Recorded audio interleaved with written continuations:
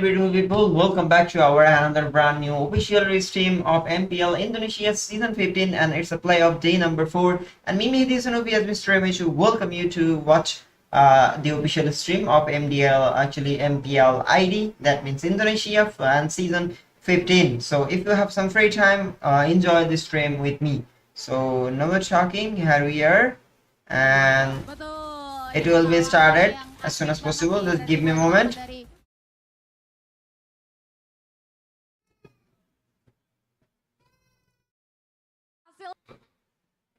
Itu dia first blood yang berhasil diamankan 1 poin yang mau mereka convert ke area Turtle. Wow, dan ternyata ini jauh lebih kompetitif ya dari tim Cavalry yang kedua ini ya.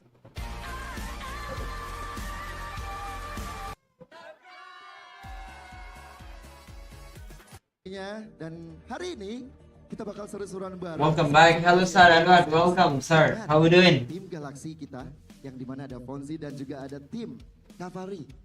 Sudah ada di depan kita semuanya di MPL ID Season 15 babak playoff.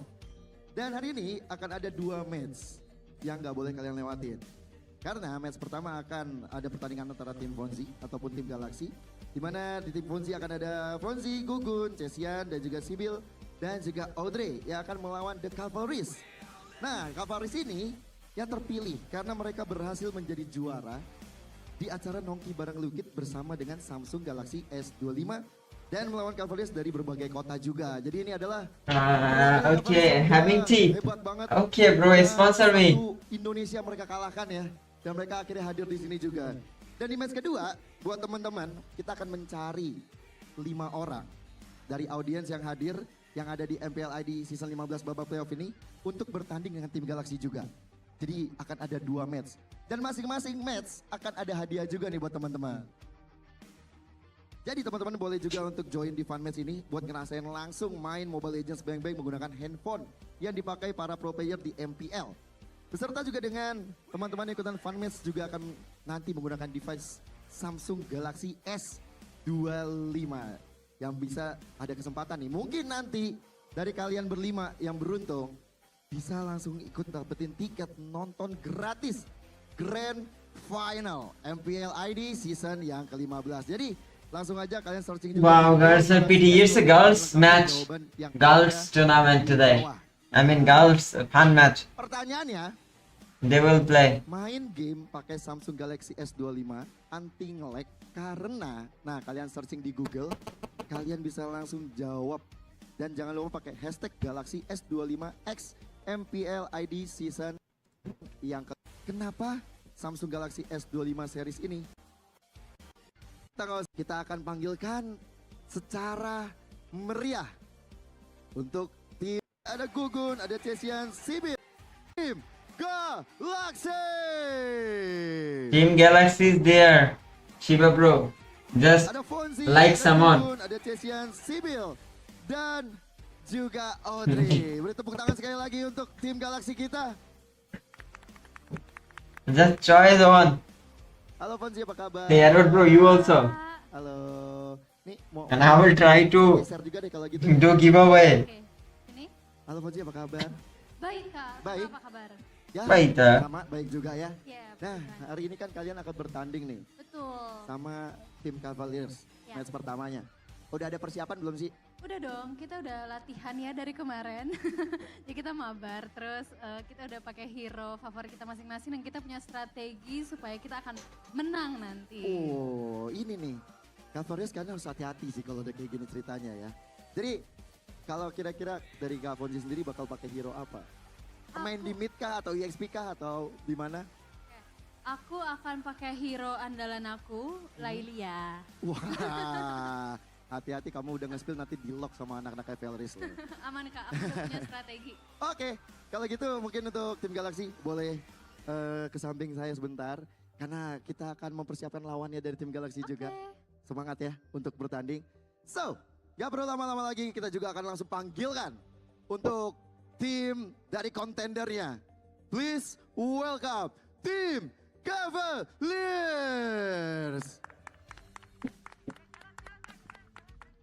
Ini dia para punggawa yang sudah berada jauh-jauh mengalahkan Cavaliers lain yang ada di Indonesia. dan mereka yang terpilih berada di panggung inti untuk bisa melawan dari tim Galaxy. Halo, Halo, dengan siapa? Ayes. Siapa? Ayes. Ayes, Mas Ayes. Kemarin abis ngelawan berapa? This is mine, don't. Okay. Berapa ya? Kayak nggak kehitung sih. Gak kehitung. Ya, Kalian juara 1. ya. Alhamdulillah. Alhamdulillah. Dapat apa dari pertandingan kemarin turnamennya? Nongki bareng Samsung Galaxy S25. Dapat apa ya? Hadiah sih banyak. Oh pasti, Iya, pasti pasti, dong. iya. Kalau itu pasti. Dapat pengalaman yang gimana gitu mungkin? Apa ya? Adrenalinnya balik lagi, terus kayak semangatnya balik lagi. Nah itu yang penting sih ya. Ya, Tapi ini kan untuk berarti kapten dari tim Cavaliers Mas Aces ya? Aces. ya betul. Ya, berarti tim Galaxy kan Kak Fonzi. Aku mau jelasin untuk rulesnya. Jadi nanti biar kita mainnya pakai peraturan. Peraturan yang pertama, harap disimak baik-baik. Semua peserta hanya boleh bermain di area mid lane. Oke? Oke. Semuanya main di mid. Lalu kemenangan ditentukan oleh tim yang mendapatkan 25 kill atau kalian menghancurkan base terakhir. Oke? Oke. Menghancurkan turret akan mendapatkan 5 poin. Hancurin turret. Membunuh turtle akan dapat 5 poin. Ngebunuh lord akan dapetin 10 koin. 10 kill. 10 poin. Astaga. 10 poin kill. Semua monster boleh didapetin. Kecuali orange dan juga purple buff. Jadi buff kalian nggak boleh ngebuff. Dan battle spell yang boleh digunakan hanya sprint, purify, flicker, dan arrival. Jadi nggak boleh pakai retry. Gugun, kamu jangan main jungle dulu ya Gugun. Jangan pakai retry ya. Jadi itu untuk rulesnya, oke? Oke. Sudah siap? Oke, siap, Siap. siap. Oke, kalau gitu boleh fist bump dulu untuk dari kedua tim. Wih. Gini tuh rasanya jadi Marshall ternyata ya.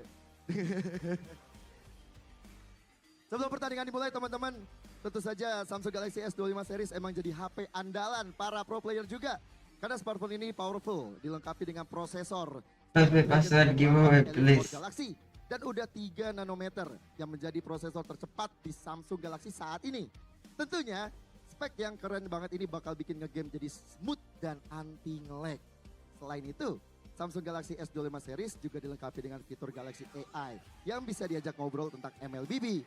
Jadi kalau kalian main terus langsung stuck, tenang aja, kalian bisa langsung tanya-tanya nih dan dapat solusi karena pakai fitur Galaxy AI ini bakal bikin kalian mendapatkan solusi yang Shiva bro, you take the, diperlukan. you take Makanya kalau the, gitu, beli take her dan and give me the phone. cashback hingga 3 juta rupiah dan langsung upgrade Gemini. Kalian menjadi Gemini Advance buat dapetin gratis 6 bulan Gemini Advance-nya. Buruan beli karena promonya cuma sampai 16 Juni. Lah bentar lagi kan. Buruan beli karena ada booth Samsung juga di depan di festival teman-teman. Dan khusus untuk penonton MPL, kamu bisa dapat gratis travel adapter 25 watt dan e-voucher shop app dengan harga 500.000 dengan klaim pakai kode voucher S25 MPL. Mau cobain fitur Galaxy S25 series? Kunjungi dan experience Samsung Galaxy Store terdekat dan dapatkan shopping voucher gratis. Jadi kalian tunggu apa lagi? Bisa langsung kunjungi sekarang juga samsung.com/id atau scan barcode di bawah ini. Nah, ada barcode-nya nanti ya di sampingku. Bisa klik link di pin komen juga atau di description juga di YouTube kita sekarang juga. Hey, I understand you with Samsung Galaxy S25 series. Oke, kalau begitu nggak perlu lama-lama lagi, kayaknya kedua tim kita sudah siap. Dan kita juga punya caster yang luar biasa yang akan memimpin jalannya pertandingan ini. So, Radit Overkill dan Cipi, please take it away. Oh, I see. Great, bro.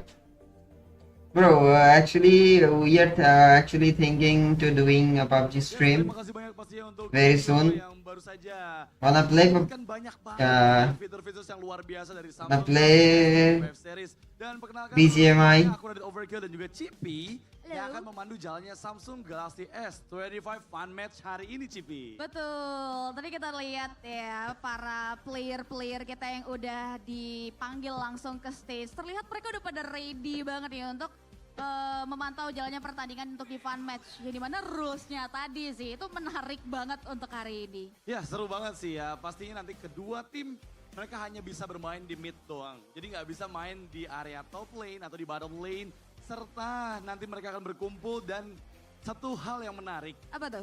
nggak boleh ada retributions dan juga nggak boleh ada purple buff dan orange buff yang diambil. Ini kayaknya bakal jadi match yang sulit buat Gugun kayaknya nih. Iya, sang jungler andalan yang udah lama ya. Harusnya terakhir kita lihat Gugun itu di stage ini juga Iya. di International Velodrome ya pada saat itu. Dan akhirnya nih Gugun nginjek lagi. Cuman sayangnya nggak boleh ada retribution, tapi ya in Gugun we trust kayaknya untuk tim Fonzi ya. Kita bakal lihat nantinya. Kalau aku Infonzi sih, aku Infonzi. percaya sih. Karena tadi Infonzi. dia udah mention juga kan Cipi, Betul. dia bawa hero power, Layla. Sepertinya Lailanya bakal ngegendong-gendong nih buat tim Galaxy. Tapi akan seperti apa kesiapan dari tim Cavalry, karena ini yang tadi aku dengar ya, mereka adalah tim terbaik dari Nongki bareng Liquid bersama Samsung Galaxy S25 series. Di mana mereka udah berhasil juga ngalahin banyak banget Cavalry dari masing-masing kotanya. Betul. Jadi ini adalah tim Cavalry terbaik dari yang terbaik yang berasal dari Nongki bareng Liquid. Setuju sih, luar biasa ya. Perjalanan panjang yang membawa mereka berada dan menghirup ambience langsung nih di Jakarta International Velodrome. So ya, dengan banyak bekal harusnya ya yang mereka bawa nih di sepanjang Nongki bareng. Oh, I see. On my duty, I'm not playing with you because I'm also bot. Strategi Even bot play better than me. Kawan-kawan. Iya pastinya. Dan ini akan menjadi match yang sangat fair. Iya. Karena lagi-lagi keduanya menggunakan device yang sama. Betul. Samsung Galaxy S25 series. Di mana ini adalah device yang memang digunakan juga sama seluruh pro player dari MPL Indonesia. Betul. Mereka menggunakannya bukan cuma buat bertanding, tapi sebagai daily driver mereka juga. Jadi digunakan dimanapun karena memang ini adalah device yang cocok banget buat kalian semua para gamer yang ngejar performance. Karena ini akan membuat kalian semua merasakan performa tertinggi di dalam sebuah device. Betul sih, yang paling bikin aku takjub itu adalah AI performance-nya ya. Iya sih. Yang ngebantu banget buat kita, tapi kayaknya denger-denger ini udah mulai masuk ke drafting phase nih. Ya, benar banget ya. Karena kita tahu sendiri ini adalah fun match. Ya. Jadi strategi sepertinya akan berpengaruh juga untuk apa yang mereka bawakan. Karena mengingat ini semuanya di mid. Dan akan ada support hero kah yang bisa membantu mereka untuk bisa lebih sustain lagi dari segi team fight-nya.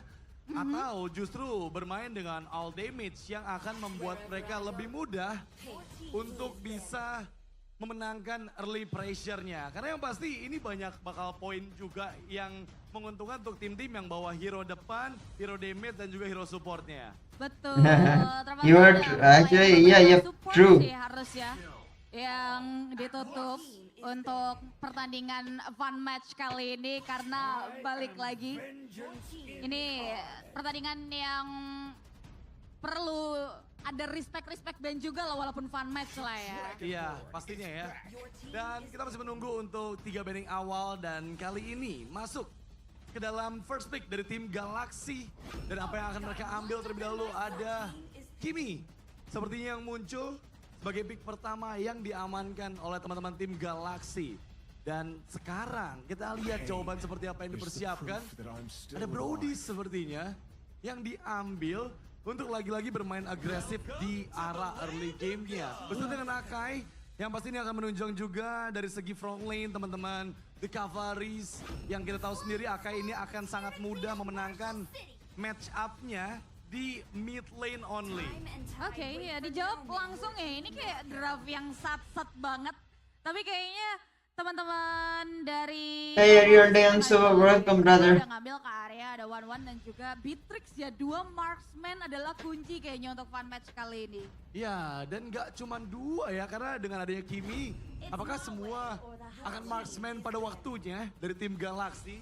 Dan ya, kali ini kita lihat ada Ixia yang menjadi kombinasi power hero juga untuk teman-teman dari tim Cavalry. Mengingat Baxia juga nanti akan sulit ya kalau mau coba diambil sama teman-teman dari tim Galaxy. Dengan adanya Ixia dan juga Akai, setidaknya power dari area mid lane mereka bakal kuat banget. Nggak mudah untuk para marksman dari tim Galaxy untuk bisa nge-reach lini belakang dari Ixia itu sendiri. Yes, apalagi ada too powerful dan pilihan banding terakhir mengarah ke area laut nampaknya dari para Cavalry. So we'll see untuk next pick-nya. Ini bakal mengarah ke yang mana nih dari tim Galaxy? Dari banding ya? Oke. Nih. Nah, oke Iya. kita lihat ternyata last band karena Zilong dan juga Link. Ini akan mempermudah juga sehingga power-power hero dari Gugun beberapanya juga mulai diantisipasi.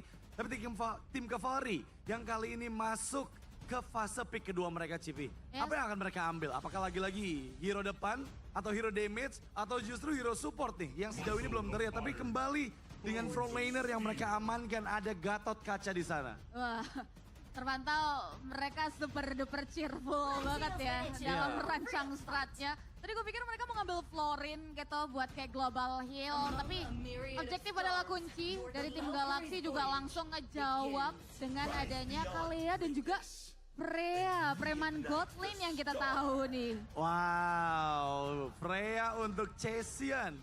Menarik nih ya.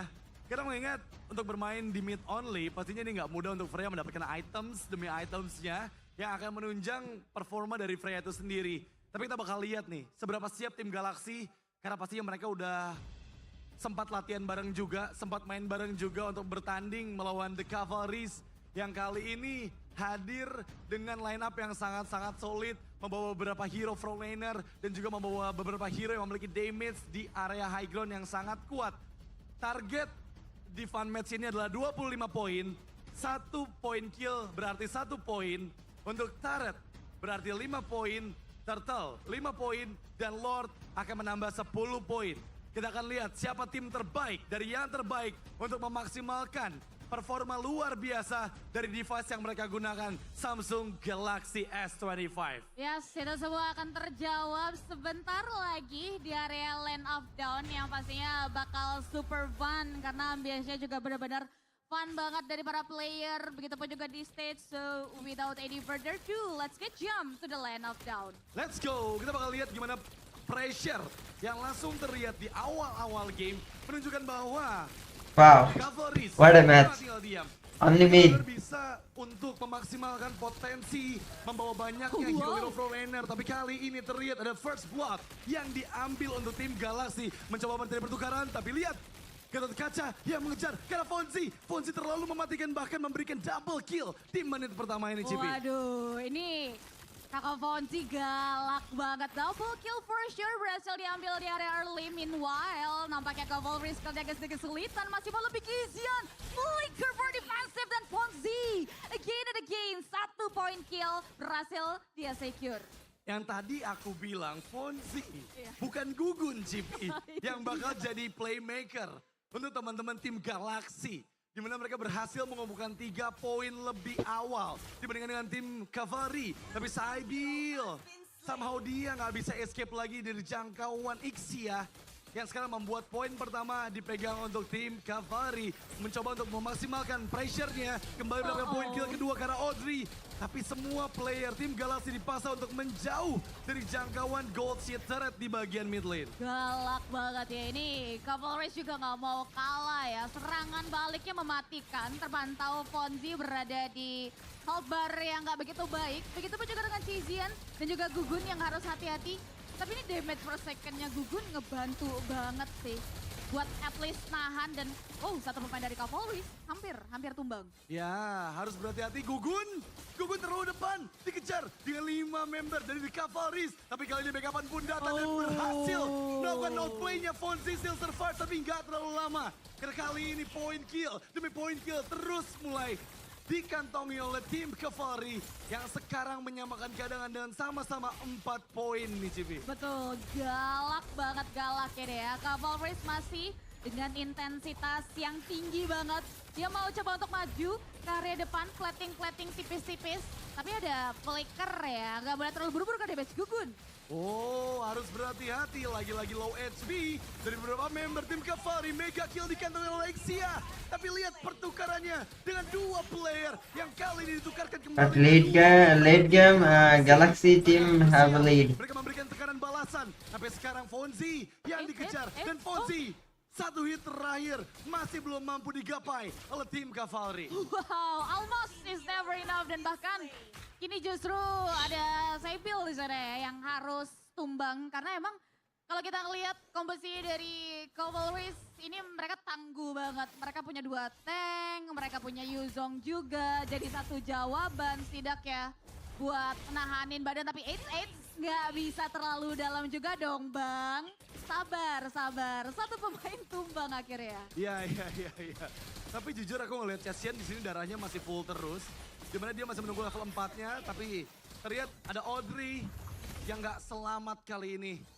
Dengan Brody yang selesai dengan Malefic Gun-nya kali ini. Daya basic attack-nya semakin jauh lagi untuk bisa nge-reach member-member dari tim Galaxy. Sementara tim Kevari, mereka berhasil untuk 2 poin lebih unggul dibandingkan dengan tim Galaxy. Dan gak hanya itu Cipi. Apa tuh? Ini mereka punya kesempatan buat ngambil turtle yang pertama dan akan menambahkan poin lagi untuk tim 5 ya? Kevari. 5 poin nih harusnya yang bisa diamankan dengan ini Turtle. Tapi Cavalry back kali ini and then terlalu remain back. So, dalam. okay. Membuat akhirnya ada satu pemain yang ditumbangkan dan itu dia.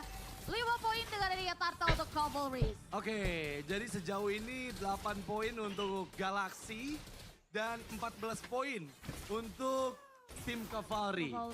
Ini akan menjadi penentu juga karena mengingat tim Galaxy mereka harus bisa mengejar ketertinggalan poin yang cukup jauh ini. Level 4 sudah dikantongi oleh beberapa player dari tim Galaxy. Tapi Audrey ditekan habis-habisan. Lihat gimana Gugun mencari celah sedikit demi sedikit. Banyaknya hero front lane dari tim Kevari menyulitkan sekali Gugun untuk bisa menembus benteng kuat dari tim Kevari. Dan ini memberikan pressure tambahan karena mengingat dari segi gold platingan itu tadi hanya tersisa setengah aja dari tim Galaxy. Iya, ini tinggal dapatin kesempatan banyak banget sih buat langsung poke ke arah turretnya ya. Pertahanan harus berhasil dipecahkan, tapi nampaknya perlawanan sudah mulai dibuka.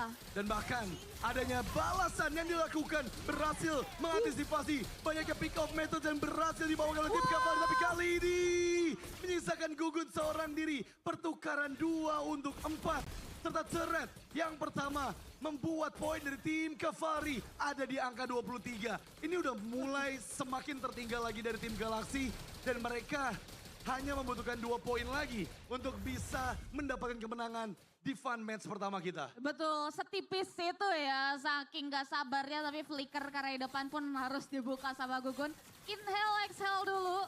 Masih banyak celah nih yang bisa dimaksimalkan oleh tim Galaxy, we'll see. Karena mereka juga udah mulai berani keluar dari comfort zone, nyari celahnya. Tapi Cavalry 4, maju. Oke, masih ada pressure yang diberikan, tapi lihat Gatot Kaca yang nggak bisa diselamatkan lagi oleh semua member dari tim Kevari. Sekarang Gugun berada di bagian depan, tegas bersama ditahan. Yeah. Satu untuk Brody, mega kill dibalaskan, tapi double kill untuk Brody dan Gugun pun down.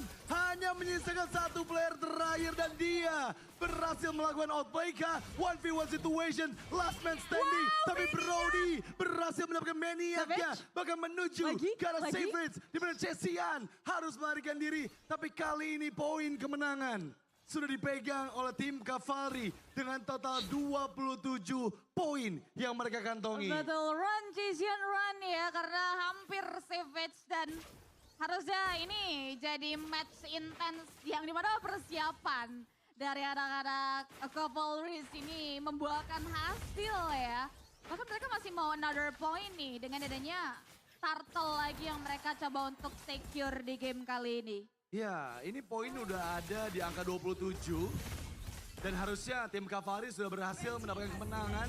Tapi dengan turtle yang selanjutnya juga mereka kantongi membuat semakin jauh lagi leading point yang mereka miliki.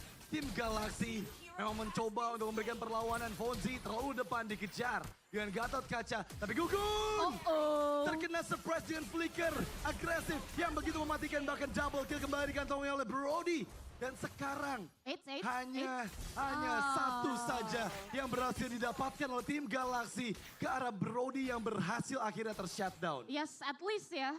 Fonzi berhasil defense, tapi bukan defense begitu lama. Fonzi versus everybody, Sibyl dalam perjalanan. Dan one last hit. Harus berhasil ditumbangkan dan another turret kini yang berhasil disecure oleh tim Cavalry. Ya, ini udah poin di angka 36 untuk tim Kevari. Betul. Tapi ternyata kita masih menunggu untuk sampai 10 menit di Samsung Galaxy S25 Fun Match ini. Dan apakah ada keajaiban untuk tim Galaxy membalikkan keadaan? Karena mungkin mereka sekarang udah masuk di peak powernya ya. Beberapa damage dari Gugun pun udah gak bisa dibendung lagi sama Gatot Kaca yang sekarang dalam ancaman. Satu member berhasil dieksekusi. Yuzong pun down. 2 member hilang dari tim Kevari. Sybil terlalu depan. Satu hit terakhir yang dibutuhkan untuk mengeksekusi Sybil Fonzie, berhasil Fonzie. dihindari. Tapi lihat Fonzie masih gagal terbang ke udara. Dan sekarang lihat gimana pressure. Balasan dari tim Cavalry berhasil membuat dorongan untuk kembali Yes, ke area point base. system working.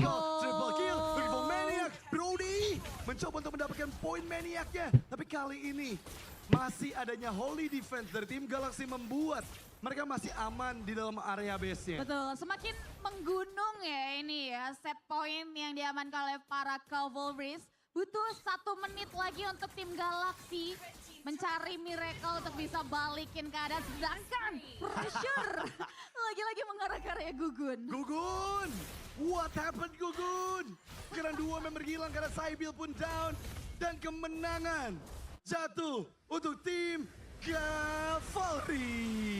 Oke, itu dia Cavalries berhasil mengamankan. Finally they win. Atas GG. Tim Galaxy kita yang dipimpin oleh Fonzie dan kawan-kawan ya surprisingly. Iya, dan pastinya I told that. luar biasa. Dan ini waktunya kita kembali cerita-cerita, ngobrol-ngobrol bareng bersama host kita yang luar biasa, Gio Joshua. Take it away. Well played. Wow, beri tepuk tangan yang meriah untuk tim Galaxy dan juga tim Cavalries. Luar biasa sekali kedua tim kita yang sudah bertanding. Boleh maju ke depan temenin aku 10-10-nya ya sini yuk ngobrol-ngobrol. Wah ini sampai 25 kill. Ternyata gak sampai base hancur. Halo Kak Fonzie, Halo. apa yang terjadi? Ternyata tim lawan punya strategi yang keren, jadi kita terkecoh dan tergocek tadi. Oh gitu. Aku lihat-lihat kamu pakai one-one tadi ya? Iya, Belajar dari siapa kamu main one-one? aku belajar sendiri. Belajar sendiri? Iya. Respect. Mas, Ya, Mas Ayes, ya. jago banget tiba-tiba. Enggak, digendong aja. Digendong siapa kalau boleh tahu? Digendong Nauri. Siapa namanya? Nauri. Nauri. Gimana rasanya pengalaman kamu bermain dengan Samsung S25 series itu gimana rasanya? Tadi mainnya sih enak banget ya HP-nya, karena kan udah pakai chipset yang terbaru sama paling canggih. Ya, Jadi udah pasti nggak bakal ngeframe, soalnya lancar banget. kamu main apa tadi kalau boleh tahu? Main Brody. Main Brody? Ya. Oke, mekaniknya mesti tinggi tuh emang ya. Ngeri. Kalau menurut Kak Bonzi ngelihat grafik tadi pakai S25 series gimana Kak? Wah, aku seneng banget sih main pakai S25 series karena anti nge-lag, nggak nge-frame, gambarnya juga jernih dan bagus banget. Jadi main tuh makin seru gitu. Makin seru ya? Iya. Kelihatan sih kalian kayak tadi kayak gak mau udahan gitu mainnya, masih pengen main ternyata. Iya, padahal tadi aku udah mau nge-lock Brody-nya karena dia ngebunuh aku terus. Oh persona, siapa tadi namanya? Nauri. Nauri, kamu udah dipantengin loh sama Kak Fonzie loh kamu loh. Aduh mohon maaf jadi... Iya maaf kalau buat kesel. Oh gitu ya, oh gitu. Sombong deh Kak. Iya, nggak apa-apa. Ngomong-ngomong, ini kan kita semuanya pakai Samsung S25 series kan. Kalau ngomongin dari performa udah pasti nomor 1. Betul, Ngomongin grafik juga nomor 1. benar. Baterainya kayak gimana sih kalau boleh tahu Wah, nih? Baterainya sih aku paling suka karena aku kan juga pengguna Samsung S25 series. Jadi aku sering banget main Mobile Legends, main game-game lain yang berat-berat tuh baterainya beneran tahan banget seharian, lama banget. Jadi aku jarang ngecas dan yang enak tuh nggak panas. Kalau misalnya handphone yang nggak panas, jadi baterainya kan nggak cepet boros gitu ya. Itu aku suka banget sih baterainya. Wah ini sih wajib punya ya. Betul. Apalagi yang sering nonton MPL, yang mengidolai tim-tim favoritnya. Karena semuanya nanti pakai S25 series juga kan. Iya. Oke, aku mungkin mau ngobrol-ngobrol sama Gugun kali ya. Ini jungler dari tim Liquid. Gun, boleh mampir ke samping gua nggak Gun kira-kira Gun? Apa kabar Gun? Sehat bang. Ah, boleh pinjem mic-nya nggak ke Fonzie? Terima kasih. Gun, gue mau tahu dong caranya Gun. Ini kan kita pakai S25 series nih Gun. Oke. Gue pengen nanya Gun, gimana cara rotasi yang baik dan benar? Coba lo ngomong sama Gemini Live kita Gun. Oke boleh. Gimana caranya kita bisa rotasi dengan baik dan benar? Gimana caranya kita bisa rotasi yang baik dan benar di MLBB?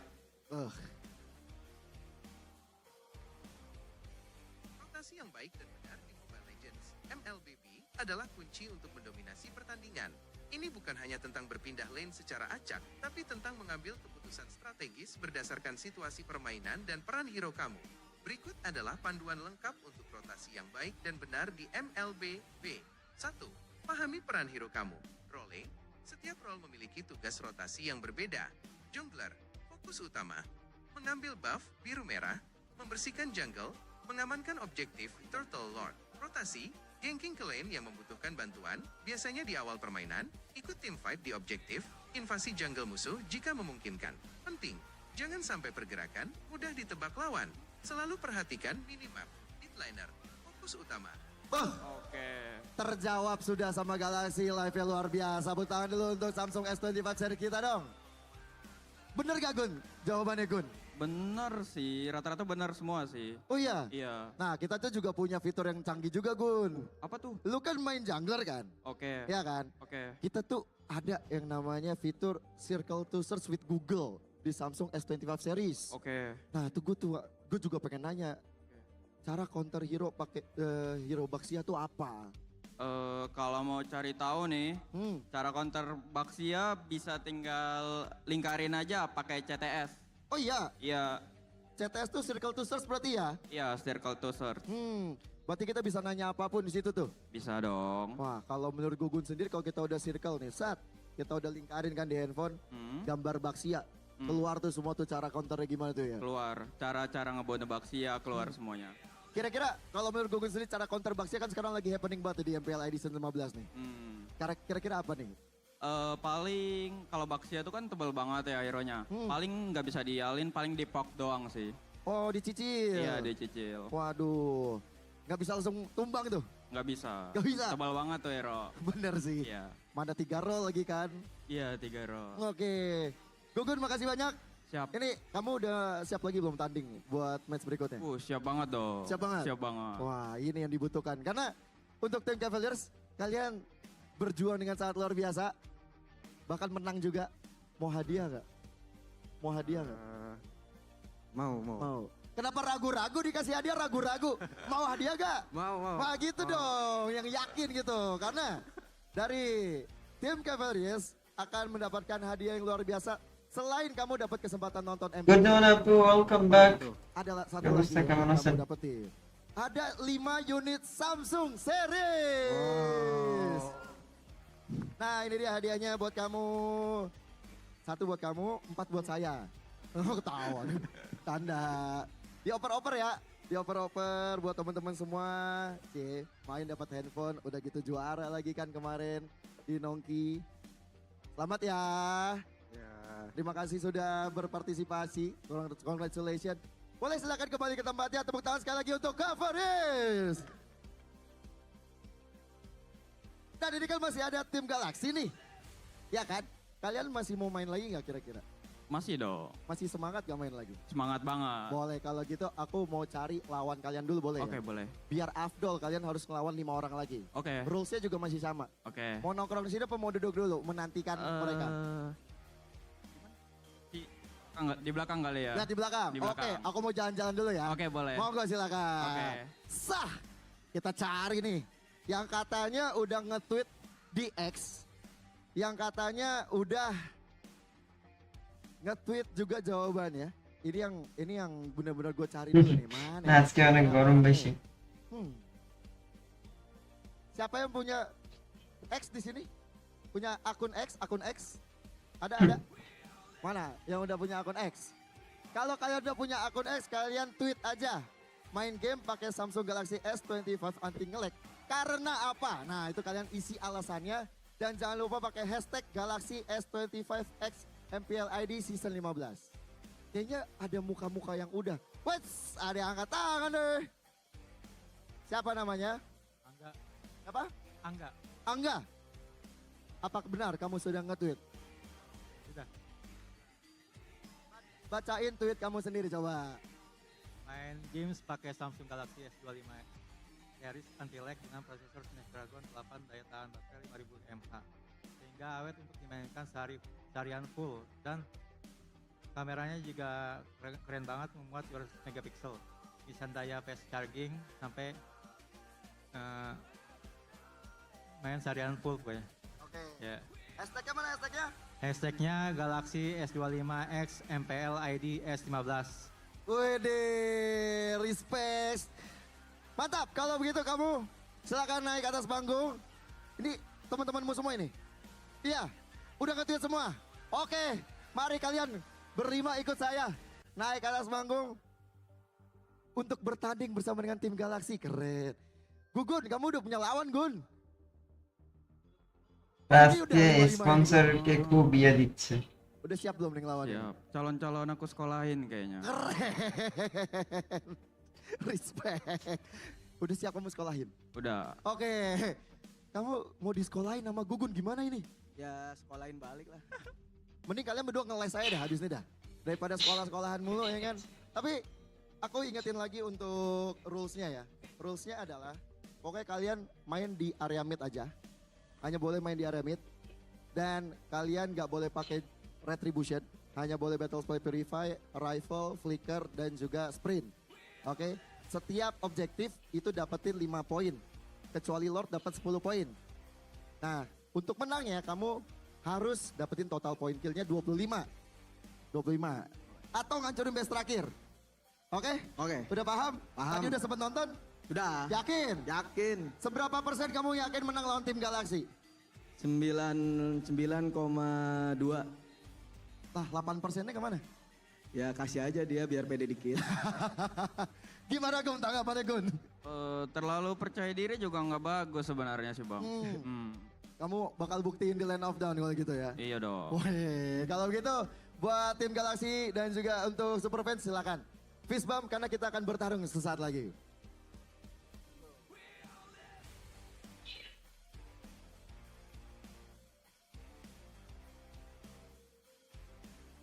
Dan teman-teman yang hadir di dalam, nanti kita akan bagi-bagi skin juga buat kalian. Jadi tetap pantengin terus ada di sini. Karena sebentar lagi kita akan memulai juga untuk pertandingan. Mereka akan mempersiapkan dulu nih dengan device terbaik abad ini.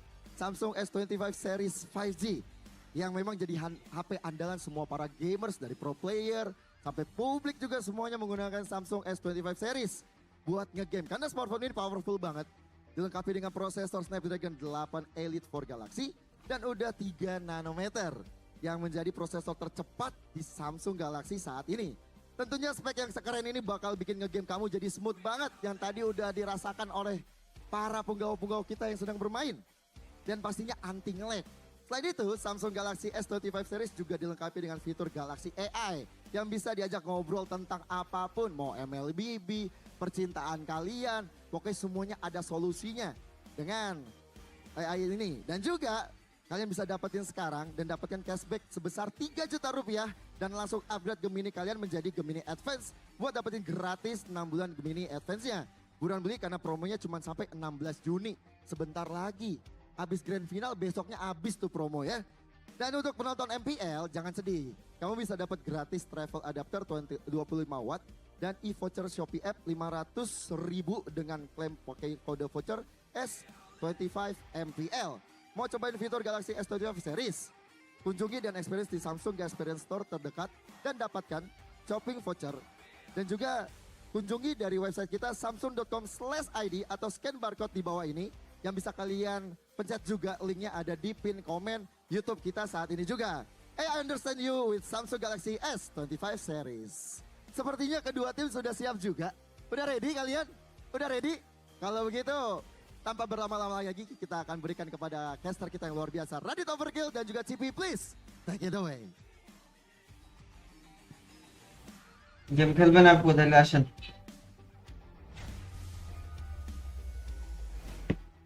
Yes, terima kasih banyak Mas Yagio Joshua dan juga tadi kita udah menemukan lagi untuk part kedua dari Samsung Galaxy S25 Fun Match kali ini. Dimana kali ini langsung kita pilih bukan dari Nongki bareng Liquid tapi semua kavari-kavari yang udah datang ke MPL Festival nih Cibi.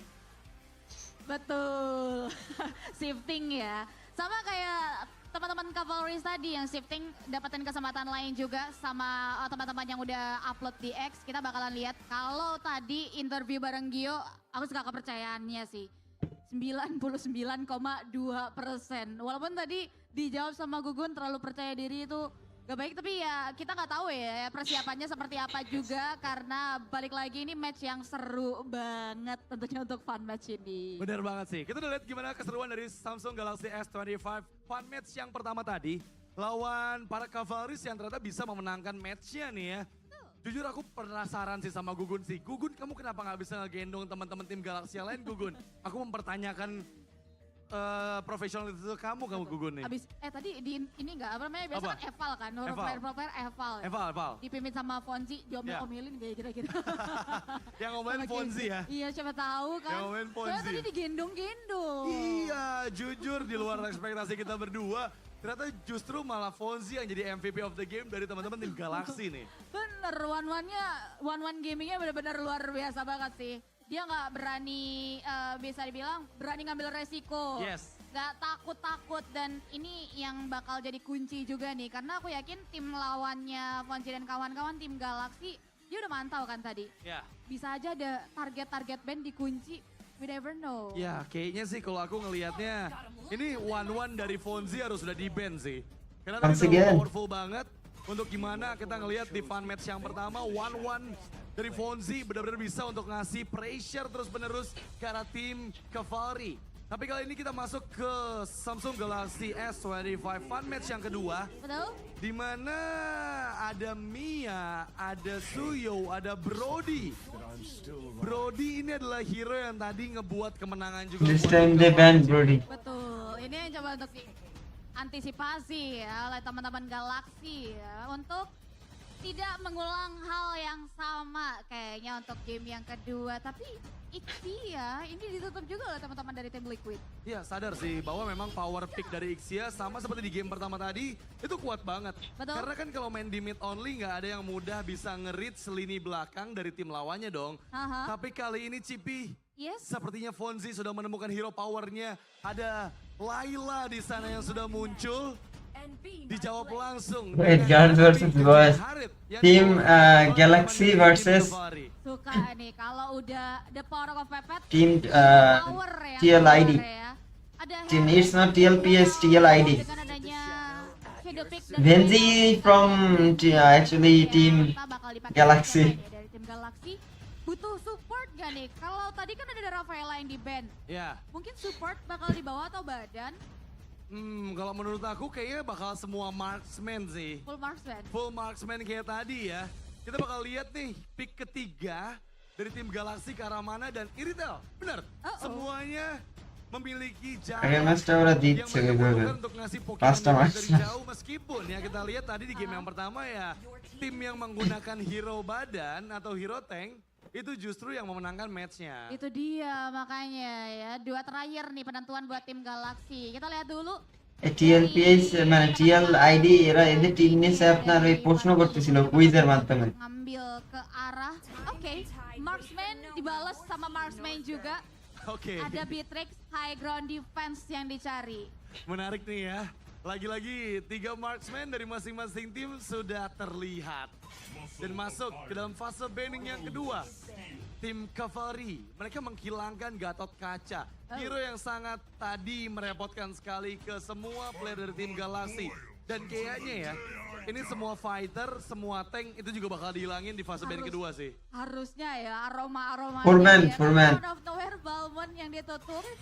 Nextnya, oke, support dulu. Hero sisi apa sih ini yang mau dibawa sama teman-teman komunitas kita? Dan Saber. Oke. Saber yang ditutup. Bentar. Ini harusnya yang nge-ban Saber tuh berarti Sybil nih. Kayaknya ada personal nih Sybil sama Saber nih ya. Sama Saber ya. Iya, Sybil, Saber, mirip-mirip mungkin ya. Satu ini ya, satu marga kali. Ini Profile. ditutup, tapi masih hero power berarti. ওইটাই করছিল গত ম্যাচে ফেরিয়া নিছিল Berpindah tangan ya. ওরা চাই ধরে সাইডে web দিছে Apakah ini tutor 1-1 dari Gugun untuk Fonzi? এইবার ওই কি কাজ করছে Bisa jadi. Bisa jadi. Yes I also saw that Mereka mau defense satu at least ya. Ada Kalea dan oke pick terakhir yang bagus. Ada Tigreal di sini. Wow, ini akan menjadi matchup yang sebenarnya akan lebih menguntungkan untuk teman-teman dari tim Galaxy. Karena ya lagi-lagi mereka memang memiliki jarak ya. kalau berada di area mid, udah pasti yang memiliki jarak akan sangat jauh lebih menguntungkan dibandingkan dengan hero-hero yang mungkin melee attack. Tapi untuk tim Cavalry kita udah lihat nih, mereka komposisinya pas, jarak punya, hero depan punya. Jadi apakah kembali mereka akan mendapatkan kemenangan untuk di Super Fun Match kali ini? Betul, Super Fun Match. Tim Fonzi dan kawan-kawan butuh poin. So we'll see apakah akan ada redemption di Fun Match barang Samsung Galaxy S25 kali ini. Atau ternyata teman-teman komunitas kita lebih galak, lebih well prepared. Mereka yang berhasil ngamanin kemenangan di game kali ini. So tanpa berlama-lama kita akan segera menyaksikan untuk Samsung Galaxy S25 Series Fun Match yang kedua antara tim Galaxy versus tim Cavalry. Dan tadi kita udah ngebahas ya gimana adanya hero frontlaner ini akan menunjang pastinya dengan beberapa skill source yang mereka miliki. Contohnya kayak Tigreal dan juga Carmilla yang pasti ini akan bersinergi Cipi. Betul. Yang pertama menggunakan Curse of Blood-nya. Carmilla bisa mengunci semua player di area sempit di bagian mid lane. Kedua, Second Hammer dan juga Implosions dari Tigreal. Ini yang bakal nanti mengunci semua pergerakan player dari teman-teman tim Galaxy. Itu yang harus mereka waspadain banget. Jangan sampai di level keempat nanti tim Cavalry akan lebih diuntungkan pastinya. Dan positioning ini yang menjadi hal penting untuk teman-teman dari tim Galaxy. Dan yang pasti kita lihat untuk di menit pertama berbeda dengan game sebelumnya. Belum ada first blood yang tercipta di menit pertama ini. Betul, dan masalahnya di sini nggak ada Purify Gaming nih. Satu battle spell yang sebetulnya masih bisa ya, masih boleh untuk dipakai. Ini Flicker Gaming dari teman-teman Galaxy kita yang bakal jadi ancaman adalah nanti gimana mereka bisa menanggulangi seorang. Yes, only mid. So far so good, masih safe banget, belum ada first blood yang tercipta, belum ada poin yang berhasil diamankan. Dan masih taunting aja ini, masih peregangan dulu lah ya dari tim Galaxy dan juga tim Liquid ID dari komunitasnya. Sebenarnya ini juga sekaligus ngetes performa dari Samsung Galaxy S25 series sih. Betul. Karena ya mereka mau recall terus dengan animasi yang ultra. Ini semua nggak nge-lag di device yang luar biasa ini. Anti nge-lag dan smooth banget. Dan itu yang dibuktikan sama semua pro player yang juga menggunakan Samsung Galaxy S25 series sebagai official turnamen smartphone mereka. Betul, ini pengalaman yang epic banget nih berarti buat teman-teman dari teman-teman komunitas Liquid kita yang kali ini sudah ya untuk permanasannya itu dia First Blood yang berhasil diamankan 1 poin yang mau mereka convert ke area Turtle. Wow, dan ternyata ini jauh lebih kompetitif ya dari tim Cavalry yang kedua ini ya. Karena mereka udah ngambil 1 poin tapi langsung menuju ke arah Turtle yang pertama. Di mana Turtle itu berarti 5 poin tambahan. Tapi lihat Fonzi berhasil mendapatkan poin kill pertama untuk tim Galaxy. Dan kali ini menyamakan keadaan 1 sama untuk kedua belah tim. Itu dia ya, lagi-lagi pertukaran yang manis tapi nampaknya Fonzi aware di sama minimap. Boleh ya dipanggil teman-temannya kayaknya tapi surprisingly Turtle belum berhasil untuk bisa diamankan oleh Flicker for offensive. Bakal dicegat oleh Fonzi. Oke, masih bisa mundur untungnya ya. 5 poin, 6 poin total buat para Cavalry. Tapi mereka ওরা স্পন্সরদের জন্য আর কি এটা করতেছে but আজকে day 4 তো মানে ওই match একটু লেটলি শুরু হবে ওই টাইমটা ওরা এইভাবে ব্যাকআপ করছে harus berhati-hati. Aku lupa ternyata ada Kalea yang terselip nih di antara para marksman yang diambil oleh tim Galaxy. Dan memang sebelum level 4 power dari hero-hero depan dari kedua belah tim ini masih belum memiliki potensial pick off methods yang mereka bisa bawakan. Nah itu dia, makanya kayak ini takes time dulu, farming tipis-tipis dulu melalui wave minion karena keadaan dari tim Galaxy juga lumayan terpressure. Hajar habis kayaknya dari para Cavalry yang kedua kali ini, dimana objektif plating sudah berhasil mereka ambil. Di keadaan terancam, flicker terdengar dari Angga untuk mundur ke arah belakang. Oke, tapi kali ini pressure yang membuat gold sheet plate sudah mulai menghilang. Menambah pundi-pundi gold lagi untuk tim Cavalry dan bahkan ada backstep yang dilakukan double kill dari Hanabi. Arsalino mencoba mencari triple kill dan sepertinya Saibel pun down. Looking for Mania Gugun yang dikejar tapi Fonzi terlihat. Dan 1 petal terakhir yang masih belum berhasil. Mendapatkan 1 hit terakhir karena Fonzi tapi Gugun. 1v1 situation dan ternyata Gugun pun hilang di tempat. Sekarang membuat 4 poin kill tambahan untuk tim Cavalry. What a shutdown, itu dia one man standing dari para Cavalries yang membuat mereka menggulung. 10 poin sudah di tangan. Terpantau objektif Parrot itu udah tinggal 1 sentilan lagi nih. Dan akhirnya itu dia berhasil diambil another point buat para Cavalries. Ya, ini masalahnya. Fonzi terpick off untuk pertama kalinya dari damage yang begitu besar yang dihasilkan oleh Zora. Dengan 1 flicker, dia maju karena Audrey. Follow up-nya dengan adanya Carmilla yang mempersiapkan 1 efek stun. Tapi untungnya Audrey pun masih bisa escape dengan flicker yang dia keluarkan. Akhirnya ya, masih ada escape tools, masih so far aman. Tapi poin adalah kunci banget. Cavalries yang pertama, Cavalries yang kali ini pun gak mau kalah objektif ini jadi kunci buat mereka. Bahkan kali ini 5 poin kayaknya bentar lagi bakal di tangan walaupun lagi-lagi ya. Ini selalu ke notice dengan adanya Fonzi nih. Sang Eagle Eye dari tim Galaxy. Ngeganggu banget ya, tapi terlihat berhasil mendapat poin kill selanjutnya meskipun turtle. Yang kedua diamankan, tambahan poin kill untuk tim Cavalry. Kali ini Chesian tertinggal di bagian belakang. Mencoba untuk mencari Sybil yang juga udah gak punya escape ability lagi, sprintnya gak aktif. Dan kali ini Gugun masih mencari momen untuk weakness poinnya dipecahkan. Tapi gak ada target yang mudah untuk bisa dimakan oleh Gugun. Tapi ini lebih, apa ya, bisa dibilang lebih banyak banget team fight di mana di menit kelima teman-teman dari tim Galaxy di pressure habis-habisan sama Cavalry sih. Iya. Kan gak jarang kita lihat ada team fight di sela-sela jungle loh ini dipaksa sama Cavalry. Iya, ini masalahnya kalau kita hitung dari segi poinnya ya. Tim Gamers ini udah ngambil 22 poin. 7 poin kill dan 15 dari objektif. Dari turret 1 dan turtle-nya ada 2. Ini membuat mereka tinggal selangkah lagi untuk menuju ke 25 poin. Betul. Atau bahkan bisa terus mendominasi karena sekarang Chesian pun down. Mencoba mengejar karena Gugun, flicker dikeluarkan. Dan Gugun pun down untuk kedua kalinya. Biasakan 3 player, tapi kali ini Sybil juga dieksekusi. Bennett yang sangat menyakitkan dari Batrix yang dibawa oleh Zora bahkan terwipe out dengan triple kill. Membuat tim Galaxy porak-poranda. Wipe out menjadi penutup 4 menit tersisa untuk tim Galaxy.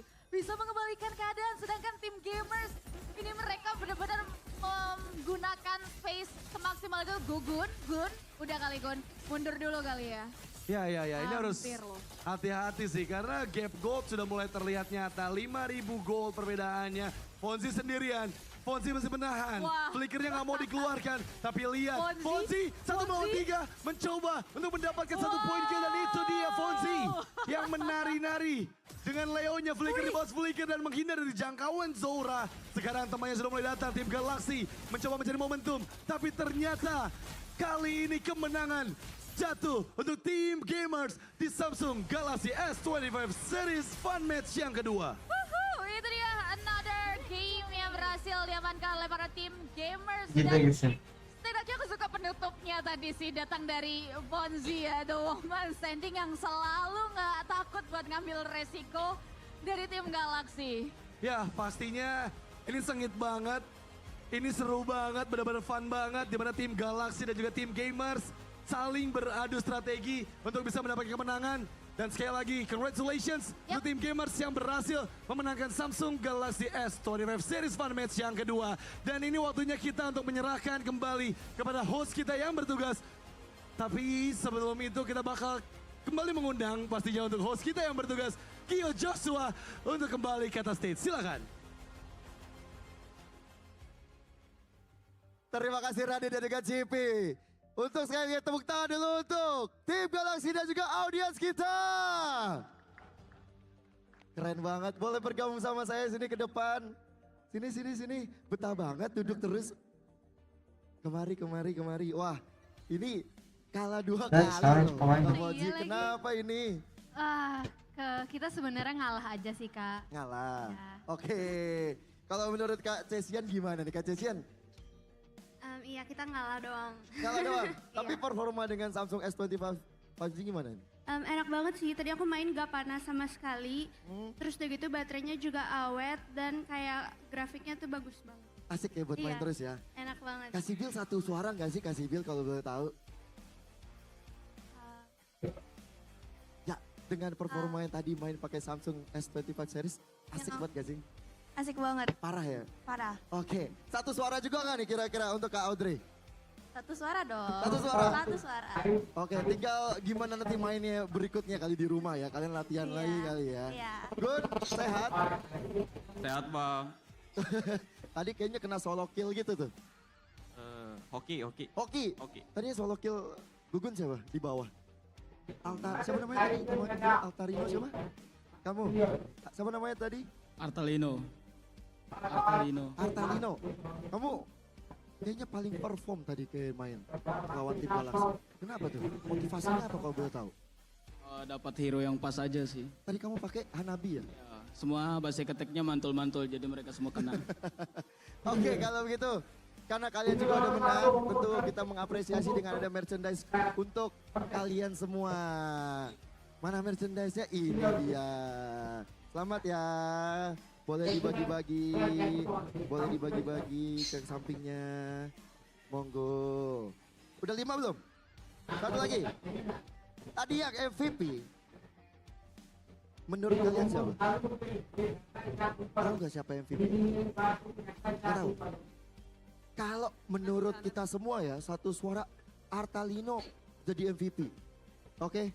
Dan tanpa kamu sadari, karena kamu menjadi MVP, kamu akan mendapatkan Samsung S25 series. Tepuk tangan dulu untuk Artalino dan ini dia hadiah untuk kamu dan untuk kalian semua. Selamat ya, kalian besok nonton Grand Final. Nonton di sini nih. Ada pesan-pesan nggak buat Samsung karena kamu dapetin tiket Grand Final? Terima kasih buat Samsung jadi bisa ngerasain Grand Final. Apalagi kan matchnya ada Onyx juga jadi seru sih bisa merasakan dua tim yang akan mewakili Indonesia di MSC nanti. Amin. Terima kasih banyak. Dan untuk tim Galaxy juga terima kasih banyak Alfonsi, Gugun, Kakak Cesian, Sibil dan juga Audrey, terima kasih banyak. Bisa kembali ke tempatnya masing-masing. Thank you kalian juga. Terima kasih banyak. Dan teman-teman yang ada di sini, boleh berikan tepuk tangan sekali lagi yang paling meriah untuk tim Galaxy dan juga audiens kita. Well played, by the way. Sesuai janji Gio, kita bakal bagi-bagi hadiah nih buat teman-teman. Ada redeem code yang bisa kalian scan. Hadiahnya apa? Ya cek sendiri ya teman-teman ya. Ada redeem code yang ada di atas. Nah, itu redeem code-nya bisa kalian masukin ke dalam Mobile Legends, masuk ke dalam in-game-nya. Kalian gas aja tuh. Banyak banget.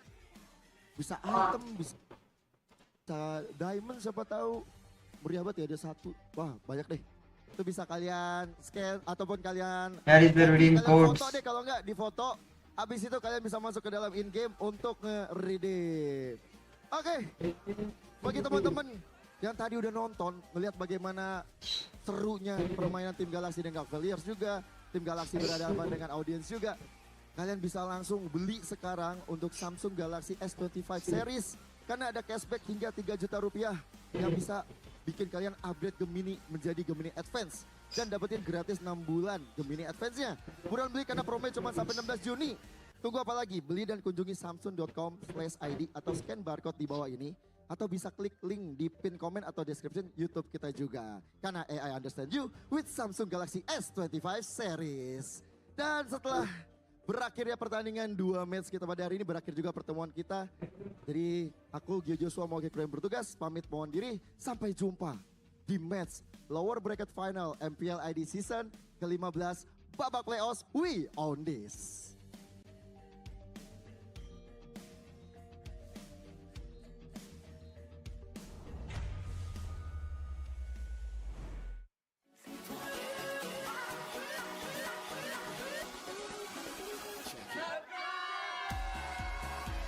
Wah, tiga tim semua kuat banget sih sebenarnya. Cuma kalau harus pilih satu ya, kayaknya tetap paling konsisten trio mid itu paling serem itu kayaknya tetap punya Onyx lah. Wah, kenapa tuh? Itu Suns-nya sekarang lagi benar-benar on fire banget. Apalagi sekarang meta Kimi kan. Kimi udah balik ke meta mid dan itu juga hero yang dipegang sama Suns dari zaman dulu, dari season berapa ya? Season MDL season 1 udah pegang Kimi banget. Oke, jadi ini tergantung dari hero-nya. Ketika ada hero yang memang condong ke sebuah tim itu yang akan lebih bersinar? Atau ada hal lain, misal chemistry atau gameplaynya atau apanya gitu? Chemistry pasti ngaruh banget sih. Tapi kalau saya lihatnya kayak Onyx itu, kan mereka udah pernah menang banyak kan. Dan mereka juga trio mid itu gak pernah ganti dari season, berapa ya, season 10 ya, season 9 ya. Ya udah lama Gak banget. pernah ganti sama sekali, udah lama banget. Jadi chemistry-nya pasti clock banget. Dan mereka pernah down kan season kemarin. Dan sekarang kayaknya mereka bener panas banget nih buat mau buktikan mereka masih trio mid yang paling terkuat di Indonesia atau mungkin di dunia sih kayaknya.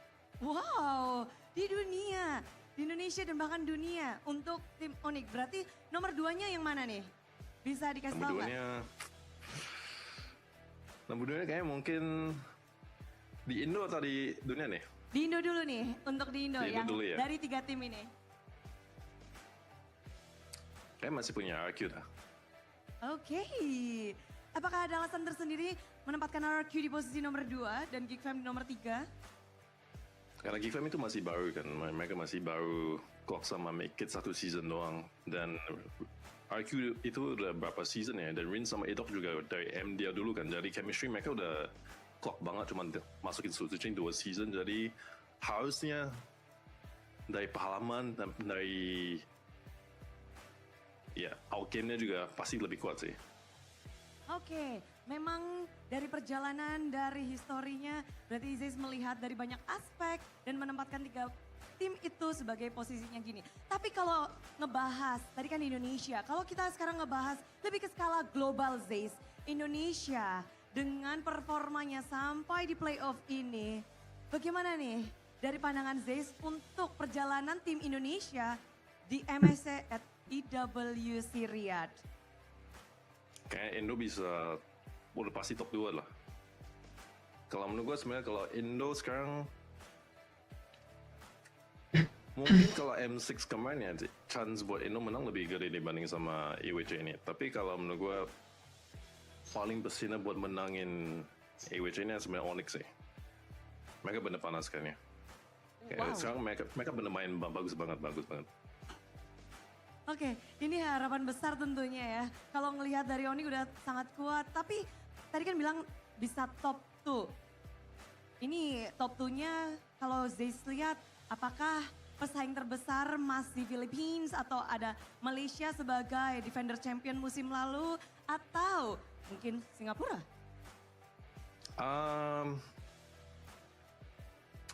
Kayak masih tetap Philippines. Tapi menurut gue yang beda sekarang itu kayak Philippines sama Myanmar ya. Itu yang bahaya. Myanmar. Memang yang bahaya. Oke, ini kontainer yang mungkin kita lihat masih underdog tapi sudah mulai disebut dari beberapa orang bahwa Myanmar bisa jadi satu region nih yang harus diwaspadai.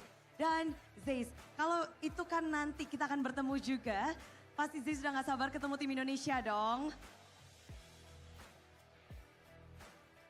Untuk di MSC nih, kita akan bertemu. Satu tim Onyx sudah ngedapetin slot. Bagaimana dengan nih Geek Fam atau RRQ yang kira-kira akan menemani Onyx dan menjadi perwakilan Indonesia, Zeus? Oke. Dan kayaknya Zeus bakal jawab nanti ya. Katanya rahasia. Dia nggak mau kasih tahu, dia langsung kabur sebelum ngasih tahu itu. Zeus, kamu kabur ya, Bunda akan kejar jawabanmu. Tapi memang Zeus tidak menjawab, tapi tentunya akan ada yang menjawab lebih dalam lagi tentang persaingan kedua tim ini yang begitu ketatnya. Kita tahu Geek Fam banyak sekali nama membawa nama Geek Fam. Banyak yang menyebut Geek Fam akan menjadi kontender kuat di season 15. Namun RRQ pun demikian. Banyak sekali mata memandang sebagai dream team, sebagai tim yang benar-benar membuktikan konsistensinya. Dua tim ini harus bisa melampaui batas. Mereka harus bisa memenangkan match ini supaya bisa mendapatkan tiket untuk MSC at EWC. Ditambah menjadi grand finalis di season yang ke-15. So, Super Fans, are you ready? Bendera sudah berkibar, sorak-sorai dari Superfans sudah berkumandang. Semuanya bersiaplah. Inilah dia, final lower bracket, best of 7 Geek Fam antara versus RRQ RRQ. Geek Fam.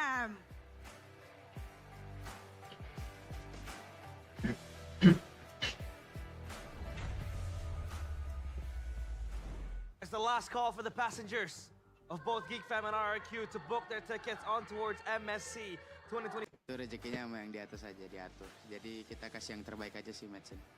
Oke, do your best and let guys do the rest ya. Oke, ada nggak sih hal yang pengen kamu nantikan dalam perjumpaan melawan Sutsuji? Good luck aja sih. Enggak ada apa-apa. Jadi ya main-main aja. Main-main aja, good luck and have fun. Good luck and have fun juga pastinya buat Geek Fam dan Make Kids. Yang kita akan menunggu dan melihat satu slot siapakah yang akan memilikinya antara Geek Fam ataukah RRQ dalam perjumpaan hari ini. So kita akan lihat di match hari ini, final lower bracket antara RRQ melawan Geek Fam. Thank you, Alyssa. And that was May Kids, the smiling jungler. He wants to book a matchup against Arthur or Sujin. But now, speaking of May Kids specifically, as a fam, Chef Fam, how would you rate May Kids' performance in the playoffs? In the playoffs, I gotta say at least, at the very least, if you're being generous, an 8 out of 10. And it's amazing because he's a rookie, right? We expected him to be a bit more, maybe like under the weather, or maybe just not really, you know, the championship of season 15. They gotta do well here as well, dude, because we've seen what happened yesterday. I think Onyx has faced both these teams, and they've shown some really good performances against both of these teams playing today. Yeah, indeed. And now, the best bid trial in MPL ID Season 15. Do I need to explain who the best mid trio is? I mean, come on. Does anyone have any opinions? Well, maybe? Mr. Bjorn Ong earlier. Bjorn Ong, He gave a shout out to RRQ, did he not? He said did. RRQ's trio mid is real good right now. Second strongest. Hey. But RRQ trio mid lane is second strongest. Bjorn said that. Yeah. I don't know about that. I think the first is still Onyx. I don't know about that. But we're close though. If like it's it's in on their prime time.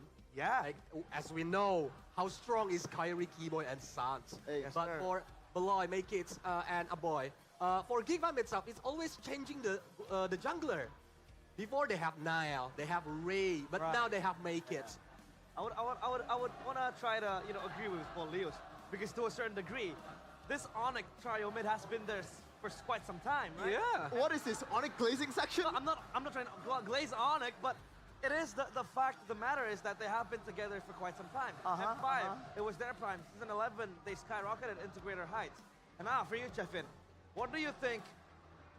That the Geek Fan trio mid has that can really topple down Arc. I don't even need to give out my own opinion. We can ask Keyboy and Sans right away. In the regular season, they got interviewed by Alyssa to see like which mid trio, or no, actually it's a Rome and mid duo is the best in MPL Indonesia. They put themselves at the top. Guess who's second? It's Aboy and Beloy. Oh, so they're wrong. Hey! What is this? Okay, I can just concede the fact that Keyboy and Sans is way better. Maybe like slightly better than Aboy and Beloy. Slightly better. Slightly better. Dang. But, you gotta take their opinion, man. They're the best. I mean, that's some confidence, man. The regular season MVP. Who was it again? Eman. Eman. Really? Eman. It is Eman. Officially. Officially. Officially, it's Idok. Exactly. But- Polius. Let them know. But I think, Polius, do you think Edok will have pressure in his back because now he's the regular season MVP and he has to deliver that MSC ticket to RRQ? Of course, the pressure is gonna be there, I think. But for Idok mentality, he faced against like these grand final vibes a lot of times. So I think Idok can be like the key player for this match. It's the same thing with the Gigvam. It's Beloy. So it's the battle between the roamer. Right. And it's funny because like they're both roamers, but they all don't operate the same way. Because Beloyski, kind of a shot caller. Yep. We know that for RRQ, Edok, mechanically amazing, but he's not like the main shot caller. That's still on to Rins. And in that sense, I do feel like shot call-wise, split-second decision-making wise, I think Geekan has shown that that's the kind of style they really enjoy to do. That will be one of the big tests that RRQ have to try and battle out against. And here we are with the teams ready to roll in the Velodrome. Destiny demands one final reckoning. This place is no longer a Velodrome. This place is a crumbling castle. It will bear witness of a fallen king. Once the conqueror, now down with its crown shattered. In front of them stands the King Slayers, looking to strike the final blow. As they make their way onto the stage, we welcome the Fallen Kings, but now they are the Kings of Kings against the King Slayers. Give it up for Rex Regum, Kaon. And onto their left stands the mighty tall King Slayers. It is Geek Fam. Battling out for a chance at revenge against and also for their own personal vendetta. This is gonna be the highlight, the only match of today. And immediately our Marshal Gary brings in Cascute with Rave against Bluffsy and Dora DSP. The mind game begins now. What are some strategies, Polios, that you can point out from both coaching staffs? What are the differences that you can really point out in today's matches? Especially we have sample sizes of the draft from yesterday's series. For me personally, the first thing is the draft. I think both of these teams are very smart or good at drafting. That's why we need to see like what kind of strategy or secret that Cascade have or the Geek Fam have. Yeah, and I think the hero pool, the overall hero pool will come into play in this game. And so far, RQ, truthfully, has been picking more heroes than Geek Fam, despite Susujin only playing in a, very minimal hero pool. So I think that's gonna come into play because the more cards you have, the better your chances in a best of 7. Mr. Metaman, let me call you in. There you go. Meta check now for RRQ Hoshi. What is RRQ's favoritism, I'd say, with the Gatot Kacha? That's an interesting question, man, because earlier in the season, Ranger Gatot was a thing, a great go-to. Yeah. But we really haven't seen it being really as good. It's just a more safe option, a more flexible option. But I feel like for RRQ right now, flexibility is the least of their worries. Yeah. They have to make sure that whether it's rigid or flexible, they make sure that execution stays clean, right? Messiness is the one thing that everyone has been criticizing about RRQ. And Polius, what do you think about this situation here, especially with the Fanny, right? Geek Fam can have a great Fanny, RRQ are going to be forced to respect it again and again. That's a big problem for a lot of teams. RRQ is no exception. I think we totally agree that both of the jungler, Maykits and Susujin, are a very great player for using the Vanny. Yeah. But for today, the lower bracket final match, I think Vanny will be banned all the time. Yeah, they prefer to play safe, just not let the opponents use the Vanny. Yep, and now, Chef Fam, it's your time to shine. Because Kenziski, I don't want to say this, Chefin, but he might just go the route of a one-trick Harith. I don't know about that, but if the Harith is available, then why not? Yeah. Pass that Harith. You can see the outplay against against Alter Ego. The best? Flicker. The best? Yeah. Okay. I don't know. Words. There's no Salvero in this league. He's up there, yeah. Yeah, but back to I want to talk about Maykits, man. Yeah. He's probably the only guy. I think he's the only guy in the playoffs that has been using Suyo the most, and it's been his main option for the longest time. So it's interesting to see that Geek Fam is not really, they're staying the course. They still want to pick the Suyo, and it's working. So I don't see a reason for them to just switch the gears and maybe just, try some new heroes just like Cascade did with Sutsujin. And Geek Fam, we know.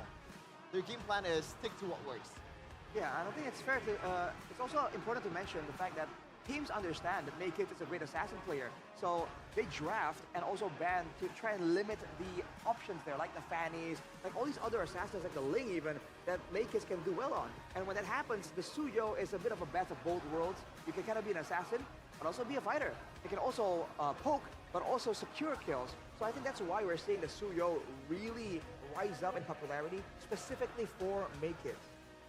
But it depends on for Baxia and Frederick matchup. I think for today, most of them are banning Baxia because we know that the Baxia potential when Alter Ego is using the Baxia, right? Yeah. Right. So that's why I think no more Baxia for this lower bracket final match. So they gonna play like what Arthur said before. It's the battle between assassins against assassins.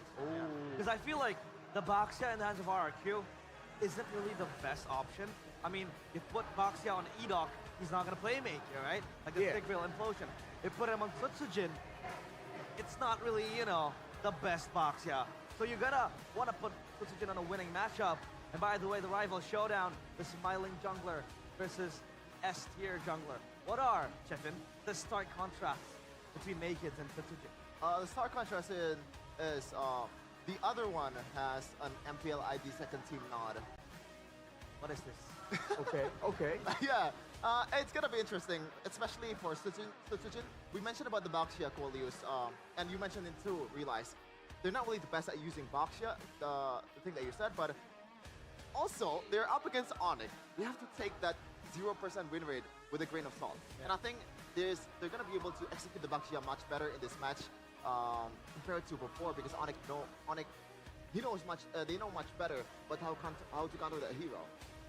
Yeah, I mean, for the other side, though, I think between those two, I think it's the difference in the team, right? Sutsujin actually is more well-known for playing those utility junglers, because back then that was something that was his thing, but now we've seen Maykids also pick up some of the Fredrins, some of the fighters. So I really feel like at this point, after the 2-week break, after the first 3 days of the playoffs, I think it's not really fair to say that these two junglers are limited in that sense. But who is the better utility jungler? I think that still leaves a lot to be arguable.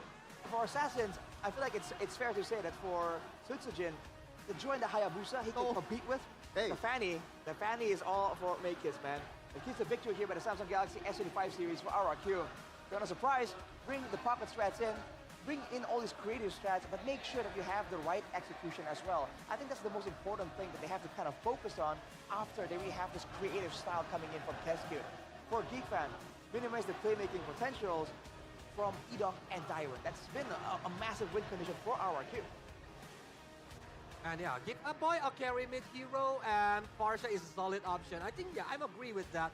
Of course, like Farsha is the key of everything. Like yesterday, we see all the matches. Farsha is because of the artillery about the high ground defensive. Farsha is the best heroes for now. And it's not even close. Not even close to other mages, because it's the only mage that can burst on the back line. And it's a so highly sought commodity in this kind of meta. So I'm curious to see if Big Fam wants to just pick the Farsa first, or do they want to, kind of quote-unquote, not really counter it, but they know that a boy really likes the Faramis, a boy can play the Zos, so that kind of like reactive kind of play style suits them better. That was about to be my question, because yeah, the Farsa is available, it's a very strong pick. I mean, when push comes to shove, maybe you go for the Yi, if the Chusin's open, you go for the Chusin, but a boy seems to shy away from that Farsa pick, right? He is used to and accustomed to the Paramis pick and the Valentina pick. So, is this a case of Geek Fam's just gonna give the Farsa towards RQ? That'll be dangerous, man, especially because like the heroes that our boy prefers now is still also heroes that the Farsa can do well against. I mean, Golius, Mirko has been very vocal saying the Faramis, useless. Sometimes it works, but when it works, it's not because it's good. It's because the opposing team doesn't play well against it. What do you think about that Faramis right now in Season 15? I think it's in my humble opinion, it depends on the pilot. If the pilot of Varamis, I think it's gonna be a game changer, because the prolonged team fight, when he gonna like using the Nether Realm is a very important moment. That's why Gigvam is always leading when the team fights happen, when a boy using the Varamis. Right, and now we go to the drafting phase presented by the officials from the smartphone Baxia, Samsung Galaxy S25 series. Finally! Towards the Baxia, the Lucas, the Hayabusa as well. But for RRQ, they want to stop the Harith. Is this just going to be a Fredrin answer to the Joy? I think like Kenziske using Harith is really a disaster for the opponent. Yeah. Because how the positioning, how he utilized the ultimate itself, it's very important moment for the opponents, especially during the team fights. That's why yesterday when I do the restream, I always asking like, why nobody's like banning the Harith from Kenziske? And now RRQ sees that, they banning the Harith. Great move from RRQ, but hey, with the Joy taken away already, the Hayabusa also banned out. No real good options for Sutsujin just yet.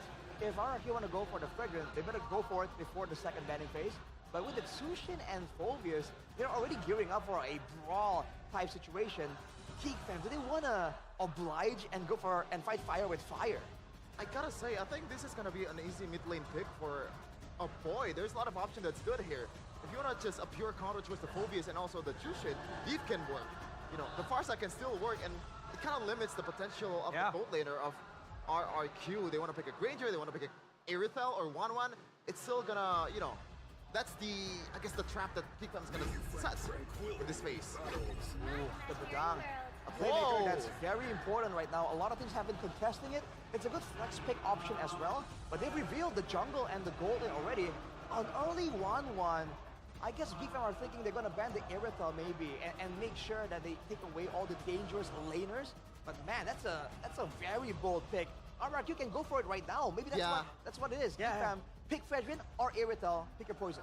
So they're trying to put RRQ into a confusing situation. Could be. So then RRQ should try to make a priority scale, which is more dangerous, the Joy or the 1-1. But they go for the Granger. Wow. They go for the Granger. Because for me, personally, I think 1-1 is a very wise pick. Because there's no Farsia. They are using Yuzuxian as the mid lane. And about the Povius is a frontliner. So 1-1 can easily open the weakness point. Yeah. True. Yeah. That's the point why Geekfam is picking the 1-1 on the second pick. And let's jump in on the back line, right, for the Phobius. Yeah. But the Granger pick, Arashi, they missed the chance to properly just counter the 1-1, either the Joy as well.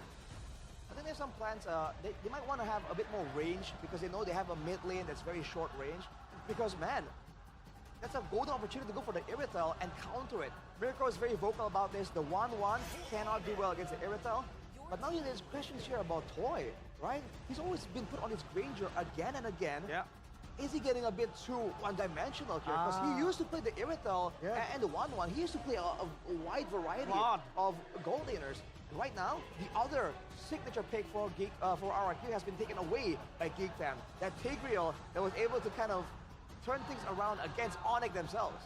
Another signature pick that Geekfam might take away here is the lane, because they realize that the 1-1 is there and they want to limit that backline dive potential coming in from Tsutsujin. And we know RRQ in the last game against Onyx, they were very, Kyrie was very, very good on the lane. It's pretty much disabling Toy from winning the game for them. So that should be the course here for Geekfam. And that's a good ban also, limiting the potential of a boy, the Eve. That should be a Farsa, right, for Geek after, or at least in the second phase. With the Eve being banned now, what options do Geekfam has against this Shusen, Arashi? It depends. If they're concerned about a potential, they banned Lucas already, so anything with good wave clear and kite ability will be important. We've seen the meta kind of start going towards the kiting angle. Both Onyx and Geekfam when they were, and of course RRQ against Onyx, when they've gone against each other, distance management was something that's very important. I'm expecting some mobility for sure, but there we go. No Lucas, no Fredrin, no Baksha.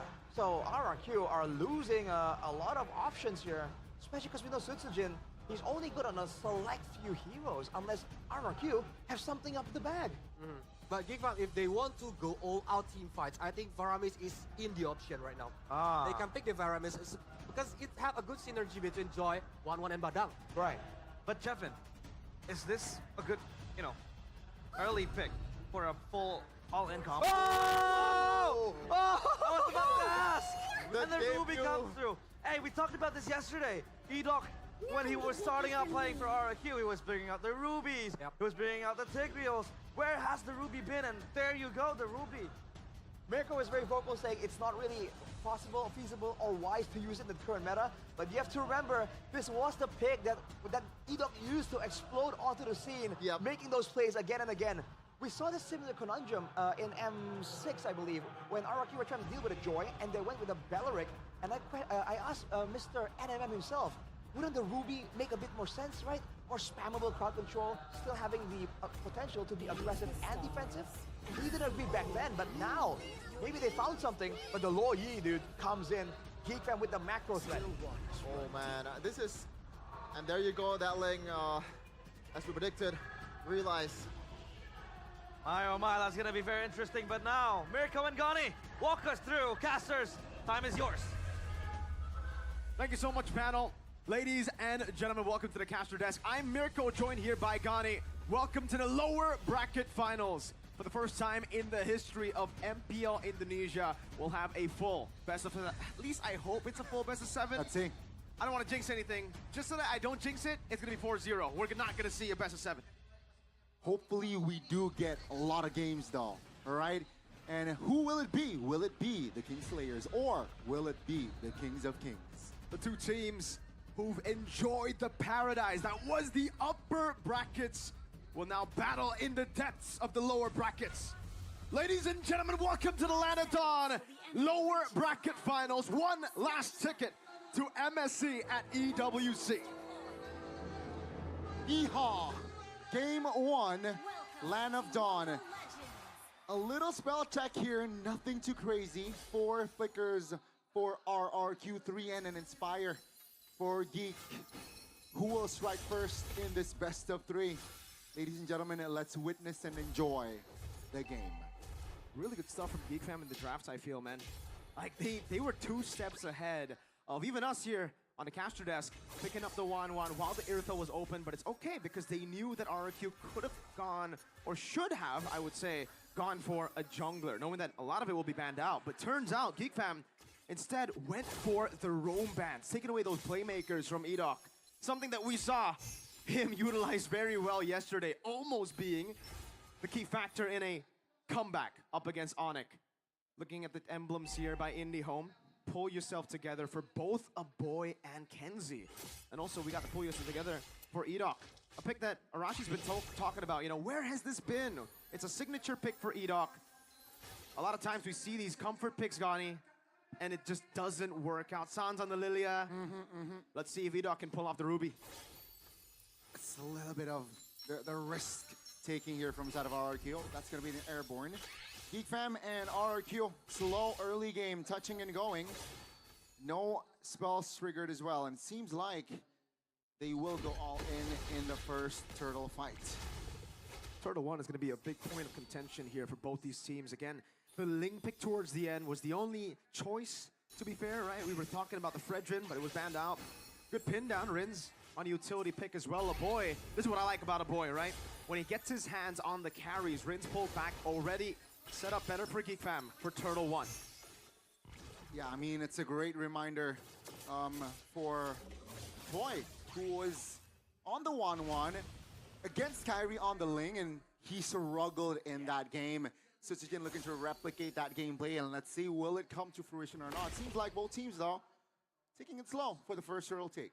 Both Assassins, there's no need, no rush to go for neutral objectives. They can just farm out, especially for RRQ, knowing that, again, Maykids was able to take it earlier. Beloyski getting chunked quite low.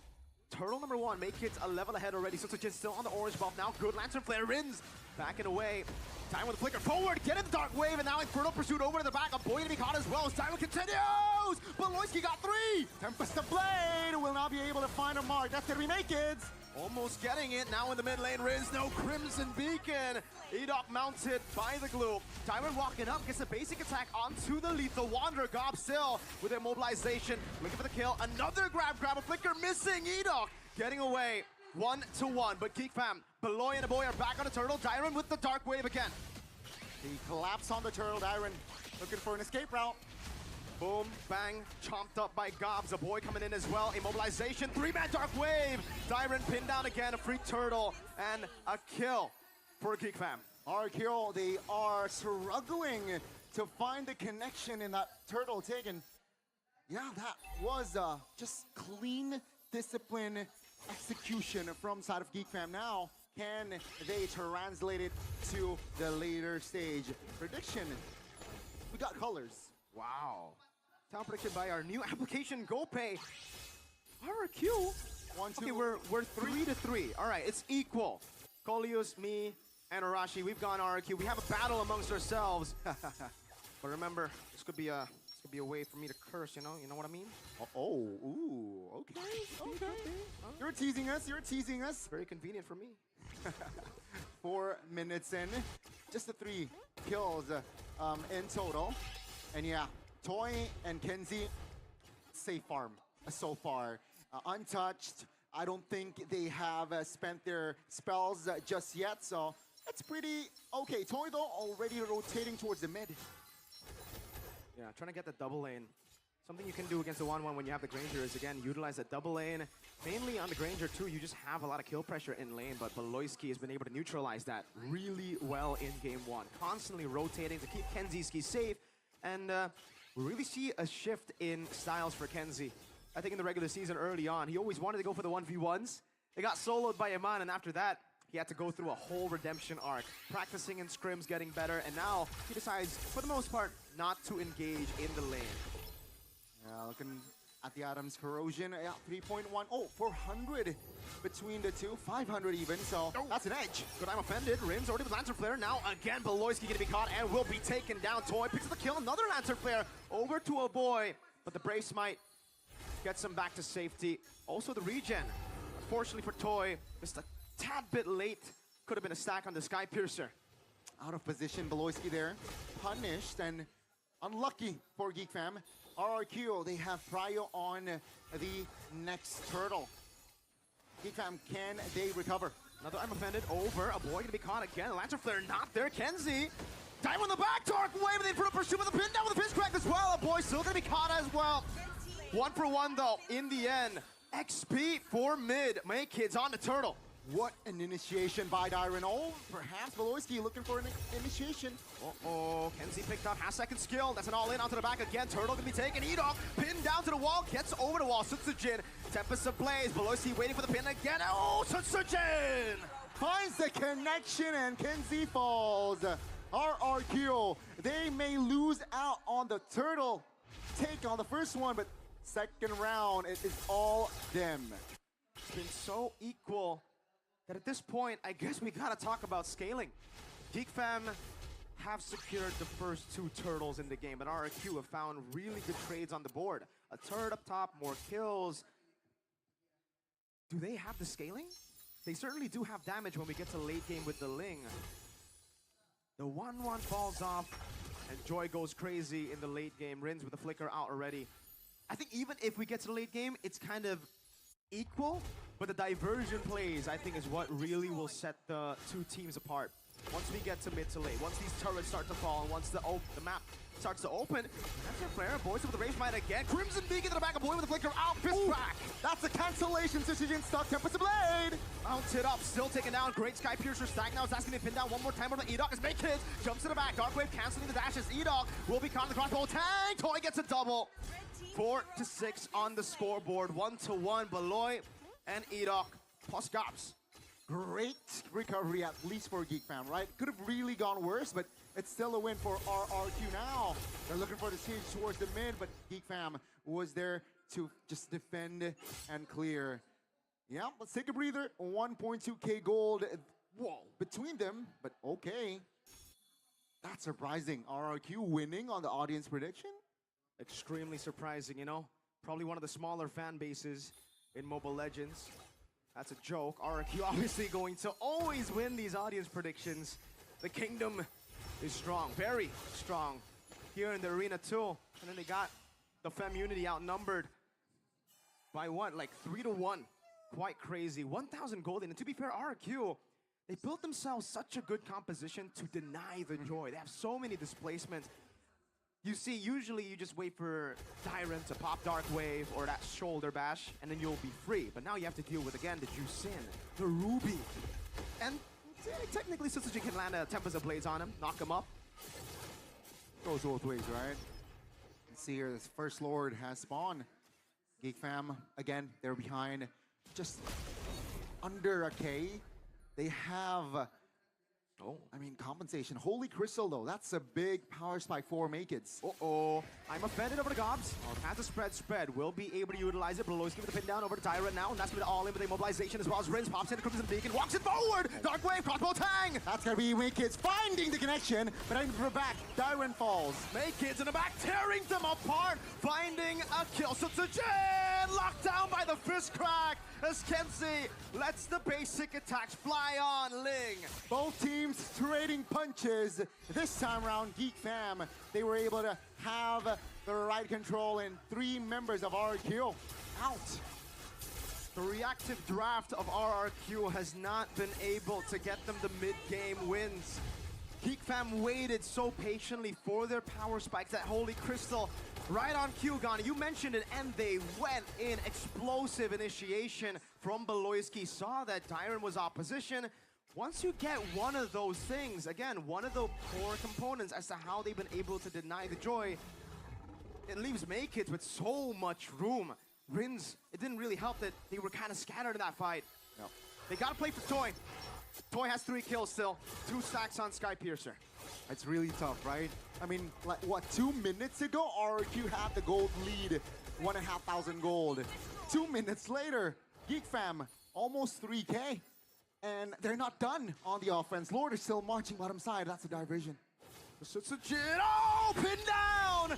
B! Big Brain Baloyski with the help of his partner in crime, a boy. He really has a dream, a boy. Lord, bottom side. Can they pressure more? Yes, they can. I don't know about the wave clear from RRQ. Make it! In the back, the smiling jungler, smiling a bit too widely in this game, getting everything he wants. Okay. Tempo, seems like with the holy defense, RRQ will be able to hold on. And Geek Fam, at this point, right, we are about to enter the late game. And it's going to get very scary for RRQ with the diversion play. We saw what Sans did with the Luo Yi yesterday against RRQ. So will they have that PTSD against a boy? That's a good question. I don't know. It's tough. We were talking about if both teams scaled equally. Oh, Yin Yang reaction now. Over to Edok, mounted up as well. Edok has the flicker. He does not want to utilize it defensively, but he does make it! Finds it, Tempest Blade defensively. Geek Fam though, they will back away. So slow, yet so calculated for Geek Fam. They don't rush into these things. They just find the poke. And now we're really seeing, you know, the weakness of the Ruby. The weakness of when Edok doesn't get a prio pick. Baloy, no one saw that. It's fine. Oh, that Tigreal ban really hurt.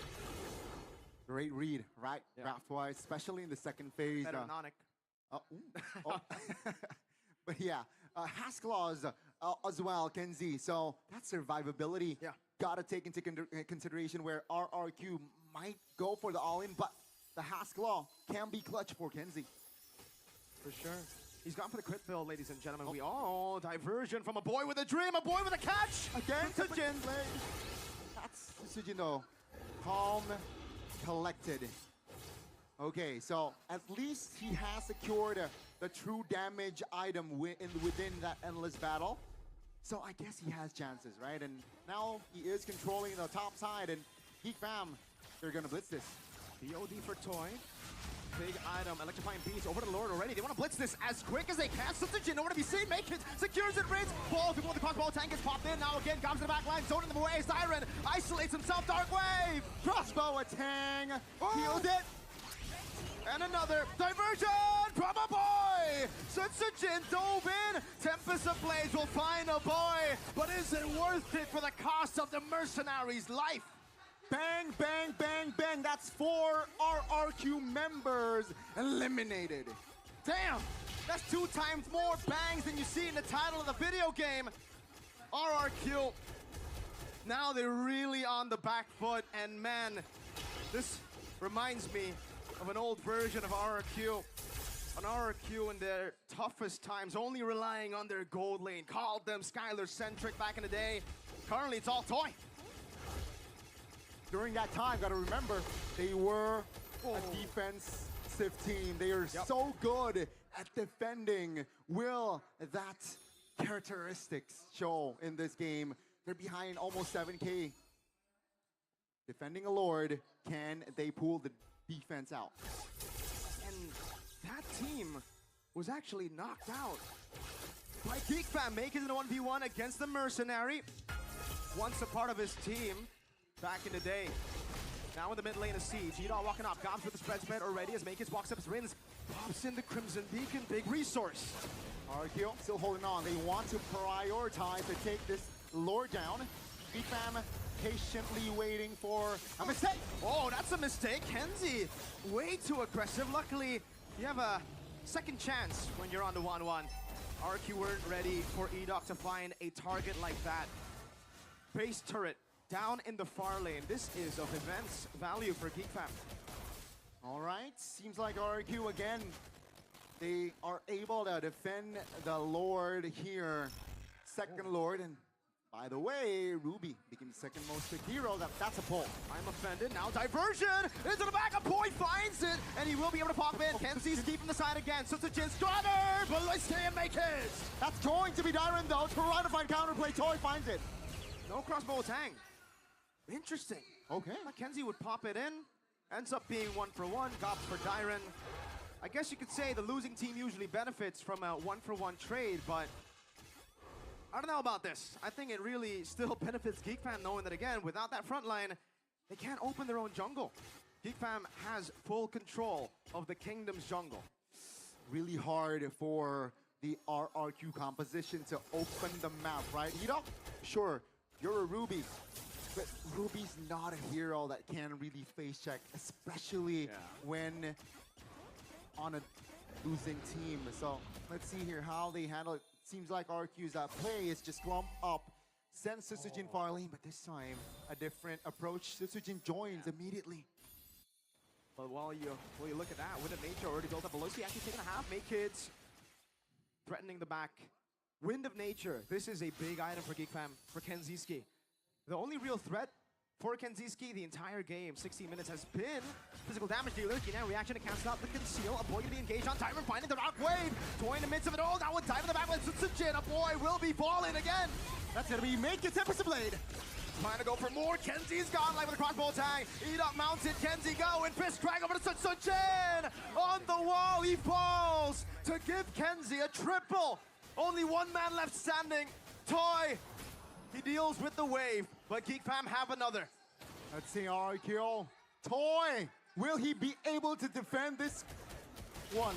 Make hits with the minions in the mid lane, now jumping in all the way to the back with the electrifying beats. Now the rest of the team, Beloyski with a punch to finally knock RRQ out in game number 1. GeekFam, they strike first in this best of 7. Great approach, great execution. And RRQ will be the ones to suffer first. A devastating blow to the Kings who've just fallen from the upper bracket finals. The fallen Kings. How could it be even more poetic? In their weaker state, going up against the man, Beloyski, the team, GeekFam, who've been called, who've been named the Kingslayers, the one that has always been somehow the kryptonite of RRQ. Our reverse sweep with the solution back in season 12. And man, RRQ, I don't know what to say. They have to go back to the drawing books they have. They went back to regular season draft. Didn't work in game 1. Great momentum build up for GeekFam indeed, but Miracle, let's remind the viewers, this still is a best of 7. Yep. It's gonna be a long journey. Let's see if RRQ can recover quick for game 2. Well, for the Kingdom, let's hope they are hoping that that is gonna be the case. So scattered these skirmishes. Again, RRQ lost the identity of what is their real win condition. Play for Toy! This is where you really need to be Toy-centric. They've been trying to get away from the shadow of Skylar-centric for the longest time, that they're so afraid of it. If he's the only one in your team doing well, play for your gold lane. No problem, Kingdom. Let's see if the panel agrees with us here, Gani. Realize, Coleus, Sheffin, Rash, what do you think?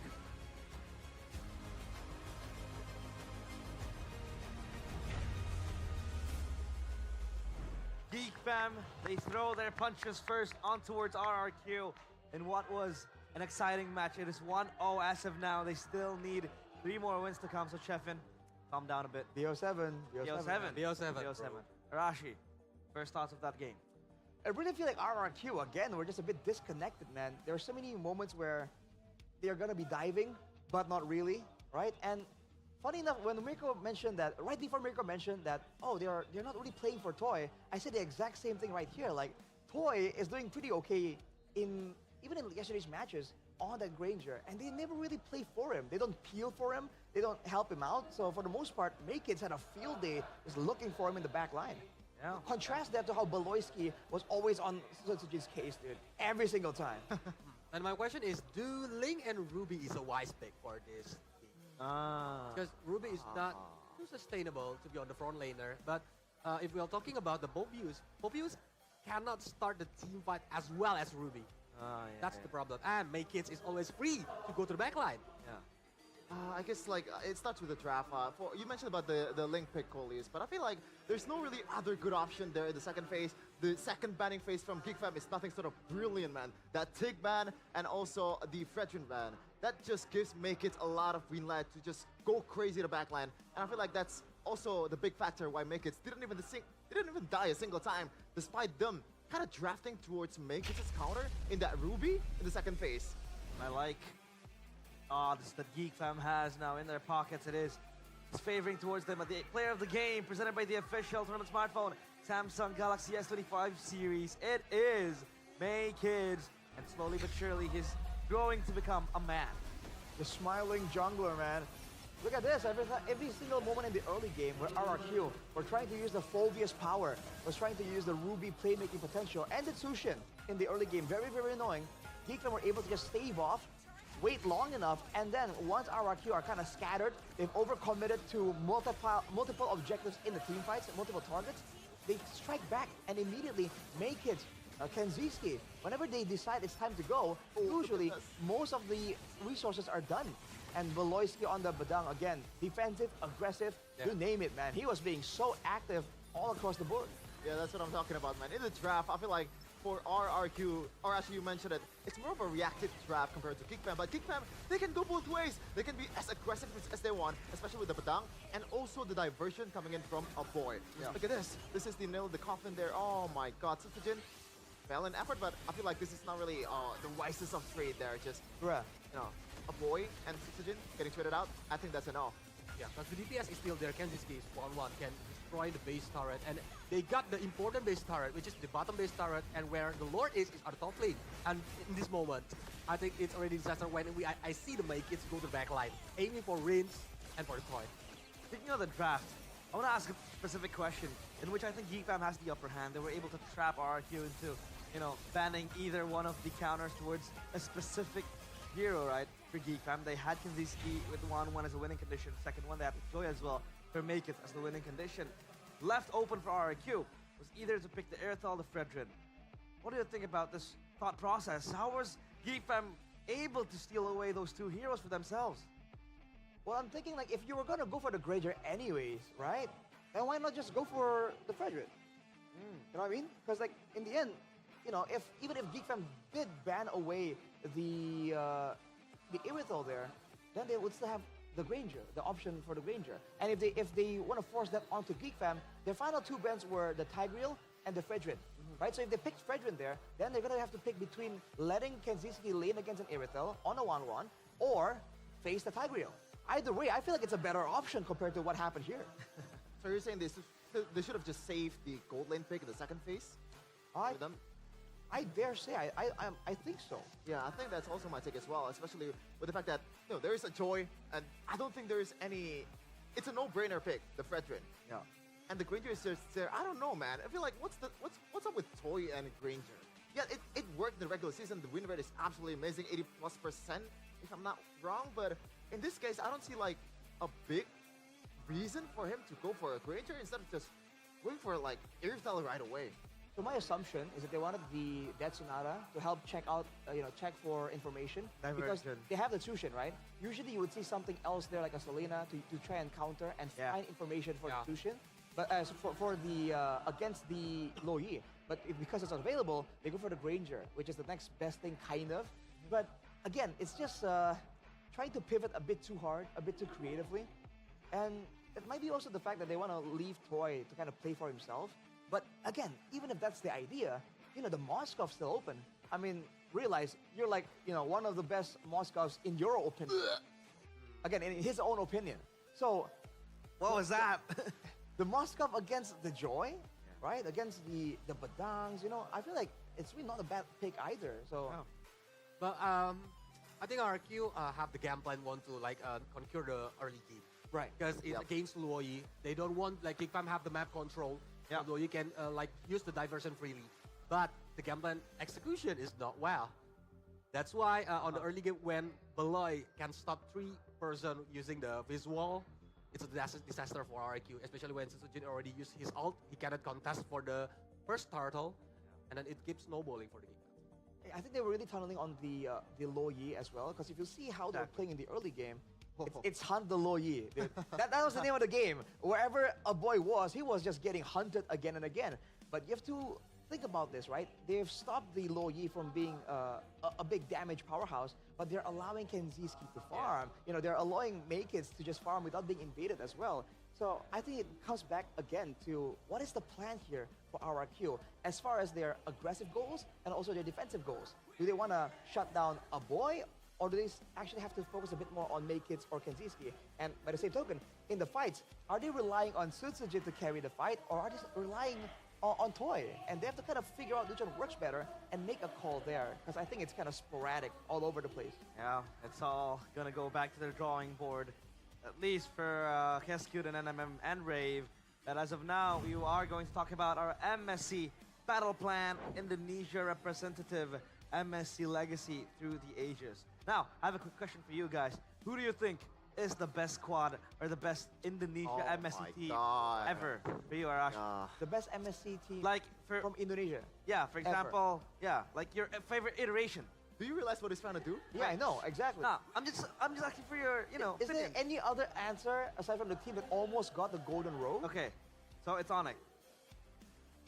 Yeah. Okay, Kolius. Onikage. Oh, Kage. Kage. So, see, there's different answers. Shut up. Go on. For me, I think it's for the newest Onyx, the Prime Onyx, season 11-ish. Because I feel like the game is much more developed by now. By then, and PH is actually an actual powerhouse that you really have to beat for you to be able to win it out. So 3 votes for Onyx, and yeah, I think they have been able to get those results out of there. But hey, I think they're still strong teams, right? Throughout the iterations of MSC, there have been RRQ, Evos, even Bigatron make. Realize you're casting tomorrow, aren't you? Yeah. So that's why you're trying to get out all the Onyx banter a day before while you're at the panel. Yeah. Nah, this is what's happening. Ladies and gentlemen, I speak facts. The agenda is very apparent. I speak facts. Shameless. I don't do if, buts, or maybes. I do absolutes. Look at this. These are the absolute Yeah. representation of each region. So the only ones that hasn't been represented so far is ID and MY. Yep, I'll read it out to you guys. Journey to MSC 2025. Obviously, MPL ID. Onyx ID is there. Seoul Esports. Aurora Esports. Rather, Aurora Turkey is there. SRG OG. And we do have actually that matchup, right? I think it's DX against Homeboys coming up soon to really get that final slot. By the way, Arashi appeared in MPL MY earlier today. Yeah, I saw it. That's I saw it. it. Nice. Man. I have no idea, But man. me and Jeffin have been preaching about Ultra Legends, haven't we?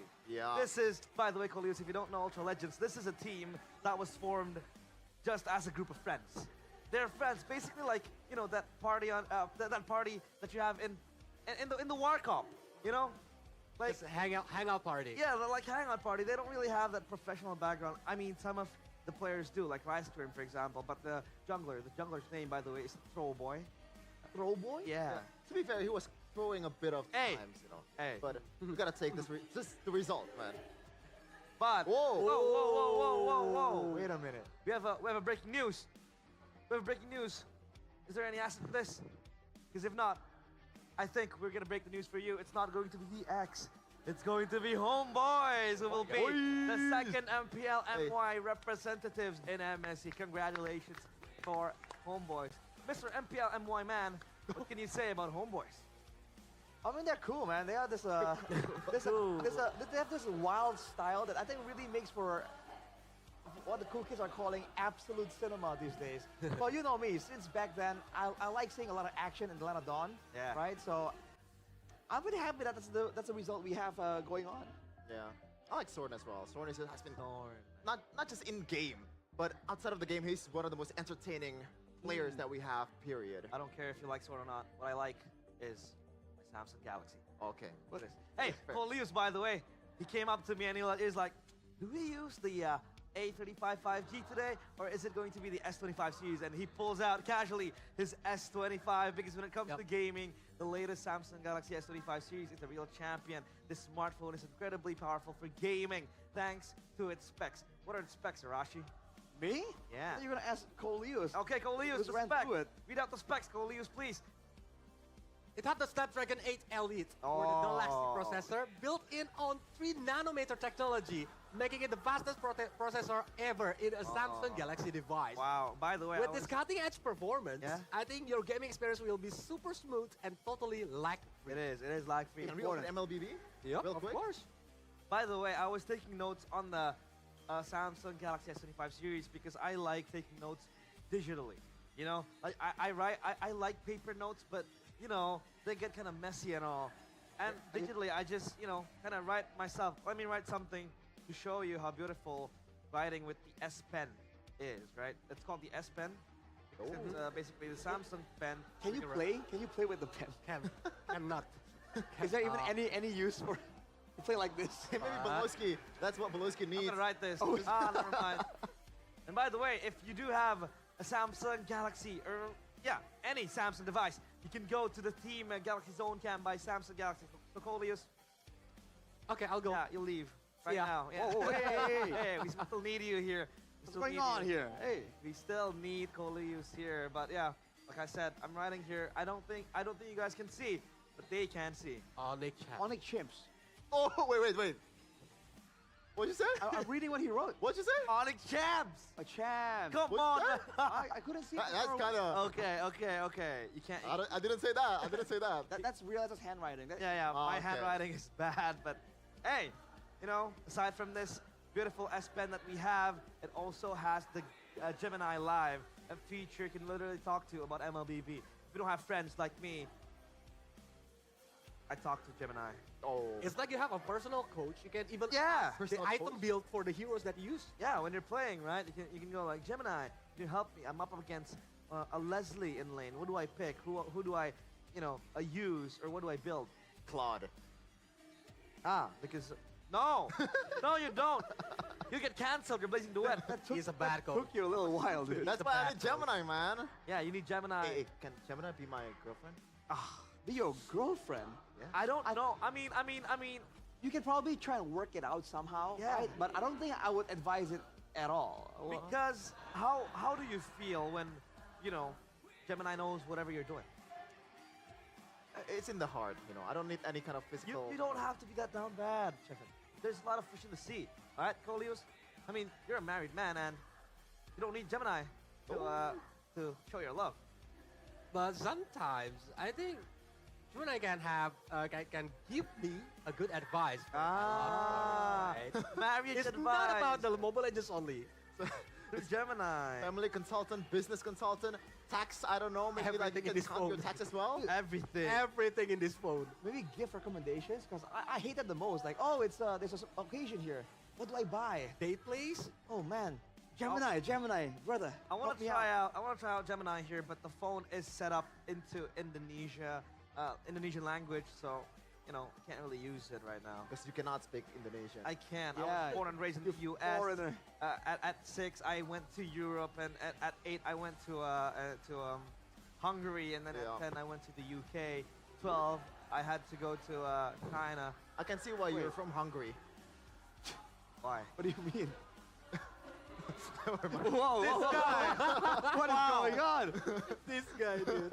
Devin, why are you firing shots, man? You might He's been need- firing shots since day one, Do Colby. you want one? Oh my god. Do you want one?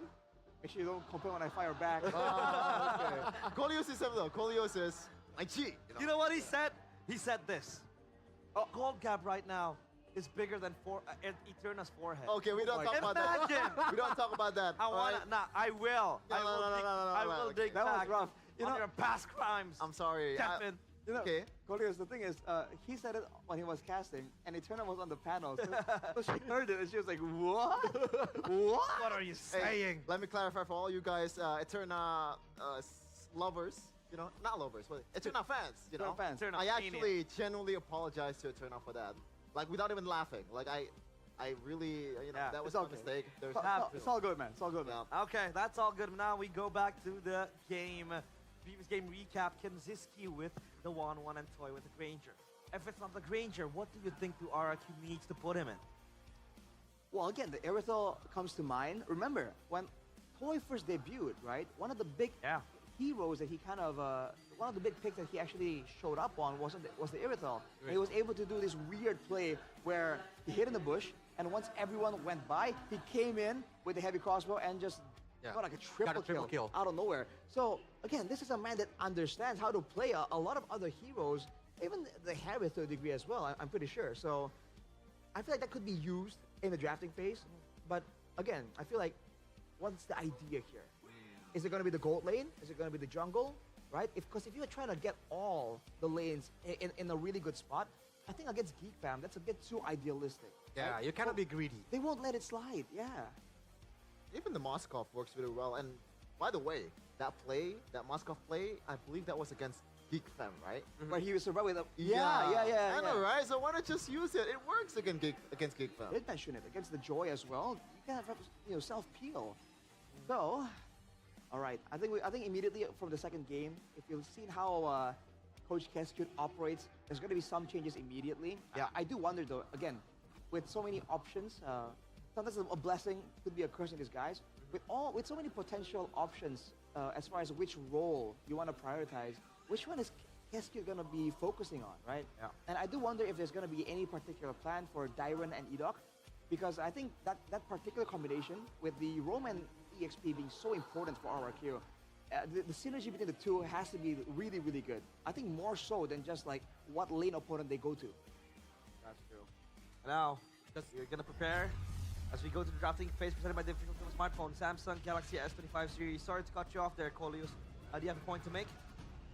I think it depends on the heroes, what kind of momentum heroes that they want to pick right now. Especially if Darren is using like Pobius again, maybe it's gonna be different gameplay that they can play right now. But if Darren is using like Hilda, who can disturbing the enemy's jungler on the early game, it might work against Geek Fam if Maykits is using the assassins.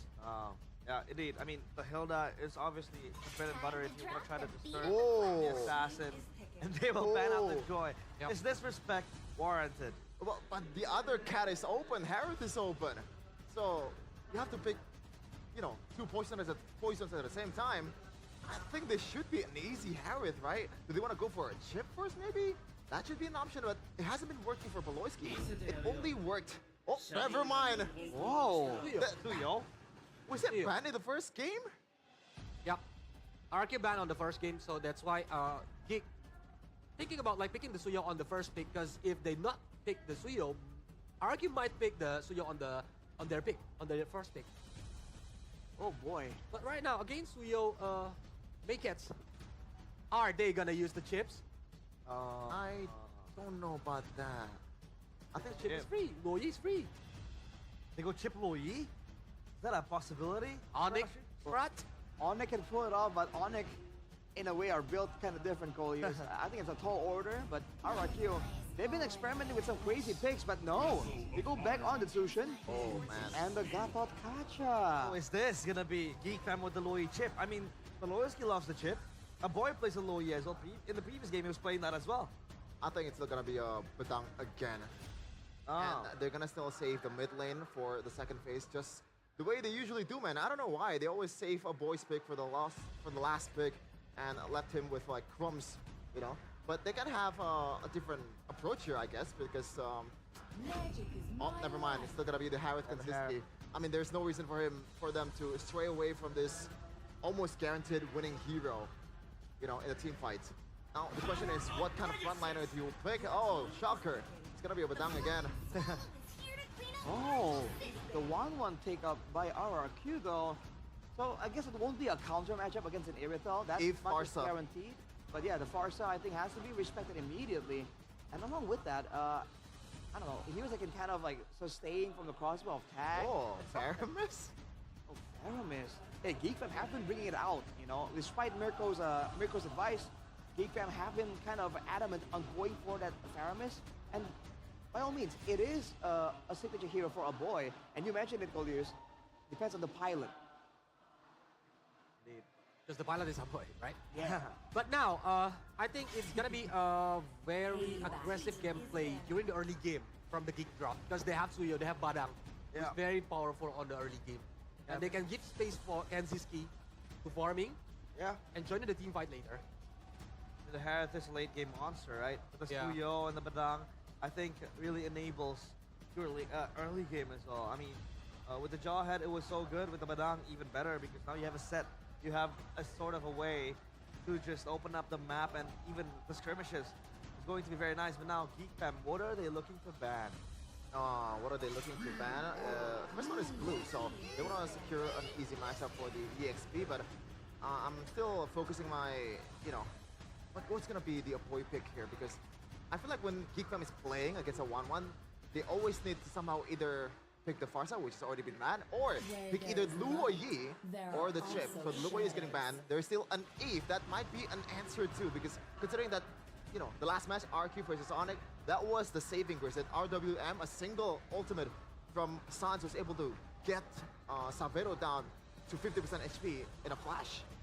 You have to remember that the combo, right? The Yi along with the Zaman Force from the Harith, it means that you're stuck inside the Zaman Force, allowing your gold laner to output a lot more damage as well. Aside from that, being a direct counter to the Tsushin as well, seems like a double value pick for Geek Fam. I don't see why they wouldn't go for it as they ban away the Fredrin. So once again, no utility available for Sutsujin. Yeah, just targeting Sutsujin down to the core, right? Forcing him to play yet another unfavorable matchup. I mean, the lane is still available, but do you want to go the lane against the Harith, right? It's going to be very hard for Sutsujin. So what are some sensible options then for Sutsujin? Oh boy, at this point, For looking at the hero pool that Sutsujin has secured in the regular season, not much actually, He only played 7 heroes this season, and the ones that's left that has been picked is Yi Sun Shin and Ling. If there's no Valentina, how about Lucas? Lucas already been banned. Yeah, it's banned. I by didn't see. Geek Oh Fam. yeah. Because it's Naruto, it's not Lucas, technically. But this is the issue also for RRQ. We talked about how they are so dynamic with the engages, and how they're trying to try and hinge on that using the Ruby. But now with the Gatot and the CC, yeah, they have sustainability this time, but they don't have a lot of catch at all. And they need survivability, right? Kimmy and Phobius. Man, the front to back is crazy from Geek Fam right now. At the same time, you're up against a 1-1 too. Yeah, but I mean, the crowd control, the sustainability, and damage output, man, Geek Fam is overloaded if it's gonna be a front to back, and there are no assassins left around for Sutsujin to try and use. Assassin Zero might be the option. Maybe another Ling, because he can aim for Kimmy or even the contest with Suyo on the early game for the Tardo. Yeah, I mean there isn't many choices for Ling as well, right? Alpha. Rather for Sutsujin, but he will go the Alpha. Why the oh no? I don't like it. I don't like it, I gotta say. You're just walking into a lot of CCs, and Alpha is not good against CC unless you have Matilla to bail you out. No bail. Gambling is snowballing right now, I think, Yeah. Alpha very needed the kill points. Yeah, I think the winning condition for the Alpha is to snowball early on. Maybe get those items go on, and now it's up to the casters to bring out the game. So Mirko and Gani, stage is yours. Wow. The Alpha last pick for RRQ. We thought we were gonna be seeing like a weird pick for Sutsujin, perhaps something like a Yi Sun Shin again. They go for the Alpha, which is, I would say, just as weird. Like Shepard mentioned, so much CC on the other side. The Phobius displacement as well. But ladies and gentlemen, welcome to the land of dawn. You can see the Garuda wings of MPL Indonesia to fly us into this world. Edith too, right there to welcome us. Let's see, will RRQ take game 2 to equalize, or will Geek double their lead? A boy mid with the Kimmy. Let's see if this guy can make it happen again. Who are you to shred as the Alpha? Usually you see a Baksha on the other side, a tanky boy like a Gatot even, and then you say, sure, let's go Alpha, let's shred him. Make it, Suyo isn't tanky, not that durable. The Phobius, I guess? Kanziski already struggling up top in this 1v1. 1-1, definitely favored in this battle, in this matchup. Pull yourself together as usual. Nothing too crazy. 2 bargain hunters though for Geek Fam. And 2 Inspires too. Beloyski in the mid lane. I actually thought it was going to be the Zosk for a boy. They went for a more meta pick. Yeah, it seems like they do not want to take that risk just yet. Kenzie though, great spot, right? Already popped his Purify, so that's just Kenzie. Got to play it very, very carefully in the lanes. A quick setup in the bottom side though, but Dyron, for now, is able to space out from that threat. I just really love the understanding of Geek Fam as to like how the individual matchups play out. They know that they can't go up top in the gold lane to help Harith. Harith in this lane, for the most part, is just going to be there to farm up. So instead, they rotate down below to get prio for Gobs, who's also in a losing matchup against a CC, giving Gobs some more space to breathe, and now he doesn't get punished as much as he should have in the early game while going up against the CC. Okay. Now, both teams just touching and going, trying to trigger spells before the first turtles. Of course, it's going to be RRQ here moving as a unit, 4-man rotating towards the mid to get that mid prio. Yeah, good prio. Rin's already zoning in the back again. Gobs able to get level 4, but a boy isn't level 4 just yet. Tyron, curtain call, a boy able to walk just in time together. 2 big ultimates already used out. No Crimson Beacon and no curtain call. Make his level 5 to Sutsujin's 4. I think that's going to be Rin's taken down first. Uh-oh. Sutsujin doesn't know what to do. Not using his Spear of Alpha. That could have been a big play to win a team fight. Hesitation from RRQ. Sutsujin has another shot. Who will he go on? That's a pin down over. Only one member. Locked for the Spear of Alpha. Gobs goes in, but they put up pursuit over the Tyrant. Again on Sutsujin. Edok looking for the kill, but Malloy gets away. The juke from BBB. And of course, Gobs will be able to lock Sutsujin down. First turtle goes to Geek Fam. What happened to RRQ?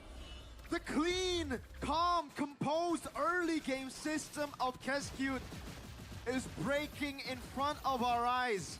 We saw the keys to victory for Geek Fam bring it to late game, where that inevitably happens, but for RRQ, it's not even functioning right.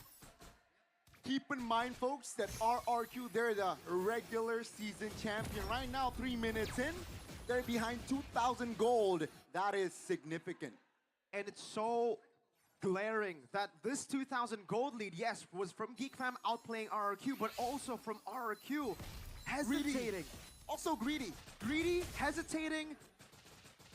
It's weird. Sutsujin, while he was at that choke point, he was, I think, able to get like a 4-man Spear of Alpha there. But he hesitated, he waited, and it was like, he doesn't want to go with some of those resources burnt out with Rins. Now they're caught in a tough spot, man. Again, we gotta remember that RRQ kind of need the first few turtles. It's a juice in Alpha.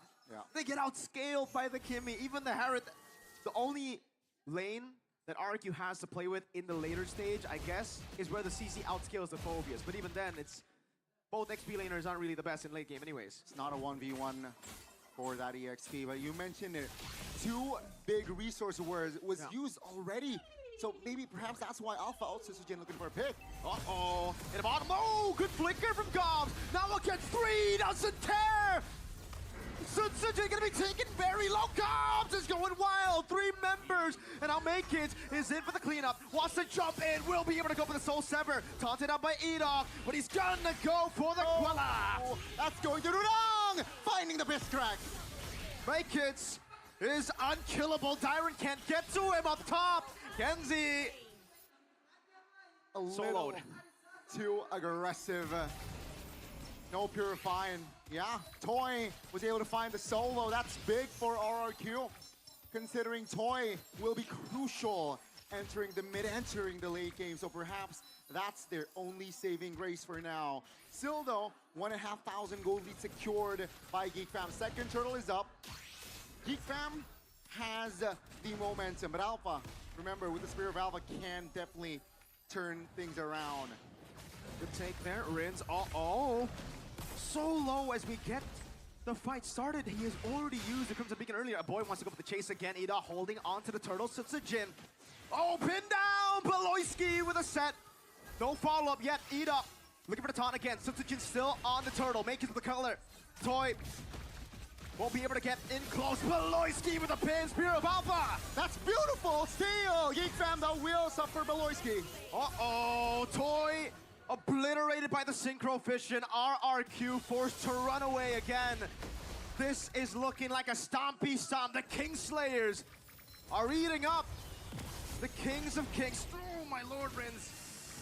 Hey, Geek Fam, they were able to find the right angles, pressing the right button in That second turtle taken. RQ again being in the back foot. Oh my lord. Suyo, 1,500 gold lead. That's not a good sign. Nope, it's not a good sign when you go Spear of Alpha and you get out-traded in the 2v1. Make it! He is Sasuke in this game, man. Unkillable, 3-0-3. I'm not talking about the guy who ran from the Leaf Village early. I'm talking about late game Sasuke, man. Like when he was Shadow Hokage and stuff. Yeah, keep in mind as well, Make's level 11, Sutsujin level 8. 3-level difference. 6 minutes in, almost 7 though. Let's see RRQ, they are just playing for toy. That's going to be the script for RRQ. Who's gonna get to a boy? I think, Lancer Flare. Spear of Alpha flicker out, Sutsujin, no Spear of Alpha! Gobs! Jumped into the bag, make it with the chase, Sutsujin, gun down, a boy! Gets a Sky Piercer, RRQ are in shambles!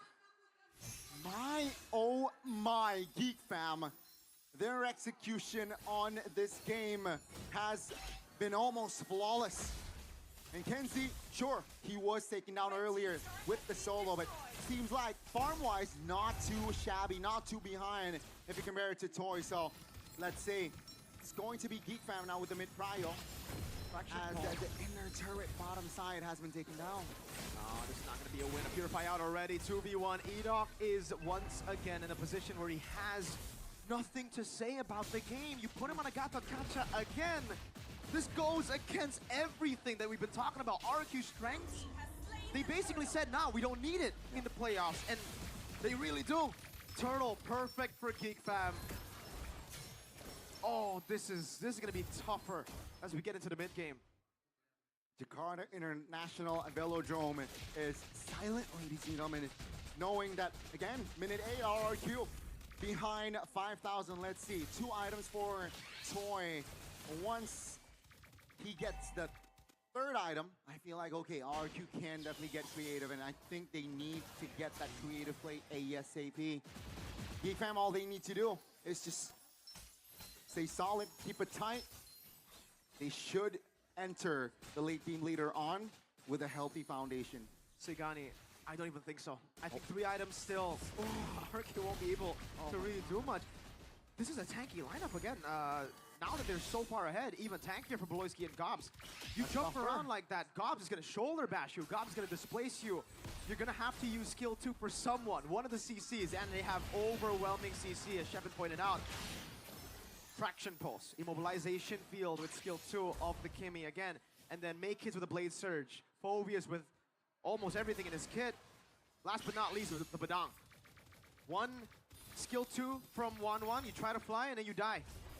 Beloyski up top, Fraction Pulse over the range. He doesn't go for the Crimson Beacon, he does in the end. But he loses a lot of HP. And RQ can't even trade with the Alpha. Now they go on to Gob, 2-man Dark Wave. That's it. RQ trying to position themselves very, very carefully. Also as Geek Fam, same. But the mid here, at least RQ, they have cleared their wave. So as it stands, 9 minutes in, even though they're behind 6,000 gold, their mid turret still stands. 5,000 gold lead, Lord number 1 spawning in the Land of Dawn, ladies and gentlemen. The Fallen Kings might fall even deeper. Heck, the AOG just to defend a turret that will fall anyways. Geek Fam, they put RRQ in a position very desperate already in the 10th minute of the game. All Geek Fam needs to do is just stay strong, you know, don't blunder, don't overextend, and let's see here, it's okay, eventually the mid turret falls. RRQ now trying to defend. Oh, Gobs! They get with the Dark Wave, Beloyski with the eat! Crossbow of tag, 3 items, win cons all around, but it does not matter! The Kingslayers are on the Kingdom doors. Geek Fam again applying more pressure with the Lord relatively healthy in the bottom side, and it seems like it's going to be 8,000 gold lead already. RRQ, is this it for game 2? They're not even knocking on the gates of the Kingdom. They are barging in. Base turret taking down the boy up top, flying away already. Edok, chunk to half. Oh my god, oh my god. Lord touches the bottom side of the turret. RRQ now, they can hit the reset button. But Geek Fam, they are satisfied already. Almost 10k gold lead and mid-turret cracked. All they need to do now is just keep, again, just don't blunder, don't overextend, especially for Beloy and as well as Gobs, their frontliners. But Kenziski, I'm sure his farm is already great. Heading towards the late game, Harith, full item. That's a nasty, nasty Harith. The Phobius this season for Gobs has been tremendous. Yeah, this is his favorite pick in the regular season. He does really well on it, and you finally get to see it here in the playoffs because for some reason, we haven't seen it. Real-time victory rate, the opposite of the audience prediction.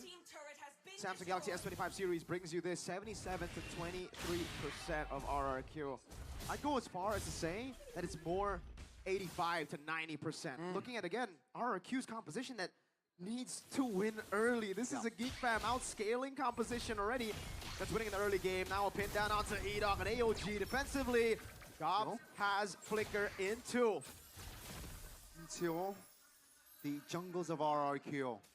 Keep in mind, Miracle, yesterday it was RRQ and Onyx 85 to 15, the AI prediction. Yep. And it was 15. Onyx finds the comeback. So, perhaps will it be the same story here for RRQ? Will they find the angle for a comeback?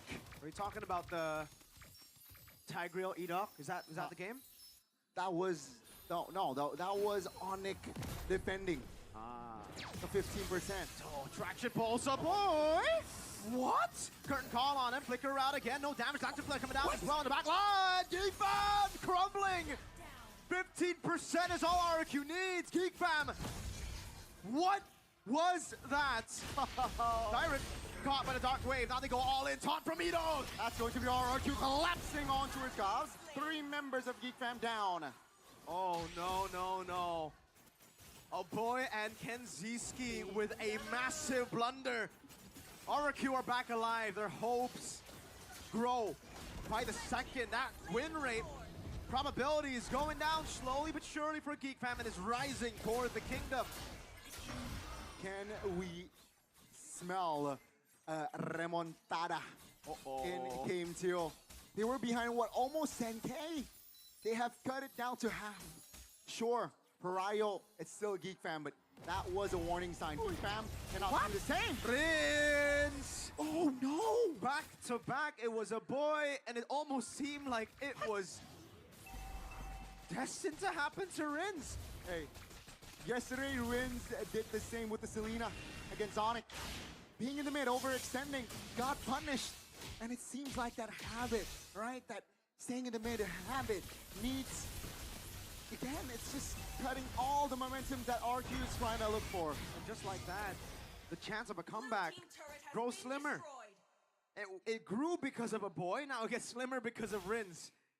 And it's the opposite teams, ladies and gentlemen. 5,000 gold leads still for Geek Fam. And again, if we go back to the drawing board for Geek Fam, for RRQ, it's still RRQ at a disadvantage. They've lost the mid lane base turret. They're a composition, and again, plays more early to mid. They'll, traction pulse, Rins. Not again, right? Okay, he gets away this time, but yeah, RRQ are going to get outscaled. Oh no, Audit. Edok with a taunt, stops to cancel already. Dark Wave to cancel it out one more time. Crack! Edok playing in a position where it's more Tigreal than Gapdot, you know? Geek Fam does not give the time for Edok to hit that AOG. Oh my goodness, the chain CC was tremendous. No, it was too much. Realistically, Gani, what would the Gapdot do with a flank? Like, that's a Tigreal move. Yeah, it's tough. 5v4 now. 10 seconds though for Edok. Without Edok, I don't know, Suzuki with the Spear of Alpha. Oh, whoa, Winter Crowd. Crossbow time popped in, already, but let's keep the flicker out. Oh boy, gonna be locked. Oh no, Toy in the back, Gobs! That is Gobs doing work. Winter Crown from Gobs, tanking the turret again. Now, turn not tank properly. A boy falls. somehow now mid lane, make it! Blunder over blunder, RRQ. Indeed, slowly, Kenzie's key with the man force already. Jumping back and forth over to Sujin. Spear of Baba, but Kenzie's still free. He is dancing in the dance floor. He finds a double, but couldn't find the connection for that third kill. Tyrant shutting him down. So slow from Geek Fam, and then it turns out it was just the calm before the storm. They decided to dive in all the way without getting the base turret. And it costed them. RRQ again have another chance at coming back in this game. Geek Fam gotta be careful. They did this against Onyx. Kyrie got a Maniac and it was over. My goodness, my goodness. Now RRQ, they suddenly have Cryo. Is this a big gamble though? Traction pulse, immobilization, a dive into the bag as the boy is able to reposition, but God's gonna be engaged on crossbow tag. We'll be ready, make it! That's going to be Make It connecting on towards the Lord, but that's gonna be Toy actually surviving Sujin. Uh-oh, blunder AOG, Make his lockdown, you get the Lord, but Toy gets the shutdown. Sujin able to survive, 3 members down, only Kenzie and Beloy left to deal with RRQ. The Lord is going to be irrelevant as RRQ. They have committed 4 bodies in the mid. And yeah, the push will not come to fruition. 10 seconds on Gobs. RRQ looking to get what they can. They can get the tier 2, I think, maximum? Maybe a base turret maximum actually now. Yeah. But Geek Fam have proper avenues to keep this game alive. Kenzie's got to be careful though. Base turret in the mid lane falling, a wave in the bottom lane for Geek Fam to play with. They played slow, but RRQ have dealt with everything. Now it's more of an even game. It's down to even. It's just an outscale. It's just, again, those little mistakes that can turn the game around one more time. Boys, gotta remind you guys, back at home, this is just game 2 and we are 18 minutes in. Luckily for RRQ, the Lord will spawn in the bottom side of the map because far lane, they still have a turret. Let's see, RRQ, can they complete the comeback from a 9,000 gold lead? You'd really be thinking that RRQ will be in the position where Geek Fam was, and then Geek Fam would be the ones to pull off a comeback. As you know, we got to 16, 15 minutes, but it's the opposite. It's Geek Fam with the early game, RRQ with the late game. Despite the very contradicting compositions. Let's take a look at the items here. Full items for Toy, he's gone. Berserker's Fury, Rose Gold Meteor. Everybody's at full at this point. Really comes down to how they position, how they're able to play the far lane, and how they'll eventually item swap for the outplays. All right, all right, all right. It's going to be RRQ now. Just holding on. They have the gold lead. Some say at this point, gold lead does not matter. Irrelevant. Winner crowns, though, will be one of the key factors here, especially if you're a Geek Fam. Considering you're going up against someone who is fed already. So, seems like a boy does not care. He went for the penetration item. Let's see, with this Divine Glaive, can he do damage? Oh, that's a concealed play. But it's onto a boy who has to be careful, will be able to just get out. Beloyski caught by the current call already. Traction pulls over the Tyrant. Beloyski tried to go over the pin. Lantern Flare zones him back. 17 seconds for the Evolved Lord. Conceal. Beloyski jumps in to the gym, all in over to the back, Rins with a Crimson Beacon. BBB, and that's going to be the collapse by both teams. Toy now coming into the end. Sujin Mortality gonna be top. No, he gets away. Beloyski now caught in the top spot. AOG locking a boy down, and that's going to be Jakarta International Velodrome roaring. Silence to the loudness that we would expect from an RRQ game. Blade Surge, a taunt landed. Make it the only hope of a steal goes down. RRQ don't go for the Lord. They will try to go for the end right here, right now. They have Harith. Can Kenzie pull a defense? No Purify. Shaman Force is online though, is active. Gobs needs to do some crazy stuff. Kenzie jumping back and forth. No Purify all the way to the back again, but the mini waves will not be utilized. Gobs can deal with it. That was a mistake. Gobs jumps in all the way onto 5. Crossbow attack to win a crown, and he saved the game. He got the clear. Toy RRQ, they wipe Geek Fam out, but they don't have minions. A boy, Beloy is up. Uh-oh. Let's see. A boy with a traction pulse. Initiation in the back. Valoisky with a fist crack already. RRQ go straight for the base, and somehow the Kingdom equalizes. They stabilize in a best of 7. The Kingslayers pushed back. They were behind by a lot in this game. 9,000 gold lead from the side of GeekFam, but the Kings of Kings, they were able to find an angle to not just neutralize, but they have equalized in this best of 7. Alter Ego versus BTR, a generational throw. That was pretty astronomical, my friends. 9,000 gold lead. A boy decides to walk towards RRQ, flying past the wall, saying, hey, what's up, yo? He's caught in the wrong neighborhood, got popped instantly.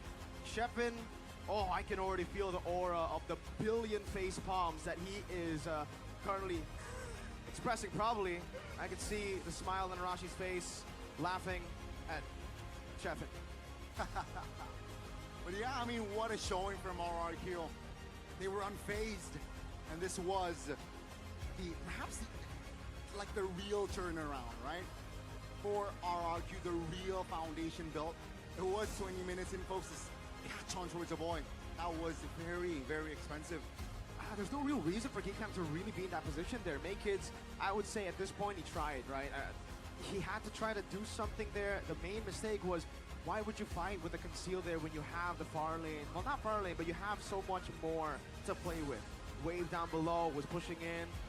Time was with them, but RRQ wasn't. They wanted to fight, and now we're gonna send it over to the panel to dissect that.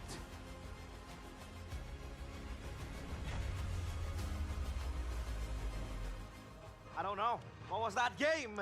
Because RRQ was still able to turn things around after GeekFam were stomping on their face. It's a 1-1 now equalizer. But I can't really process what was going on in that match, in that game. Yeah, I thought it was a 2-0, but when RRQ do the kiting game, when Choi is like always flying at the right place, at the right time, and like Idok, oh my god, the AOG, man. He got a lot of momentum using the AOG. Yeah. That's when RRQ got comeback. And Mirko was saying this again and again, like, they have the early game composition, but they took it to the late game and won. Look, I'm all for RRQ winning, right? But to quote a certain caster from Indonesia, what the heck did we just watch? Yeah. What was that? You know what's that, Arashi? I'm sorry, no disrespect. That was a mid-off between a boy and also Mr. Rince. Yes, they're mid laner for the first part, but they were mid throughout the whole game. Rince was throwing in the early game, but a boy said, I could do better. So it's the battle of mid. Do better. It's the battle of mid. Yeah. Look, there's a very wondrous look on Mirko's face as he passes by here. He was doing the same way we are. Man, it's just GeekFam, they didn't have to do a lot of those crazy plays. They had to play it calculated. And I understand they want to get a bit of an advantage, a bit of a guarantee, instead of risking it against RRQ. I think, But brother, every single time RRQ were 50-50 for a Lord, Yeah. the history is they don't do so well. So why was GeekFam concerned about that, going for a fight, and then getting counter-engaged by Adok? Polius, please shed some knowledge. But RRQ put a good bait for GeekFam. They always took the bait, and like even like Alpha from Sutsujin is not like starting the momentum. You just wait until GeekFam is coming, and use the speed of Alpha. Counter engage, basically. Yeah. But obviously, the follow-up behind that is Edok, the player of the game presented by the official tournament smartphone Samsung Galaxy S25 series. Edok with the Gatot Kacha. At this point, I'm inclined to tell and call him Edok Kacha or Gatot Edok because he has been consistently playing this hero to its best. Sometimes, you know, he has to stay off, but on this match, I think he landed 2 or 3 clutch AOGs. I gotta give a shout out to Dyron though, because a lot of this damage that you're seeing, yes, it's Toy, but Dyron was doing a ton of damage, and that first shutdown onto a boy, followed by Kenziski, was started by Dyron showing up behind the Kimi somehow, some way, and then shredding her down. And that was the story of the game. In the late game, Mirko mentioned it. The only late game angle for RRQ is that the CC is going to be way more dangerous than the Phobias. Yeah. And right here, if you look at how these fights were going, when RRQ were able to spread the fights apart, there was less security and less safety for Kenziski and Aboy to output the damage. And when it's like just 5 different 1v1s, man, that CC definitely brought in a ton of value, especially with the curtain call kind of getting the damage shared upon 2 people. But look at this. This is the final curtain call that kind of seals the game, right? Oh, boy, trying to get away, Kenzie. Bang! Unfortunately, he got tied down. That's just how it is, man. Yeah, this one. Let him walk back. Maybe just to see. I don't even know, man. And even the end sequence here, man, the fact that the wave was cleared and they were waiting for it. We were looking at the death timers. Oh, it's only a boy, no burst damage, probably can clear that easily. With 5 members on the board, funnily enough, with all these fighters, they can tank some aggro, they can do a lot of bursty amounts of damage. It kind of worked out towards the end sequence. Yeah, and I think it's still the same issue from Geek Fam when facing against Onyx. They almost win the game, they control the early game, but only can get comeback because of the miscalculation. Yeah, miscalculations, misplays by Geek Fam, and I think, the way they were able to close the game out, was it Rashi? You realize 0 deaths on Yeah. Diamond? My As a guy, CC. in a game like that, considering his positioning, diving in the backline and all that, that's what I'm telling you. Like, you gotta give a shout out to him. Look at the damage, dude. He did almost as much damage as the 1-1. Dude. 60K for the CC. I think Aboy was ahead of him, and also Kanjiski. I mean, that is what we expect from a late game Harith. But the CC, why was it able to work in a composition that has so much catch, so much dive? I mean, in the Phobias, in the Kimi, and also in the Badang. Yeah, as long as you're, putting the trap in the right place. If Geek Fam, gonna step into that, then it's an easy punish, man. There's not much punish instead of maybe just Kenziski going into as a man force full-on combo on towards Tyron. And if he builds that Radiant Armor and the Oracle, it's gonna help him to sustain the fight even longer. And there's a lot of juicy targets as well. As Arashi mentioned earlier, Gobs is on a, Phobias. It's gonna fall off, like it or not, against ACC. Even Beloyski, there's a moment in the top lane we got chased down towards the inner turrets with a single curtain call combo towards Beloyski. It was like almost a single combo solo kill to a Badang with an anti-Cuirass. I don't know what to say. Oh boy. That was a game, obviously. I mean, I don't know, man. I think we probably have to get some more insight onto this match, man, because the early game by RRQ, it really wasn't the way to go, man. Yeah. But then the late game from Geek Fam, so hey, I guess it's a perfect match, dude. Somehow. Do we get Cascute here? Interview him. Cascute? Yeah. I would love that, dude, because I have no idea. Fair enough. Usually I can kind of see the vision, kind of, Yeah. the intentions. But right now, this match so far, I'm just drawing blanks. That's why if I'm being RRQ, I think I'm not satisfied with this for sure. game. Yeah, Even though yeah. RRQ is winning, but they need to fix the early game because from the first game and the second game, they always lost on the early game. Yeah, it's what we call an ugly win, basically. I mean, a win is Slugfest. still it's slugfest, snooze fest, I don't think that's a snoof. It wasn't, yeah, obviously, because the action for, Back and it was, forth. yeah, back and forth. There was constant action happening in the Land of Dawn for that one. That's 1-1 now for RRQ against Geek Fam. At least RRQ were able to fight back. For Geek Fam, though, I think they have to learn to stop and try to just close out the games. Chef Fam, this is your team. I don't know, man. I'm still wondering about that boy moment. It reminds me of that. I think it's less worse than Susujin's dive towards the bottom lane there. I gotta throw some jabs first before I wanna kind of criticize my team here. But Sure. again, when you got the traction pull is so a really good punish towards the dashing heroes of RRQ. So when Susujin is getting caught, that should be I guess that was a bait, but I don't think that was a big bait towards a boy. He could have just played it safe, man. I'm just still baffled. I don't understand. And you're saying that being a common pattern, by the way, for RRQ, just saying, so far, a lot of times whenever they draft up a composition, everyone seems to have some kind of dash, right? And we talked about the importance of distance management, especially with when Onyx was giving a masterclass in doing that. RRQ, they seem to have a more aggressive style where they don't really keep you at distance. They let you get close, and then they just jump out like, yo, what's up? Get away from me, bro. I can't let you get close. Surprise. So, I don't know, man. So in a way, that's not really a good plan either, right? It's like a reactive, like immediate. Instead of like, oh, I'm concerned about goal use. Instead of keeping my distance, I'm like, hey, hey, hey, and you're like, what just happened? You gotta be nonchalant. What's that about? Yeah, you gotta be careful. It's just about that. confusing, They bro. play very reactive, right? Yeah. Almost too reactive. Uh-huh. They did not have any engages. And what's the objective? I don't know. Right? To win. I guess. I guess they can figure it out later on. But as of now, we're gonna catch our breath because outdoor, there'll be Alyssa waiting for us. Alyssa, what's up?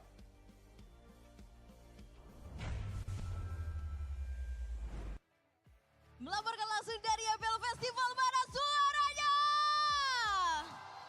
Wih, ramai banget ya ternyata di festival ya. Ini Luar berasa di rumah biasa. saya sendiri loh ini ramainya kayak gini. Oh iya. Iya. Alisa, tumben datang ke sini ada apa ini? Iya dong, kita mampir karena di sini lagi rame ya. Dan juga pastinya nggak kita berdua aja, nggak hanya ada Alisa dan Kak Gio, tapi ada juga Mas Ade. Wow, halo. Mas Ade, apa kabar? Gimana live streamnya? Wah, seru banget di belakang, deg-degan sih. Oh. Takutnya, Oh, bohong cenah. tadi pas kalah pada diem semua ini pas balik. Berisik banget, sumpah berisik banget. Mas Ade, hari ini udah makan apa nih? Hari ini tadi nyemil-nyemilnya sambil minum good day. Saya minum good day yang ngerasa apa tuh Mas Ade? Yang tiramisu bliss. Tiramisu bliss. Oke, Mas Ade, aku pengen tanya-tanya dulu nih sebelum Ya. kita balik ke penonton nih ya. Kan oke. ini kita sudah melihat nih antara RRQ dan Geek Fam. Hari ini Betul. perebutan satu slot terakhir, tapi Oke. menurut Mas Ade sendiri, kenapa sih RRQ kemarin bisa kalah melawan Onyx? Kenapa RRQ bisa kalah sama Onyx? Yes, padahal kan dia juara regular season. Ya karena mainnya lebih bagus aja jauh sih. Lumayan jauh, kaget aja sih surprisingly Onyx mainnya bisa kayak gitu sih. Kembalinya Goat Suns kayaknya. Serem banget mainnya kemarin. Benar-benar. Gokil. Ya, Suns betul, ya. betul. Yang jadi Jarang poin. sih punya ngelihat player kayak gitu bisa konsisten tiap season gitu, jarang banget sih, jarang banget. Oke, tapi kalau ngelihat prediksi skornya nih hari ini RRQ dan Geek Fam berapa sih Mas Ade? Prediksi skor, waduh prediksi skor. Prediksi skor kayaknya kalau dari gameplay tadi ya, kalau ada blunder-blunder gini tadinya kirain bakalan bisa kayak 4-2 Geek Fam. Oh. Bahkan nggak ngeliat RRQ bisa menang karena dilihat dari gameplay ya. RRQ tadi beberapa kali memang karena drive juga kan, dia bukan tipikal yang harus cari orang kan. Mhm. Agak-agak berat di awal, agak struggling juga. Aha. Cuma pada akhirnya itu juga dari kalahnya karena kesalahan Geek Fam ya. Iya. Kesalahan Geek Fam-nya sendiri. Jadi ya kalau dilihat sih kalau misalnya Geek Fam nanti setelah ini dia kayak gitu lagi bisa malah bisa kebalik skornya. Oh. Malah bisa RRQ yang menang. Wow, oke. Iya. Oke. Boleh, silakan Kak Gio. Mas Ade, tadi kan Make Kids dikasih Suyo first pick tuh. Betul. Tiba-tiba ke comeback gamenya. Apa yang terjadi tadi tuh game kedua kalau menurut Mas Ade? Wah itu Suyonya juga udah mainnya udah bagus kan si Make It. Cuma tadi ada gerakan dari Aboy sih, beberapa kali dia blunder kan kalah akhirnya. Balonnya juga udah bagus kan, semuanya udah bagus. Cuma tadi ada mungkin adrenalin rush gak sih? Karena dia udah ngerasa bahwa udah 10k gold different. Jadi dia mau coba-coba lagi, mau extend lagi. Cuma akhirnya malah blunder. Itu yang fatal sih, karena dia yang dapatnya akhirnya dapat 2. Dapat Aboy sama dapat si Kenziski juga si Toy-nya akan dapat. Jadinya itu fatalnya di situ aja sih. Wah. Oke, kita akan ngeliat ya. Di game ketiga nanti akankah terjadi reverse sweep sesuai prediksi Mas Ade? Kita nggak tahu. Tapi Mas Ade aku mau ajak Mas Ade kita coba tes ombak di sini karena kayaknya udah rame banget ya. Mas Ade mau manggil Kingdom atau Geek Fam Unity nih? Coba. Mana Geek Fam, suaranya Geek Fam? Oke. Oh ada. Ada asalnya kok ya. Coba. Kingdom mana suaranya? Oke. Itu biasa tadi udah begitu tuh. Begitu Sering banget di ya? belakang, iya. Oke. Dan kita yang menunggu-nunggu dan mereka semua semangat sekali melihat permainan ini karena ini satu slot terakhir. Thank you so much Mas Ade. Makasih, Silakan Mas. boleh dilanjutkan.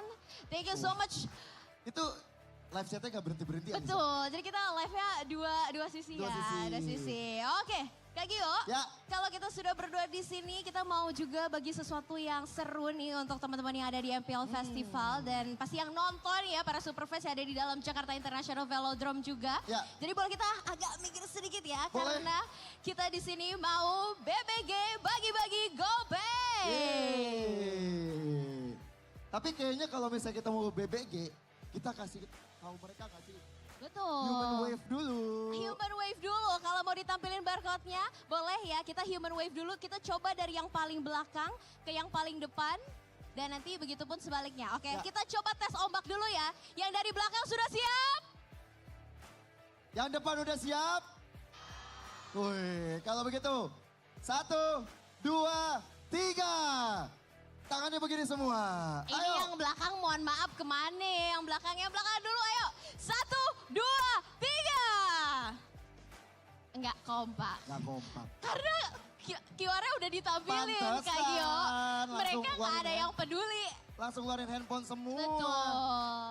Ya udah nggak apa-apa. Langsung di-scan dulu aja QR yang ada di depan. Boleh di-scan dulu di aplikasi GoPay, langsung aja didapetin hadiahnya karena ada berbagai macam nominal ya yang nantinya bisa didapatkan dari BBG Bagi-Bagi GoPay. Aku sih kemarin pernah dapat 20.000 ya. Oh ya? Lumayan buat jajan-jajan ya kan. Ada sukro. Ada banyak Good ya. Day. Ada Killa Food juga. Dari kemarin aku nggak berhenti makan seblaknya juga ya. Banyak banget kalian bisa cobain langsung di MPL Festival. Dan pastinya masih nonton di rumah, jangan cuma ngambil GoPay-nya aja. Langsung transaksi di MPL Festival. Karena MPL Festival gratis. Kalian bisa langsung datang aja terutama besok karena grand final ya Kak Gio. Besok sih hari penentu ya. Betul sekali, kita akan melihat siapa satu lagi perwakilan kita. Alright Kak Gio. Yap. Sudah cukup sepertinya semua sudah dapat. Ada yang udah dapat boleh dikasih tunjuk? Boleh dikasih tunjuk GoPay-nya yang udah dapat? Belum. Sudah ada? Belum? Belum beruntung. Belum beruntung. Oh ada Oh, yang di ada. belakang tuh. Ada yang udah dapat ya. Mantap, Oke. mantap. Mantap sekali. Kita tes terakhir gak sih sebelum mungkin Alisa mau pergi dari sini ya kan? Silakan. Viva! Viva! RRQ! Geek Fam! Buset. Ya boleh ya. Kita ke tengah dulu kali Kak Oke, Gio. boleh. Karena kita sudah bagi-bagi GoPay, sudah seru-seruan bareng. Dan langsung saja kita akan melihat ya. Kira-kira panelis akan membedah apa lagi untuk game yang ketiga. So panelis, take it over.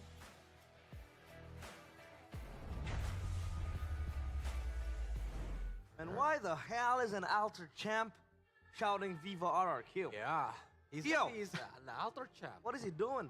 By the way, that was Mr. AS, Are Setiawan, Hyde Are O'Brien, M1 champion, by the way. Yeah. And speaking about champion, who is your champion, Arashi? What? You predict your champion? For Do you know how to predict season your 15? champion? Yes. For any. I think the drip says it all, my friend. I mean, you can do that Yeah. on an yeah. app. On an app. Yeah. Oh, really? You know what app?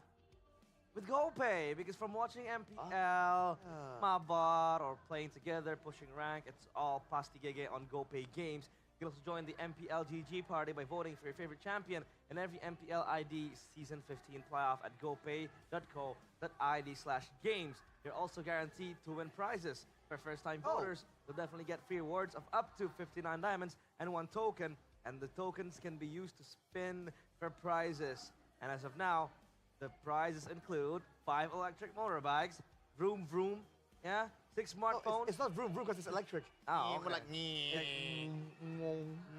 Yeah, it doesn't have sounds actually. Yeah, Yeah. and it's very eco-friendly as well. Yeah, eco-friendly. Social Yes, sir. commentary. You can also earn tokens by topping up games of a minimum 10,000 rupiah, and the tokens can be used immediately for spinning. You can also get a free WDP or a weekly Diamond Pass on GoPay games. Because Colius, usually I would get my WDP from Lim Kocho. Oh. You know those challenges he does in Yeah. TikTok? Yeah. He's like, I'm gonna try to get 10 kills with every hero in the alphabet, and he goes B, and he goes box, and he has to get 10 kills. If he doesn't, he gives a free WDP. And I create like 10 bot accounts to just comment. Wait, who does this? Lim Kocho. I Lim see. Kocho. Yeah, it's a content. Duly noted. Yeah. We should join. So you should Exactly. just We gang. should join, right? Exactly. Plus, on top of that, with the GoPay app, you can also get that free WTP. Free. Free. I mean, that's a word that we all here really enjoy, man. Yes. Whenever it's free, you know when you get food and it tastes okay? But the same food, when it's free, when someone buys it for you, it just tastes that much better, man. Tastes nice. Dude, I'm a married man.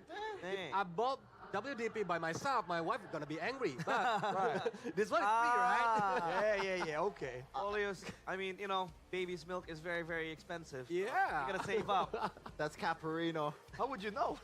I don't know. Okay, I was on a grocery store once, and I took a peek at the Yeah, we assume it's at the expensive. aisle. So you're thinking for the future, right? Yeah, I have the kids. future. Realize. Incoming. No comment. I'm kidding. By the way, the previous game recap here: May Kids and Dyren. Look at that. This is, I don't know. You usually don't want to compare the jungler with the XP laner, but Dyren's game, that was quite flawless. I'd say he was deathless. He dealt 60k damage. That was just off the roof. And I think it's really special when you are known to make plays happen, right? You're a playmaker EXP laner. Yeah. And then when they put you on some of these CCs, you know, some of these aggressive damage-dealing EXP laners, you can still perform like at such a, I don't know, such a high level. I think it's always an amazing thing to see. We can see that from a lot of the top-tier teams right now, actually. Technically for Onyx, even Ludpi, right? One of the things that makes him special is that factor. He can be a setter, but when he's on those carries, he's still a real threat. Because I think from the last game, usually we see that Dyren is the initiator. Yeah. With Idok. But on the last game, he's the shadow.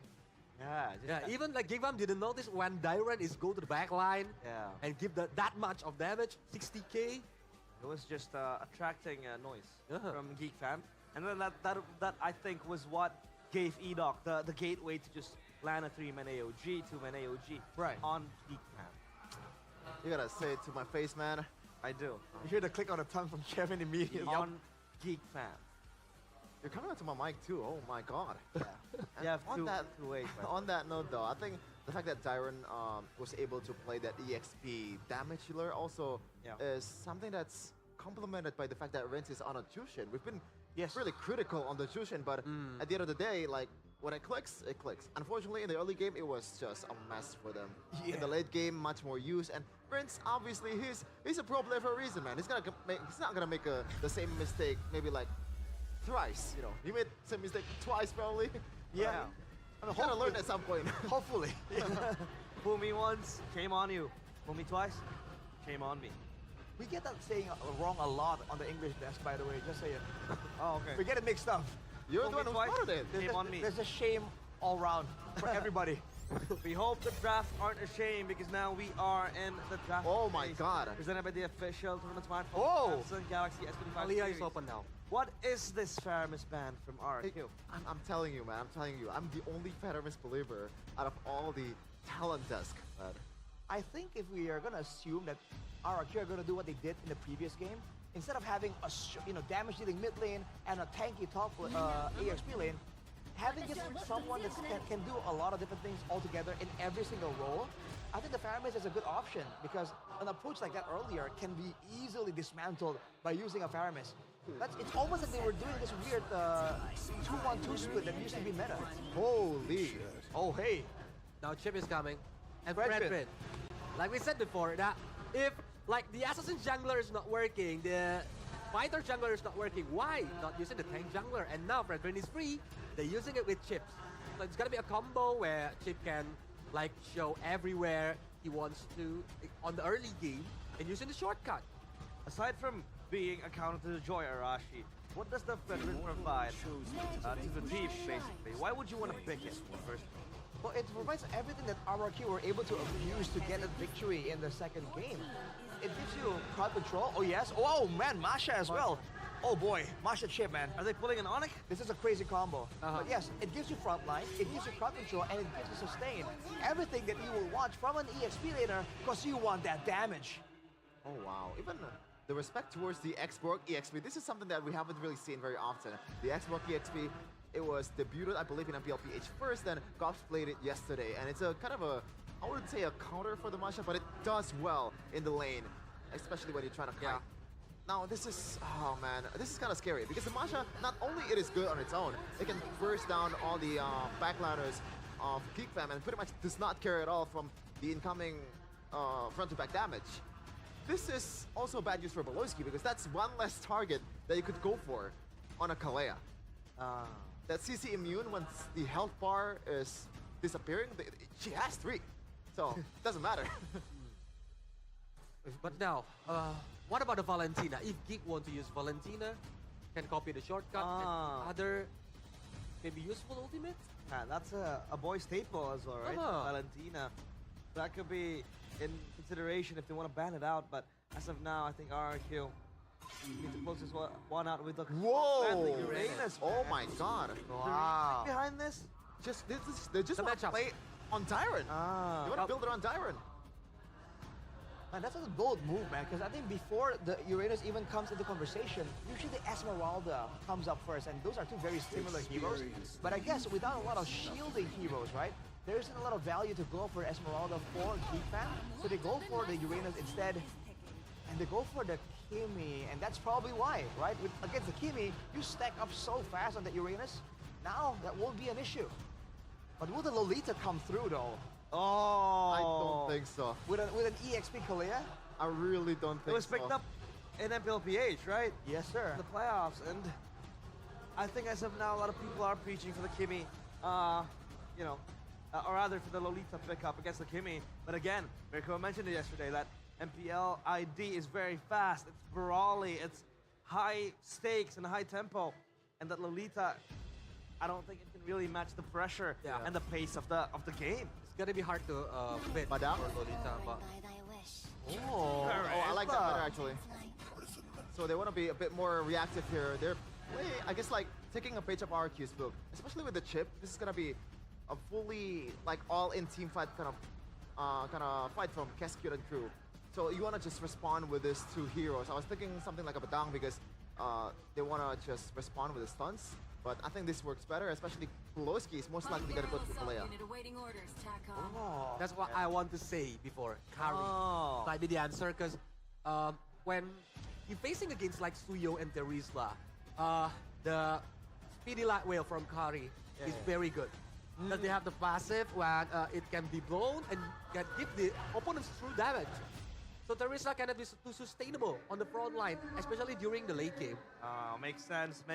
But now, it'll all come down to this game in which they will able to get a point off of each other's back. And now it's up to Gun and Mirko to walk us through. So casters, take it away. Thank you so much, panel. We're going to dive straight into the Land of Dawn, ladies and gentlemen, for our third game of this series. Remember, this usually is a battle for match point, but we have a whole best of 7 to deal with here. Ladies and gentlemen, welcome to the Land of Dawn for game number 3. Let's see which team will it be GeekFam or will it be RRQ that takes the advantage. Juicin and Terizla are pretty good. Yeah. I think those picks really seal the deal for me in terms of how I am comfortable with GeekFam's draft. I like RRQ's draft even more though. Masha, Chip, we're starting to finally see a bit more of the Kezkir we know. Took a bit of warming up from them. Could have been a GeekFam 2-0 had a boy not done those 2 back-to-back plays, but here we are. A boy on a signature pick on the Juicin finally. He's able to pick it up. It's not Rins who snatches it away from him. Yeah, it's like throwing a 10,000 gold lead in a lower bracket finals. Must have hit hard for a boy, but let's see here the reset from them. Oh man, Pulowski doing a lot of damage already over to Edok. Wants to go for the chase here. Emblems, nothing too crazy, honestly. Everything seems quite normal. Sutajin has gone for the tank emblem. Edok now the crash course. Pulowski forced to flicker out. Doesn't want to give a first blood over to RQ. Oh! Good save, Mackenzie. Synchro vision to secure the gold crab. Great awareness there. Sure, and Beloyski, yeah, burnt his flicker, but at least RQ do not have an advantage, a real advantage going on to the first turtle. But it's going to be Makeits though, almost level 5. Susujin is slightly behind EXP-wise. That's the advantage of having the Suyo when you're up against the Brethren. You clear so much faster, and Sutajin has gone for the Impure Rage instead of the Concussive Blast, which means that his clear speed will be affected negatively. It's going to be a disadvantage even more so than it is, or... Oh, wait. He's not going to go for the turtle. He's actually going to read the fact that Suyo might be on the orange buff. A take from Maykid to the red tree, and he finds it. Immobilization, though. Maykid's gun down, Soul Sever. Can he run? Edok comes in, first blood to RRQ. Great read from the Kings of Kings. they identify that, hey, Make Kids is not on the map. So perhaps there's a chance that they are, or he is, on the orange. Still though, Make Kids claimed the orange. Let's see. Gold, it's gone. It has gone either way. So it's still a 50-50. Turtle, still practically untouched. And this is actually a tough lane, quite underrated, the carry versus the Harith. It's a skill matchup in the end, but I've heard even from Kelra that carry is a good pick into the Harith. You're able to dodge away from the synchro-fissions, and if you get as many hits as we would like here for Toy to get, then yeah, he actually wins out of the all-ins. Make hits, gets the turtle, despite the late start to it. Good purify out from Rins. Nothing too crazy happening in the early game. RRQ just stabilizing, waiting for their carries. Literally a carry and a Kimmy. Technically even the Masha to get to the item power spikes. And for Geek Fam, it definitely is more of a... Yeah, that's just gonna be a crash course. Definitely no further initiations. And both teams just again, just touching and going, perhaps triggering spells here and there. 4 minutes in, just to kill. Very, very different if you compare it to our second game, where it was quite action-packed. 2K gold lead, remember, 3 minutes for side of Geek Fam, and this time around it's just 500 gold between them. So we get to see a different approach here, not just by one team, but both. This is very Geek Fam-like the slow playstyle, macro builds. RRQ, usually they're the ones that control the first few neutral objectives, so might be a point of comfort that we might have to bring up very, very soon. Azure Blade done for the Harith, so you can expect him to maybe join in some more team fights if they get it going. Kenzie, no Purify, lockdown, good flicker out from the taunt of Sutsujin. That was the first threat in this game towards Kenzie. Yep. Calmly done. Flicker out. Ooh, cheeky position here. 30 seconds on towards the next neutral objective, and I don't think that Geek Fam is aware of the whereabouts of this team unless BBB shares an opinion. Voloisky has said, I think in the past season, that Edok reminds him of a younger version of himself, right? So, yeah, he might be able to try to read Edok here. Sutsujin in the bush, a boy spots him, a taunt over. Now second skill should be, no. Just poke. Make it. Should be good, good check. Finds Edok, really good macro awareness from Makids here. Edok is kind of in a tough spot already. Orange buff being taken slowly but surely. Sutsujin trying to go on the turtle, but boy, the Loisky and Gobs are in position. Great read again. It seems like Geek Fam, they're aware that, hey, it's been a hot minute that we haven't seen a Beloy or Edok on the map, and it seems like a great sniff. Geek Fam second turtle, very free, like the first one. And I think this is another underrated aspect of the Suyo's game. Hold up, Sutsujin going into the bottom lane. They know that Edok was last seen top side. They want to get a turret, but Tyron and Sutsujin. Oh, crash course shortcut finally. Big play into the top lane. Kenzie, good night to the Harith. You're not running. Oh, Rins. Careful there. Tsunami's time over to the Masha. Thunderclap's ready. Should just be a turret traded here. Good flicker out from Dyron. Not enough damage just yet here. Apparently, comes out of Geek Fam, right? It's evident Kenzie should be able to read that one out, but that's going to be the inner turret. Quite low. Oh boy. Slow again. For RRQ, they want to utilize this macro control.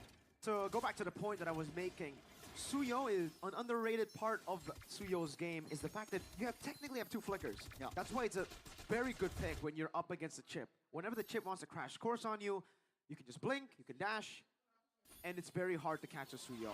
As long as you time it properly, obviously, you can't just be using the skill 1 in enemy jungle. Tsunami's time over. Sutsujin gets a 3-man taunt. No Purify in the back, but Gobs is able to find a penalty zone. That's going to be Geek Fam, though, finding a collapse. Okay.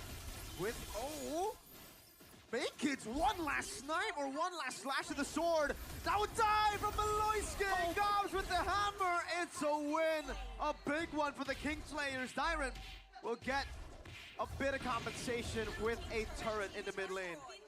It looked good for RRQ for a second.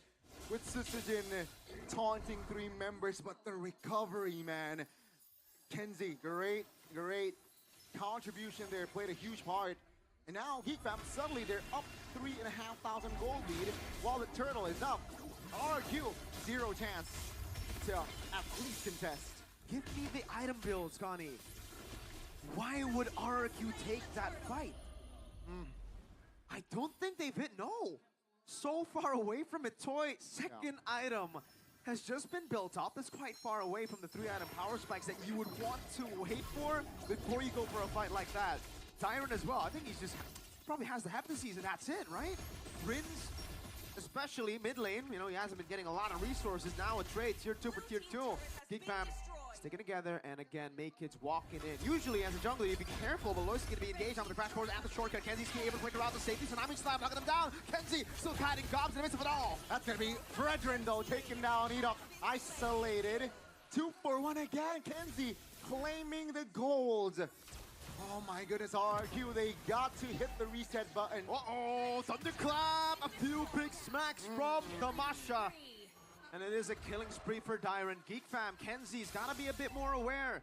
You're very vulnerable, even with the Zaman Force against Tamasha. You deal damage to her, you give her a free reset. That was definitely on the awareness there. Kenzie, a little bit autopilot after that double. And yeah, great compensation at least, right? Iron got that kill. Again, just decreasing the momentum from Geek Fam. And still though, 40 seconds on the next neutral objective. Seems like RQ, they got to be wiser here when choosing fights. BOD, okay, so it's a glass cannon build for Iron. So yeah, they decided to take that fight with Toy not even having second item and BOD not done yet by Dyron. The fight up top. Now that they have these items, Maloyski looking for the Tsunami Slam, walks up forward, gets a Tsunami Slam, now for the follow-up too. Will it be enough? Zaman Force over. Yeah, Dyron, assassinated with the Katon of Make-Kids. That's going to be the glass cannon build for you. Sure, almost finds an angle there for an escape, but Geek Fam was able to, was quick to respond, and Dyron with BOD with Heptases. Whoa. Very low on that AHP. Very easy to shred down. Bottom side though, will still be 2 members in the bottom side. So Geek Fam, I'm sure they're aware of this, right? With Kimmy showing, can they blitz this? I think the better answer is they have to. Lead up in the back with the crash course, and the shortcut Thunder clap of the crash course, biting in the back line as Rins is able to cut away. Gobs goes into the penalty zone on the Toy, but he shreds him down, Dyron. Great purify by Toy Iron! Very low, taken down again. But will that play be enough for RRQ to perhaps find a counterplay? 2 for 1, Sutsujin, Lubertana, boy with the Crimson Beacon, off angle. Lantern Flare on him, Sutsujin trying to hold on. 4 levels down though, Make-Kids has an advantage. Jumps in with the taunt, now Rins with the mobilization. Beloisi coming in as well, but a boy flickers out. The same thing, crash course on the shortcut, one more time. Geek Fam, they are struggling to find an angle in RRQ. They are showing who's boss in the river. They have found 2 extra kills, and that's going to be the Lord for the Kings of Kings. Oh man, again and again, Geek Fam in these clutch moments crumble to the coordination of the Kings. RRQ, they're really building towards, again, the regular season testudo that we know them for. Coordination, playing the front to back, playing for your, technically, archers behind Rins and Toy. As long as you keep those 2 alive, you will have a good time. Technically, they even have a crazy damage dealer in Dyron. Kenzie might need to go for a defensive item here. Like, usually would go Divine Glaive, but you might need a Winter Crown. I'm not even joking, you don't have Purify, so the moment Crash Course lands and Sutsujin goes in for the taunt, you might have to just win a crown. If not, you're gonna go bye-bye. Oh, shreds and Ami Slam in desperation! Toy gets the shred, and RRQ will continue the siege. No Beloyski. The DPS doing work, Trinity also inside of Toy's hands. Now it's going to be Geek Fam defending with 4. That's a 4v5. Could be a 4v6 if you count the portal as a hero. They are able to defend. All the base turrets, tier 2 though, unfortunately will be falling in the bottom lane, and now becomes RRQ's game. With the chip, you have so much more ways to utilize the tempo on the map, and they have all of that, all the tempo. What GeekFam had in game 2, Argue have it, but the difference is they have a chip. They have something that can capitalize on it by like 4, 5 times. Definitely the X factor here for that chip. Mirok, oh my goodness, different.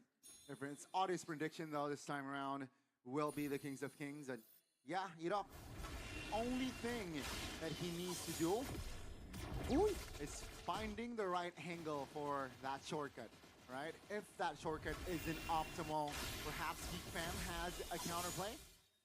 Let's see though, GeekFam definitely will be the passive team in the coming minutes. The more reactive, where first 5 minutes seems like 6. It was them on the driver's seat.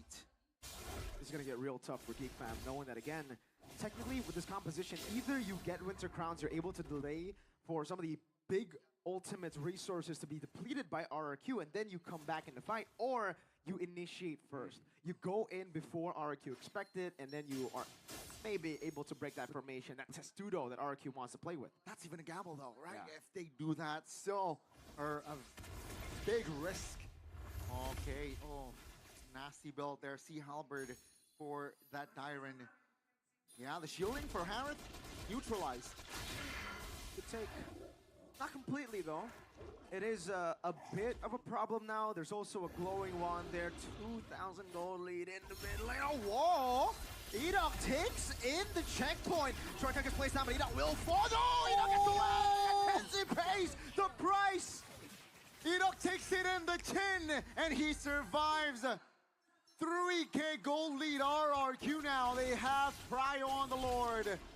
GeekFam, great initiation, but a better recovery.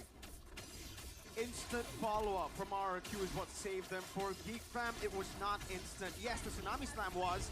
Kenzie was there, but the rest of the team were scattered around, just trying to deal with minions.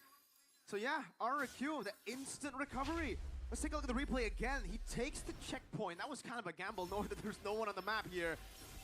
This is why I don't like the utility mid laners, man. You don't deal any damage, especially in a later stage when you're up against this kind of composition. But you're saying you pick someone up, you die. I think that is where, sure, Harith has burst. But apart from that, that's the only burst component you have on side of GeekFam, and that is lacking. That is evident that they're lacking in that department. Lord marching, that's a 3-lane push from RRQ. Oh, look at the poke over to Gobs. Sunset gets a massive taunt in the back. Byron in the back, and the bottom lane as well, but Gobs taken down before he can utilize anything in his kit. Beloyski disintegrated by Toy. Jakarta International starting to feel the heat. They want more. Thunderclap by Tyrant again. Make it falling. Just a boy left to defend. What can a boy do? Up against 5 members with a Lord. RRQ lead the series in a best of 7, 2-1. The turnaround, RRQ showing up in game 3. And I gotta say, that was a convincing win from the side of RRQ. Sure, shaky start, but at least coming mid-game, they were the ones controlling the map, controlling the waves. I'm glad they're keeping it simple, RRQ now, you know? That's what worked in the regular season. The testudo of RRQ, just playing front to back, playing for Toy, playing for sometimes Rins there in this game, but also having the proper picks, playmaking for Edok, and game changer, carry for Dyren. Yep. They're back to basics here. No need to go for the gotchas, man. Don't try to play the meta when you have different ways to win. Oh, you've utilized different ways to win in the regular season. Man on your screen, man, that's my MVP, Edok. Another MVP shout is Rescue. What a draft, yeah, right? Finally. Great read. Having the second pick, was able to find the last pick value very, very well. And I feel like they were the ones dictating from the drafts. If they keep this up from the drafts, we might see a 4-1 for RRQ. Definitely. Rescue finally feeling the jam. Those jitters that he felt in the early 2 games look to be gone. And finally, they're going back to be like, all right, Toy, you can carry. Let's play for you. You've been doing so well. Let's enable you even more. And I think the panel will have similar things to talk about Let's ask them, what do you guys think about the game? Was that good from RRQ? How did Geek Fam come back?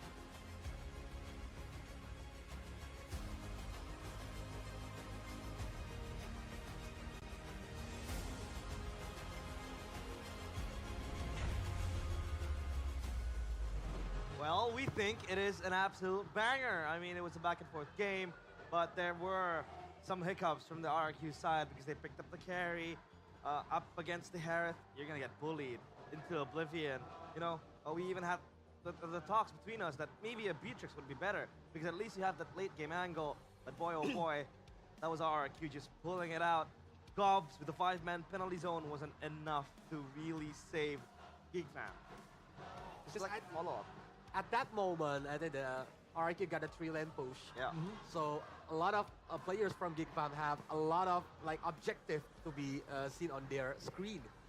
One, they need to clear the minions. They need to aim for the lower, and then no follow-up for the penalty zone.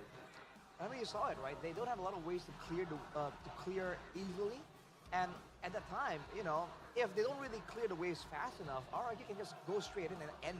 Due to the high damage output, right, from the Masha, from the carry, from the Kimi as well, like it's an angle for RRQ to just end the game without even fighting. So they're just forced into a tough situation, man. RRQ macroed it really well, but with a chip, you know, that's a cheat code. It's harder to cheat code with a chip, but I think the one that enables it all is the Fredrin pick. You couldn't pick a Masha pick without a Fredrin. You couldn't just easily play the carry without the Fredrin because it's just such a, you know, absolutely ridiculous utility tool. The taunts, the knockup, like everything else. Even if you have the damage with the Abraser's Wrath, but the MVP, realize, who was it? I think I know who this is. Obviously, it is. Oh, it is E-Dog, the player of the game presented by the official from the smartphone Samsung Galaxy S25 series. What can we highlight from E-Dog here, Arash? We can highlight his assessment on whether or not a fight is feasible. In the early game, he does a great job screening, right? E-Dog, despite his big engages, like we saw over here, good targeting, good decision on when to actually pull the trigger. But there are moments like this where, fun fact, Midnight came along and said, hey, if Geek can play for their gold laner, there's a better chance. And as he says that, this happened, right? It was a great moment for Geek Fam. But overall, aside from that, E-Dog did a great job finding the right targets, the right moments. It enabled Dairon to have an even better game than he was already having. And let's not forget that one play where he got jumped on and fortunately was able to survive. Those kind of moments where E-Dog is a survivor happened like 2 or 3 times throughout the course of the whole game. This is the, oh my god, so good. The flanks coming in from E-Dog and that just enables this fight. But I don't get why Geek Fam was just, they should have just conceded instead of just fighting 3-4. And the avoid mistakes hasn't been fixed yet, Polius. Yeah, it's always like overcombat on the wrong position, offside. That's why I think the utilization of the E-Dog shortcut is very important, like this one. When like, maybe Geek already think that, oh, we can get E-Dog, but when the shortcut come and the others are like very fast to following up, it's a disaster for Geek Fam. Was at that moment. Ooh, that was a 4-man, to be honest. Still, it was magnificent. But Kolius mentioned it earlier on in the broadcast that, you know, that 4-man Charisma ultimate did not really matter that much because there were 3 ways pushing in. Top side had Lord, and Geek Fam were, you know, occupied on just dealing and everything. So they are scattering. Yeah, they were scattered, and it was so hard for them to traverse around that one. And in a game like this, you gotta feel bad for Kenziski, dude. This was the Harith we were hyping up. He played it 3 times against in the last match they were in, right? Yeah. I believe. And he performed well on every single of those games. But against a comp like this, dude, I mean, Mirko was saying it already, but with the Masha just doing so well, that Harith just could not sustain, could not do damage, could not escape. That's why Masha and Chip, I think, it have a good synergy because Masha is always ready for fighting. Yeah. So every time Chip using the shortcut, Masha can just come and do the thunderclap. Battle ready with the Masha, usually other XP laners, even the CC. It needs a few items to go, right? You need a War Axe to maybe just, you know, hit even more, or even, you know, the Phobius, who really needs quite a few levels and then that gold in his pocket. But with the Masha, it's very quick, very battle ready as well. So I think that was the saving grace for RRQ. And by the way, Pelosi coming into this game, he was 8 out of 9 on the Kalea, 89% win rate, currently 80%. And I feel like this is not really, this is a hard game for Pelosi to play. RQ just drafted the perfect way to be able to counter this guy from engaging their most important members. And, you know, you kind of have to think like, in this case, the Badang works better than the Kalea, you know? Yeah, because Badang is like a teamfight oriented, but Kalia is like more pick-off And oriented. the thing is, when you're factoring the penalty zone and also the Tsunami Slam, I don't think it synergizes well. You have a easy, like, single player pick-off. Yeah. Compared to this AoE Badang that does not really have that much follow-up, especially when Kenziski is not snowballing. This is a Zushin as well. I don't think the Kalia was picked up early on already. And then afterwards, you're looking at this composition build up, the chip, the Masha, and then on top of that, the carry and the Fredrin, everyone barreling forward, a lot of damage, right? So anyone, you saw there in the end sequence, the goal difference was like 7,000 at that point. So it's not like a 10,000 goal difference. We've seen more, but the speed at which the carries in the backline disappeared from Geek Fam, that shows again how dangerous this composition was. So I think they saw that and they figured we need someone that can tank some damage. The body of Smith from Terizla, you know, can be useful there. And we need the AoE to stop the full-on charge. That's where I think they picked the Terizla over the Badang, even though technically more crowd control available. But I guess the Masha factor is a problem. Like you mentioned, Colliers, you can't crowd control the Masha, right? Yeah. The HP bar goes away, boom, next one. Very tricky for Geek Fam to navigate that game, that team fight. We had our concerns as well, right? I mean, the carry, again, was a concern, being bullied by the Harith into Oblivion again in the lane. And maybe just not reaching that late game, because mid game, I think Geek Fam could have done it. They could have just, you know, stood tall against RRQ, but the Masha was indeed their tip of spear, I would say. So now it's 2-1, RRQ, 2 more wins to MSC. Geek Fam still behind, well, as usual. Well, as usual. I mean, like if you took a look, I didn't say anything, by the way. I mean, if you take a look at the regular season standings, they're behind RRQ, right? So that's fair. If you look at the pattern, right, Geek Fam, they really like it from behind, you know? In the early season, you know, they're 9th. There's like a lot of doubts whether they can come back or not, but they definitely come back to the 2nd seed, and that's why they're here. But now it's time for us to talk about the MSC. No! I don't even wanna, I can't even finish my words. I was like, MSC, but Yeah, we're talking about the experience here, dude. talk to us about this, Coleus. Obviously, you've been there for quite some time. Yeah. Please do, please do. Yeah. I think for Geek Fam itself, they are joining the MPL ID on the season 4. Right. But RIQ are still on MPL ID from the first season. That's why they got a chance to be for the first MSC until in the second MSC, because the first MSC is on 2017. Yeah. But they almost never miss the M series except for the M5. And the M5 contender from Indonesia is Geek Fam. So Yeah, I remember that. I remember when they got knocked out. So Arashi, would you rather have your team attend all M series but never won, or you miss one but you never go to MSC? What? I don't know. I was just trying to craft the question to him. Right. Well, I think I'm happy with the fact that they've always been there, because at least, you know, I always feel like I'm involved somehow. Obviously, it would have been great to actually win it as well. The amount of twos in that graphic there, that hurts me, man. Yeah, but now it's time to talk about Second places. the regular season teams. Top 2. Which team kept their edge? If we take a look at MPLPH season 15, it was TLPH and Aurora, but they did not even make it to the grand finals for Aurora, at least. TLPH against Onyx PH ended up lifting the trophy, right? For the playoffs, again, it was TLPH and Onyx PH, and I think the rest is just, you know, regular stuff happening. Yeah, pretty straightforward, man. Straightforward. I mean, like for MPL Mena as well, right? Ultra Legends first in playoffs. We've been very vocal about MPL Mena just because we casted it. Yeah, and now we know. We should. You know, you have info. We have info. For sure. You can't gatekeep info. Shout out Ultra Legends. Beating Falcons. Shout out Throwboy. Like, a really big org, by the way. beaten out by 5 guys, 5 randos. It's like BTK Randos. story. He kept on blabbering about Ultra Legends being 5 randos. Imagine the disrespect. Turns out.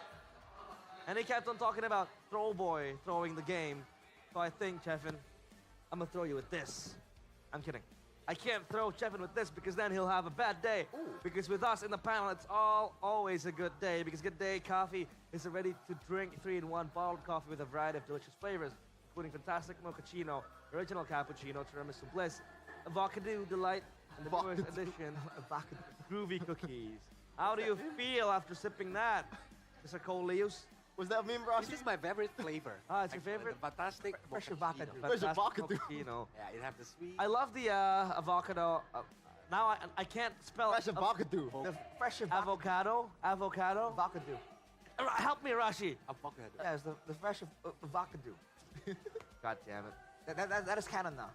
Okay, avocado. I haven't actually tried this flavor. Uh-huh. It's pretty good. It is. I'm pleasantly surprised. I don't think I would Obviously. vibe well with like mocha, but hey, it's not bad. Oh man.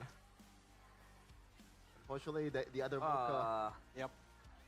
Never mind. That's nice. I know what this guy's trying to say. Rash, I know what this guy's trying to say. But, it's time for us to wipe out all the dandruffs because with Head and Shoulders, we wipe out 100% of wet dandruff plus itch protection. Should we give Coleus, Coleus the midnight treatment? Should we give him the treatment? It have the Okay. Mia and lemon. Oh, that's not a good. Okay, now hands out. Chef doesn't like lemon. No, it's not. Mia and Lemon. But the last. Yeah. I don't know. I don't know about that. Hands Do you remember out. that mid lane 4v1 play from Lemon? Wait, Devin, Coleus' hand, hands out. I don't. Coleus' I don't hand. want to. why, No. why not? No, you- This one is Lemon. Give them to RQ man. Oh yeah. You are using the lemon. Look at his distance, lemon bro. colors. Look at his distance. Like, oh, I can't. Come on, I can't come on. reach. I can't reach. A little bit. I can't reach. Come on. Oh my god. That's a lot. That's a lot. So by the way, look at how sticky that is. By the way, Coleus, yesterday we had quality. Midnight in the panel and we gave him the treatment. I got this as well when I was in my first season of MPL. I was like, Head and Shoulders, very nice shampoo. And then Mirko was like, hands out. That's a rookie hazer. Shampoo. Hey, Chef, high five. Get some tissue, I think, pass it over to Arash. Later. We're good. Yeah. It can wait. It can wait. We have to With let it Head and Shoulders, you marinate. can wipe out to 100% of wet dandruff plus itch protection. You don't want to itch your head. Like us. Yeah. We're never scratching our head, right? Never. Because we are using Head I'm and always Shoulders. scratching my head when I'm only scratching my head when Geek Fam throws the game. Like, hey, Arashi, my favorite part of ad-libs. Oh, it's Chevin's favorite part as well. C-I-T-B. Chevin's in the building. Yeah. Air cam by Head and Shoulders. And look at Chevin walking up to the screen Oh immediately. no, it's C-I-Jiv now. What? C-I-T-Jiv. Chefin in the Jakarta International Velodrome. Oh, yeah. All right. Because we're in the Jiv. Because we are not on the MPL arena anymore. Yeah. It's not a building. It's not a building. It's a velodrome. It's more than just a building, bro. It's a coliseum. It's an emotion. Don't do in jokes in front of Coleus. That's not loud. What do you mean? That's in jokes. Coleus doesn't understand. What is it? Really? Yeah. I don't understand. Yo, I talk a lot with Coleus. Yeah. You're the one distancing yourself. Okay, that's a problem then. Yeah, you The are. fact that you Oh, you're know- thinking that I'm an outsider? Yeah. Oh, no. look, No, wow. Coleus. I'm feeling Coleus, hurt. Coleus. I'm definitely hurt. Tell him, Coleus. Tell him. I love you, bro. Oh my God, Chefin, God. you're treating a senior like him as an outside. That's crazy. Senior? That's crazy, bro. Believe it or not, I'm if not that old. if it weren't for Coleus, I wouldn't be here. I'm not even No, joking. no. All right, back to the game we go. Previous game recap. It is for match 7, or rather the lower bracket finals of game 3. And if we take a look at the Juicin and the Kimi, obviously the Kimi has higher kill pressure with the traction pulse plus the burst damage you can bring with the Sky Piercer as well. But with the Juicin, in this meta, sure, Juicin is a strong utility mid laner, but the fact of the matter is that Juicin lacks damage. So what could, be possibly the reasons why teams still want to pry out Juicin? So fun fact, right? I think we got a chat from Mr. Mirko himself, and he said like, hey, funny enough, actually, I play Zask quite often, right? Because I want that security. He was saying that there was an angle here for Gig to possibly go for it. Yeah. And I think that shows, right, that the idea is not that they want, a Tsushin, they want this utility. I think the idea is they want that security in a meta that's so aggressive and the mid lane being such a viable target. I think that's what they're looking for with the Tsushin. The possibility to jump away, have an extra shield, and still be active in the fight. Because we've seen what happens when your mid laner gets zoned out of the fight. You just lose out on so much value. Especially on the early game, I think. Tsushin is a very powerful mage on the early game. When you do the combo with maybe Badang, you can easily get first blood from the opponents. I think it's the combo pressure, right, that really brings it to the table. Yeah, RQ right now, pretty good win rate in this game. What's happening? We had a guest appearance by Mr. DARUS. Don't dox him. No, that doesn't spell out anything. That's our lovely runner. Yeah, we call him. Oh, you don't win like that. No, that's doxing. He's just a cool guy. He He's a showed cool up, guy. Very cool gave guy. us some He's a very cool nice guy. words of Always encouragement. helping us. He Yeah. feeds me with food. Yeah, always helping Gives us. me drinks and yeah. All your other needs, Yeah, like what? like Medicine. like something that you put in your. See? Yeah. Move food. You put your. Look at this guy. He's just The always meals, trying to the pull vitamins, vitamins, right? Vitamins. Yeah. Vitamins. Let's see if the teams here have their share of vitamins, because they're gonna need everything. They are going to need vitamin C as well, so they can draft clearly. Presented by the official tournament smartphone, Samsung Galaxy S25 series. And as of now, what are the bans gonna be? We have seen a glimpse of it, the Joy and the Fanny respected, and it's up to the Lukes and the Baxia next as well to be blacklisted from the draft. Chip goes onto the ban list as well, leaving RRQ with one ban. Do they want to close out the Harriet or the Juicin? Oh, I think it might be the Faramis again if it works in the third game. I think they banned Faramis because they want to use the chip, right? But right now, Might be, Yeah, kind of. the Faramis is the counter of chip. Yeah. In a way. In a way. It's not a guaranteed counter, but it's an approach that people can't use. I'm looking more at the fact that Hayabusa is left open right now. Kalea banned from RRQ, Suyo. but Geek Fam, they can go for the Suyo, but do they want to go for that over the Hayabusa? Yeah. Either way, Take it away from Sutsujin as well. for sure. This guy knows how to play Hayabusa, but Geek Fam, man, if we're looking at the options here, it should be either a Suyo Hayabusa, right? What other options are there? Maybe Harith? Because if they want to trade the jungler and still pick a very highly sought Harith, I think that should be pretty good, right? Yeah, I think they need to let Kenziski come online. But they'll go for the Badang, so still a priority target. Okay. Interesting. And so now RRQ can go for that Hayabusa if they do want to.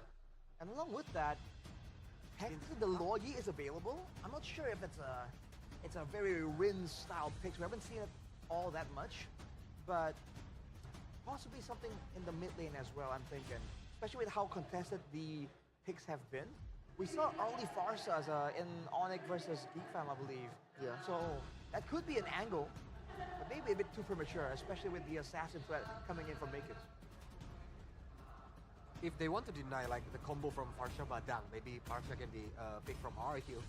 Yeah. And of course, the Fredrin. I think it's gonna be better than picking Fredrin. Oh, Never mind. So that is a deny for, pick. for Kenzie. Yeah, for Kenziski. The Harith just gone. The Phobius again, the staple for Dyron. Now Geek Fam.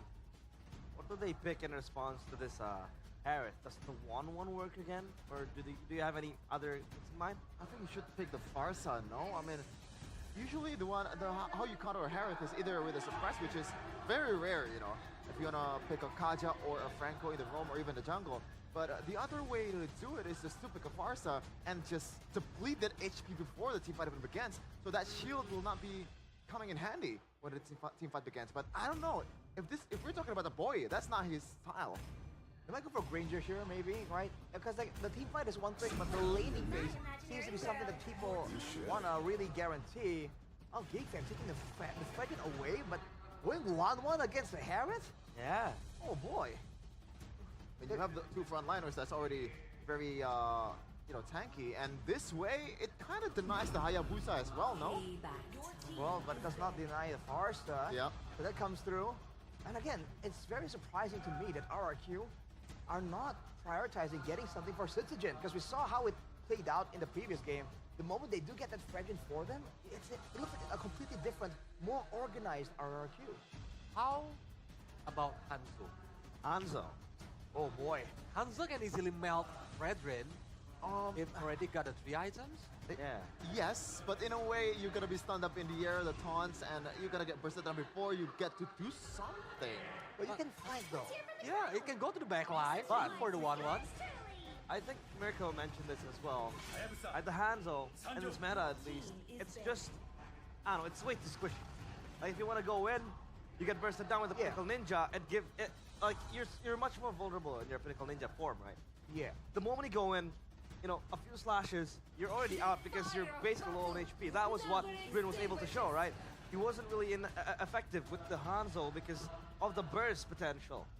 But I think in the hands of RRQ, that could be an answer, but again. Well, again, that would depend on what kind of burst damage Geek can have at their disposal. Yeah. That example Mirko was making was against a Harith. Yeah. Where one dash and an empowered basic attack chunked a Hanzo down to half HP. Yeah. One basic attack. A 1-1 doesn't really operate the same way. So there's it's more valid, but again, very high risk still. I feel like RRQ, if they're gonna go for something like that, they need to get some other, you know, supplementary picks before they can go for the Hanzo. They can't blind pick into it. Yep. DK banned, a strong pick for Edoc. So now it's up to the jungle and what Edoc will play, right? Masha banned too. Is there an angle where he might play a moment hero, you know? A one moment done type of hero? What, Tigreal? I don't know. Right there. At the high-lows. Why would you want to put Edoc on a high-lows? I don't like it. I think it's a risky move if they want to play with Tigreal because 1-1 have the needles of flowers. Yeah.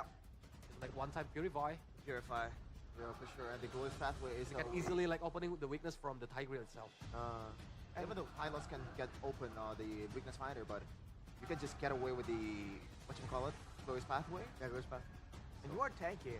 And Go on. well, I was just thinking, the glorious pathway, right? It's gonna be really good because the heroes from the side of Geek Fam, they have a dash, and that's it. So they're not really good at running away long distance. So if it's a long, speaking of distance though, with the low Yi, never mind my point, it's gonna be a bit more difficult now. Gigva main damage dealer are only 1-1 at the late game. Because Luoyi is more utility, right? Yeah. But the burst is still there, I mean, for the early burst. game to carry and transition the 1-1 to the late game. There should And be a now link, right? RRQ. Should be a what? Ling. Ling? Ling? It's bad, but... Oh, really? Again? Really? Okay. Talk to me about this pick. Well, again, funny enough, right? It's not exactly a late game. Mirko was mentioning it as well, because he used to play it a little bit. It's more of a mid-game hero. The issue with how RRQ was using it the last time we saw this Yusujin pick is that they were trying to fight and brawl immediately in the early game when the Yusujin hasn't had any item power spikes just yet. But now with the Farsa, with the Phobius, with the Harith even, this is looking like a decent early game into a terrifying mid-game, dude. Oh, the Yisunshin again. Obviously, casters, what do you think about this Yisunshin? Gone in, Mirko. Take it away. Hey, it lost once, they tried it once. What if it doesn't the second time? What if they win the second time, right? This is going to be a statement victory for RRQ. Match point on the line as well for the Kingdom. And ladies and gentlemen, the Jakarta International Velodrome, the Kingdom here, definitely ready for a match point secure for RRQ. Are you guys ready? Welcome to the Land of Dawn for game number 4.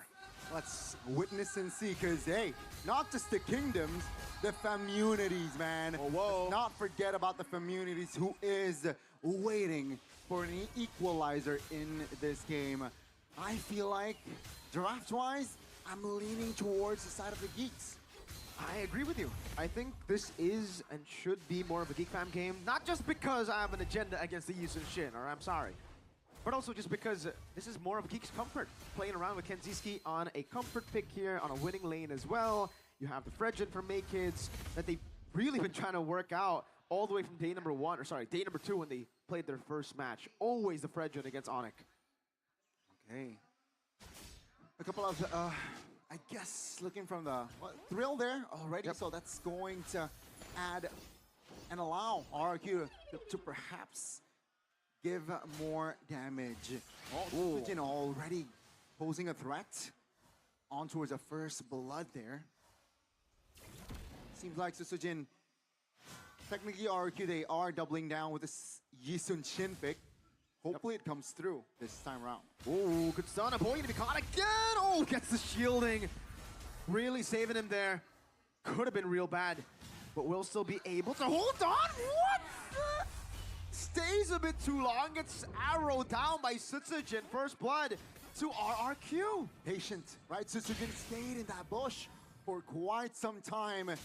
Sometimes, if you're patient, it pays off, and that was first blood for the Yisun Shin.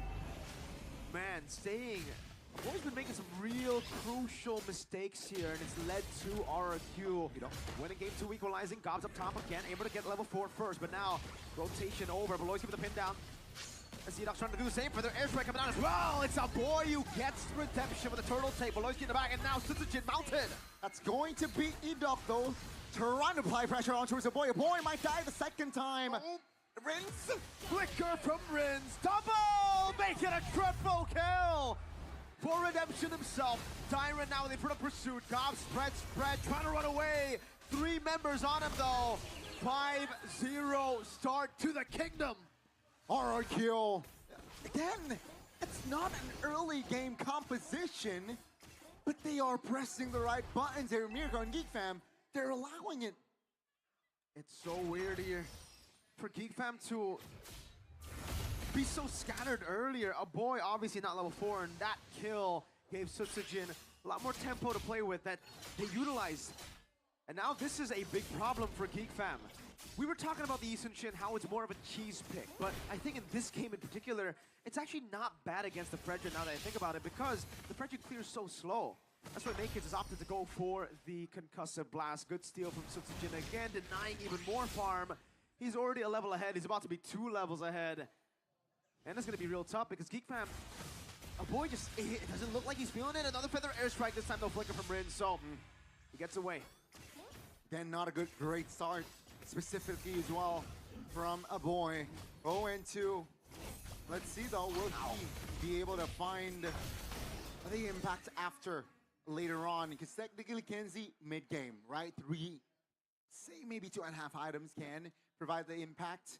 A boy divergent play. Geek Fam can definitely play around later on. Hopefully though, they can withstand the pressure here because RQ, remember 4 minutes already, 2,000 gold lead, that's a lot. For RQ, the scaling is great. Harith, Farsa, into the mid-game. The Yisun Shin will get a massive power spike. Diversion. Beloyski looking for the pin, now goes in. That's a Purify out. Interesting choice from Geek Fam. It's almost like they didn't know Toy has Purify. Okay, at least they now know. It's gonna be a free turtle, RRQ. They're going for a fight. That position again from a boy. Now the glorious pathway gives Edok the movement speed, chasing Tyrant. Flickering forward, good disengage there, but a boy will fall. No flicker.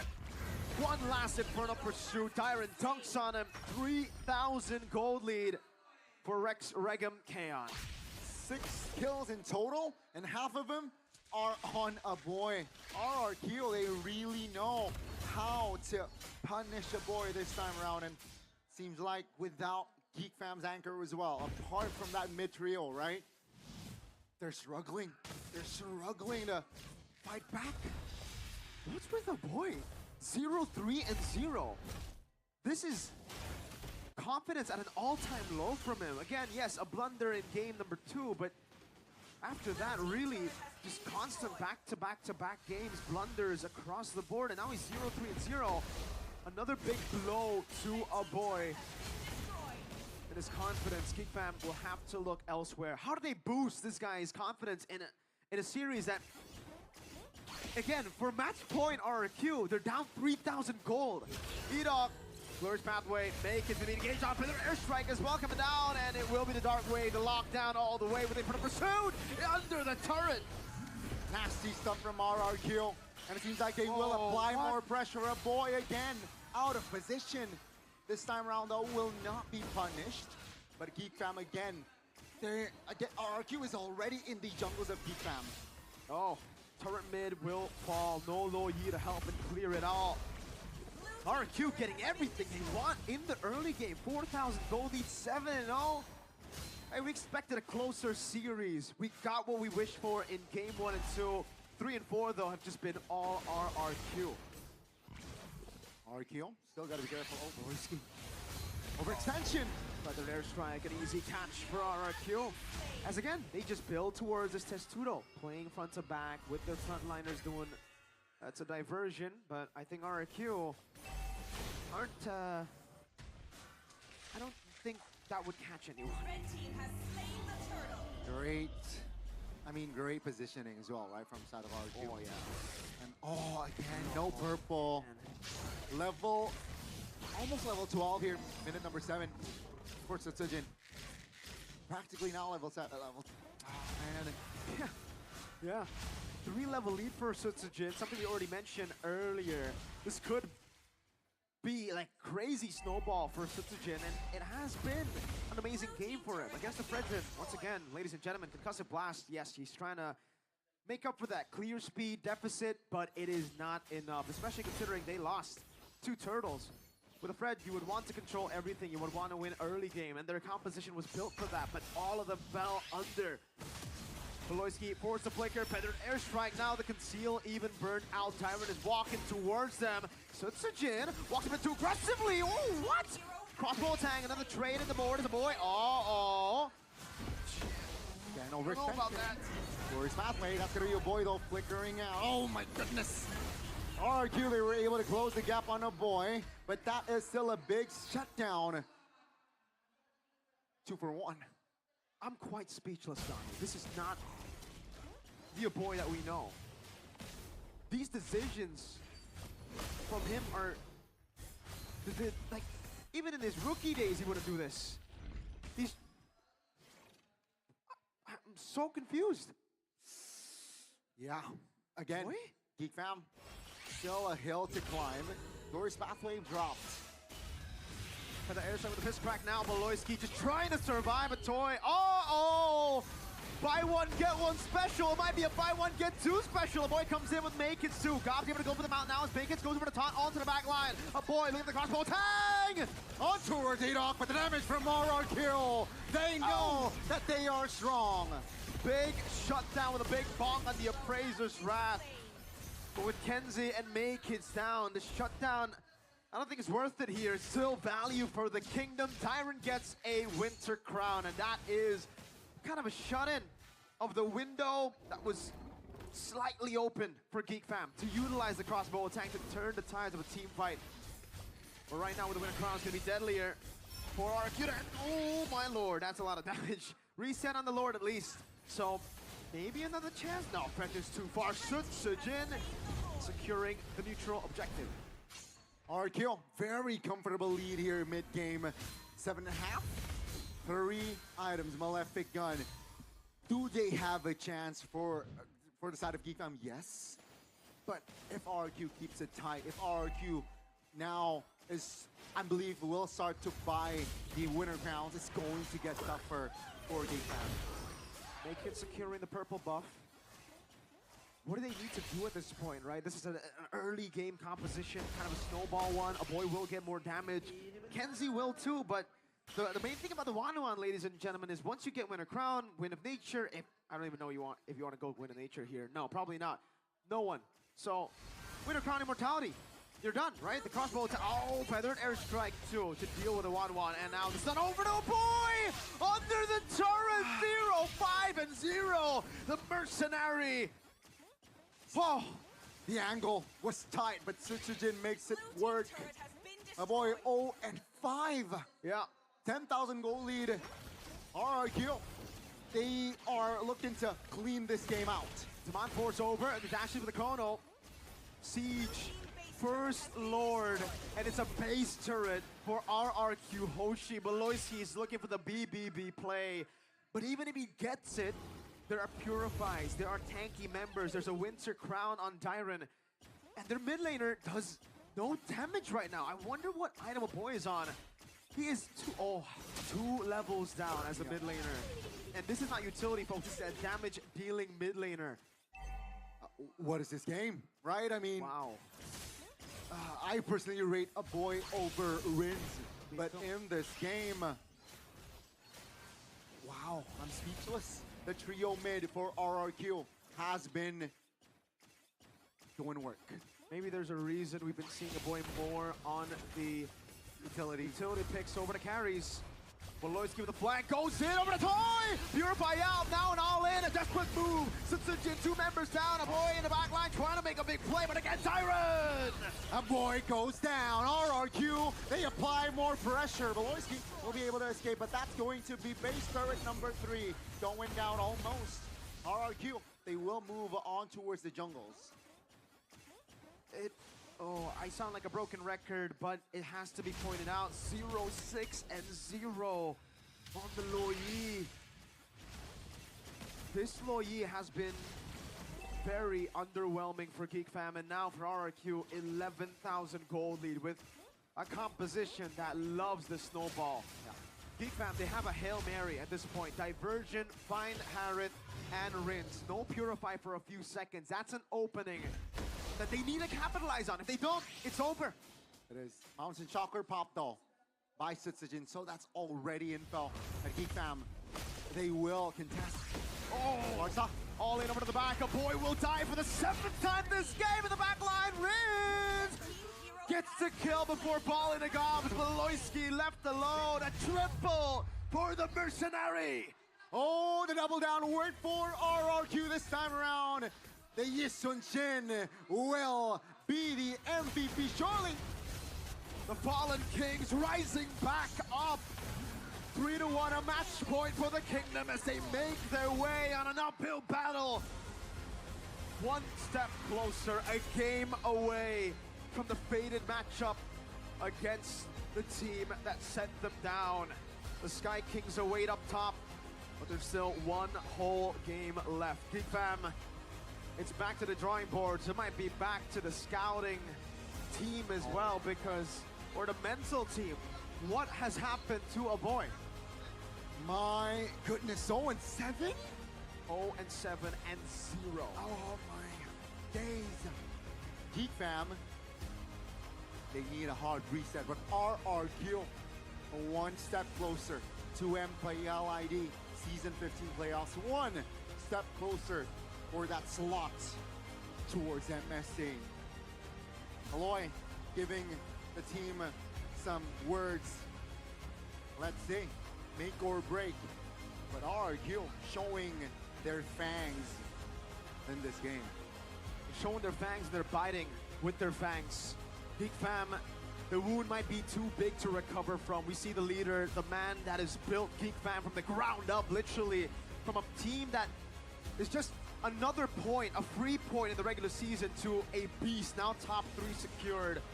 But even for Voloisky, I don't think top 3 is enough. He wants MSC, he wants to come back, and now the whole team will have to dig deep. We're gonna send it back to the panel, ladies and gentlemen. Me and Gani here, we're speechless with that performance of a boy. I wonder what the panel's thinking here. 0-7 and 0.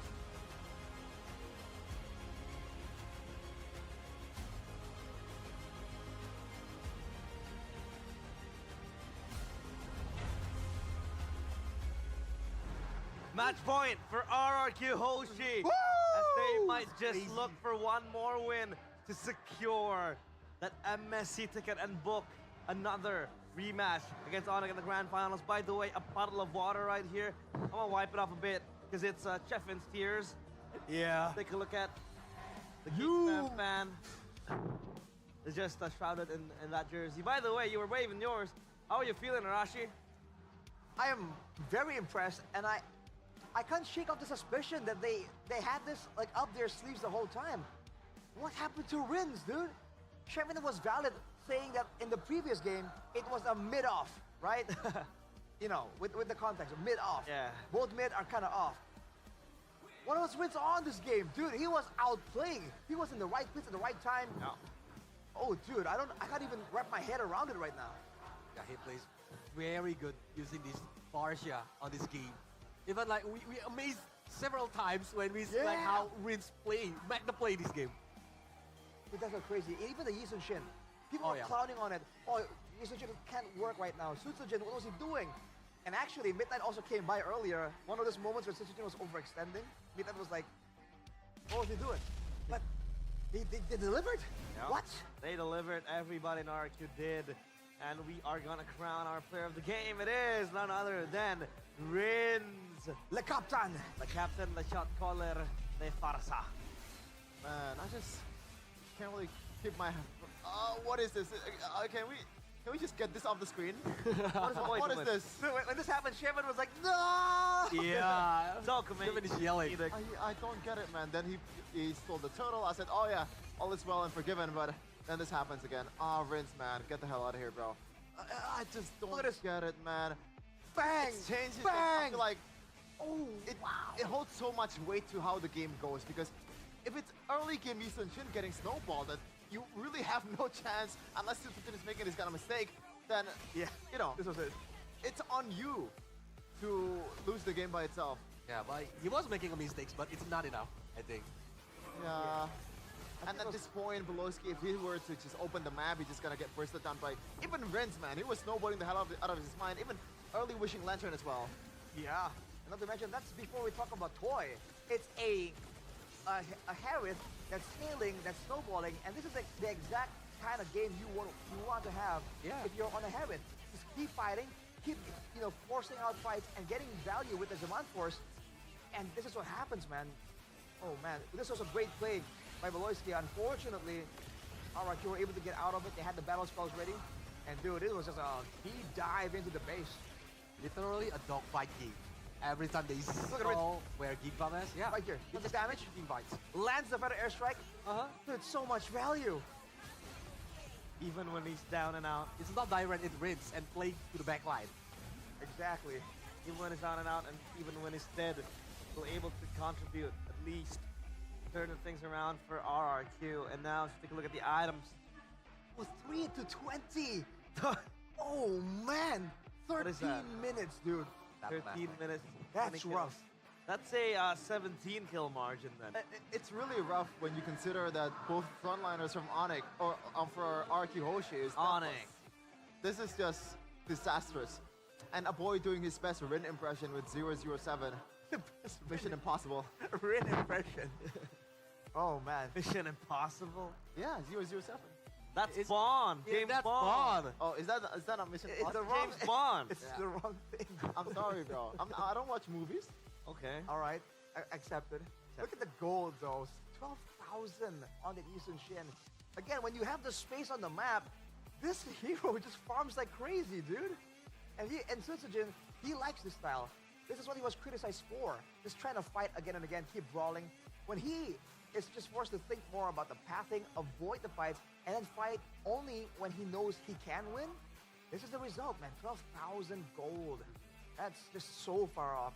And make it, unfortunately, on the Fredrin, in this kind of situation, 7,000 gold. Dude, man was struggling. Man was broke. We almost see this like Yusanshin shining yesterday, but I think because it's almost the same draft. I think it's Onyx. It's similar. Similar, right? For RQ, for the opponent, or for RQ? RQ. Because they had the Yi Sun Shin as well with an early game composition. Early game composition, but it didn't work well. Yeah, you knew what happened to the Yi Sun Shin yesterday, right? 1v1 by a Farsa. Yeah. So what do? They pick up the Farsa for themselves. I mean, that's Gil Asan's the original Yeah. YSS god. I'm kidding. You know, I mean, I guess that's where Sujin has to accept defeat right there. Oh, But man. speaking of Gil Asan himself, usually we mock, people mock Rins and say, hey bro, I know what you're trying to do, but you're not him, you're not Sans. But with a performance like that, whoa, you're looking kind of close. Yeah. So close. Look at how close the items with Sujin. Then you see a boy. Just Oh yeah, man. we talked about it. no item, man. He doesn't have the Enchanted Talisman. That was only a one-item game. my from God. the boy. One item games. He got his glowing wand on the 7th minute, and I think we talked about it on the 11th minute, right? 11th minute. We discussed amongst ourselves together that he only had a glowing wand by the 11th minute.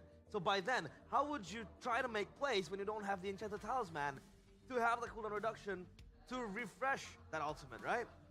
That's a problem then. Yeah, we saw the plays attempted, but unfortunately, despite the good plans here, I mean, without the right resources, it's just not possible. The logistics doesn't check out. And all eyes on Aboy. If you look at 050, dude. Yikes.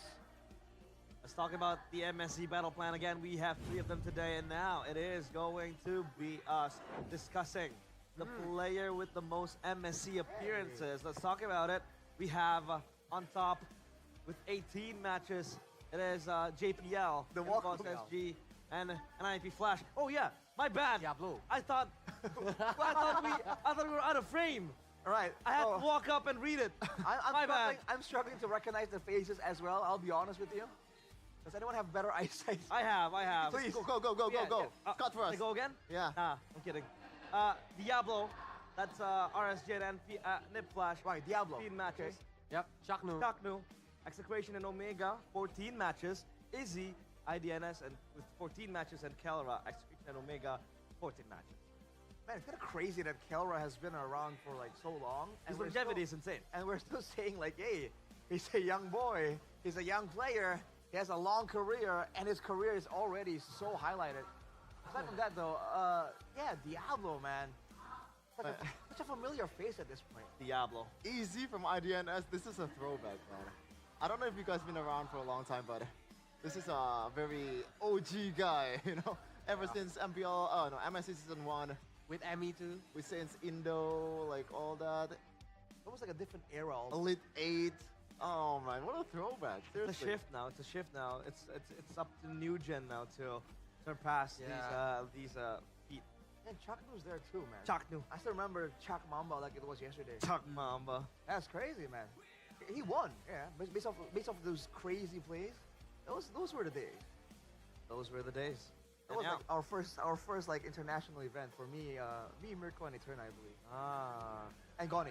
Who do you think will be the next player to surpass those appearances? I don't know, man. Scattered statistics. Especially with the regeneration we're seeing, there's so many new faces popping up. Like the whole concept for this season, there's a lot of talks about, oh, rookie this, rookie that, right? So I feel like unfortunately we might not see that kind of record getting overtaken anytime soon. Yeah. Well, that's the MSC battle plan. I'm still flabbergasted by my by walking out to the camera. walking out to the camera. I didn't expect the frame to still be there. People at home like, whoa, he's approaching us. Because usually, you know, it'll zoom out. Completely forgot about that. My bad. Apologies. It's okay. That hop. We gotta see. Yeah, we have to see, right? And I think it's out there now. Hopefully, we have more Indo players that might have a chance to taste MSC. Because I think for RRQ, this new lineup, they haven't been to MSC at all, right? I think they skipped directly to M Series because it was Onyx and Evo. Right, yeah, I think so. So that'll be a great opportunity, you know, a great experience as well. So you can say the same thing about Geek. Exactly. Now, we want to have an interview upstage with Bude Clara Mongstar. So who is the guest you're going to interview, Bude? Take it away.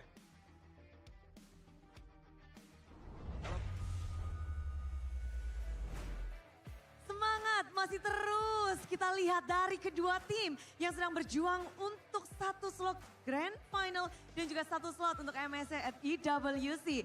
Di tengah-tengah super fans, semua yang ada di Jakarta International Velodrome ternyata banyak yang menarik perhatian.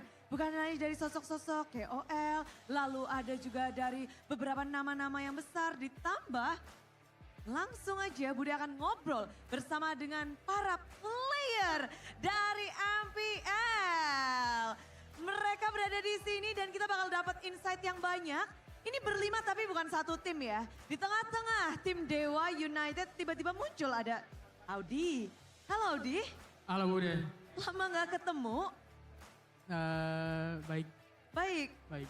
Kabarnya baik. Gimana nih ngelihat MPL tanpa adanya wajahmu? Tetap jago-jago ya tim lainnya. Dan kayaknya Geek Fam kalah sih malam ini. Waduh, udah langsung jawab ya, cepat sekali Langsung nih. aja. Langsung aja, Audi. Tapi ini bersama dengan tim Dewa ada maksudnya enggak nih? Nggak ada maksud, tapi paling minggu depan announce saya kali ya. Wow. Minggu depan harus ditunggu ya. Tapi ada tim Dewa United juga yang mereka berjuang tapi harus terhenti. Nah inilah dia ada Ray, Mueza, Spencer dan juga Maybe. Kalian ini nonton playoff memang di final lower bracket khusus spesial atau bagaimana? Iya sih, nontonnya di final lower kayak mau tahu siapa yang dapat slot MSC satu lagi. Dapat slot MSC satu lagi, tapi ketika Onyx ngedapetin yang tiket pertama itu, Mueza duka nggak? Udah nyangka sih pas ngelihat Onyx balik performanya gitu kayak ya di playoff tau lah Onyx bakal kayak menggila lagi. Oh, mode playoff memang mode yang berbeda ya. Tapi kalau ngebahas satu sisa terakhir ini antara RRQ dan juga GigFam, kita lihat performa mereka di regular dan di babak playoff. Beda nggak sih Ray? Beda. Lebih kuat di playoff. Lebih kuat di playoff? Ya. Kan ada dua jungler yang kita mungkin bisa bahas lebih dalam ya sama Ray. Gimana Ray ngelihat performa dari Susu Jin dan juga di sana ada Make It? Jago-jago sih emang siapa aja yang menang pantas banget lah. Emang jago junglernya. Tapi ngelihat meta sekarang jungler kan tiba-tiba lumayan unik ya. Bisa ada Kaja, bisa ada segala macam. Ray ngelihatnya gimana sih? Bagus sih, makin luas lah hero pool orang-orang yang main jungle di playoff. Oke, ini menarik ya pastinya. Ray juga pernah menjijikan diri di babak playoff. Memang kalau di playoff tuh suasananya berbeda ya Ray? Ya lebih tegang lah. Lebih tegang. Tapi ketegangan ini pasti juga kita rasakan. Di mana Bude penasaran dari kacamata Maybe. Maybe ngelihat dua tim ini bertanding di final lower bracket. Menurutmu sendiri, siapa sih kuncian player dari kedua tim ini? Atau winning condition dari kedua tim ini tuh seperti apa sih? Kalau dari GFM ya, kalau dari GFM Baloiski sih. Kalau dari RQ si Rins. Oke, jadi memang berbeda ya. Kalau pergerakannya porosnya berarti ada di Rins, kalau di GigFam itu Baloy. Dan ini kelihatan dari game-game yang sudah berlangsung di lower bracket ini apa dari kemarin-kemarin juga seperti itu? Dari awal-awal juga kelihatan sih. Oke, ini jadi pertandingan yang tentunya sangat mendebarkan bukan? Karena lower bracket final ini best of 7. Kalau Maybe sendiri ngeliat pertarungan best of 7 itu sebagai pro player apa sih yang harus benar-benar difokuskan?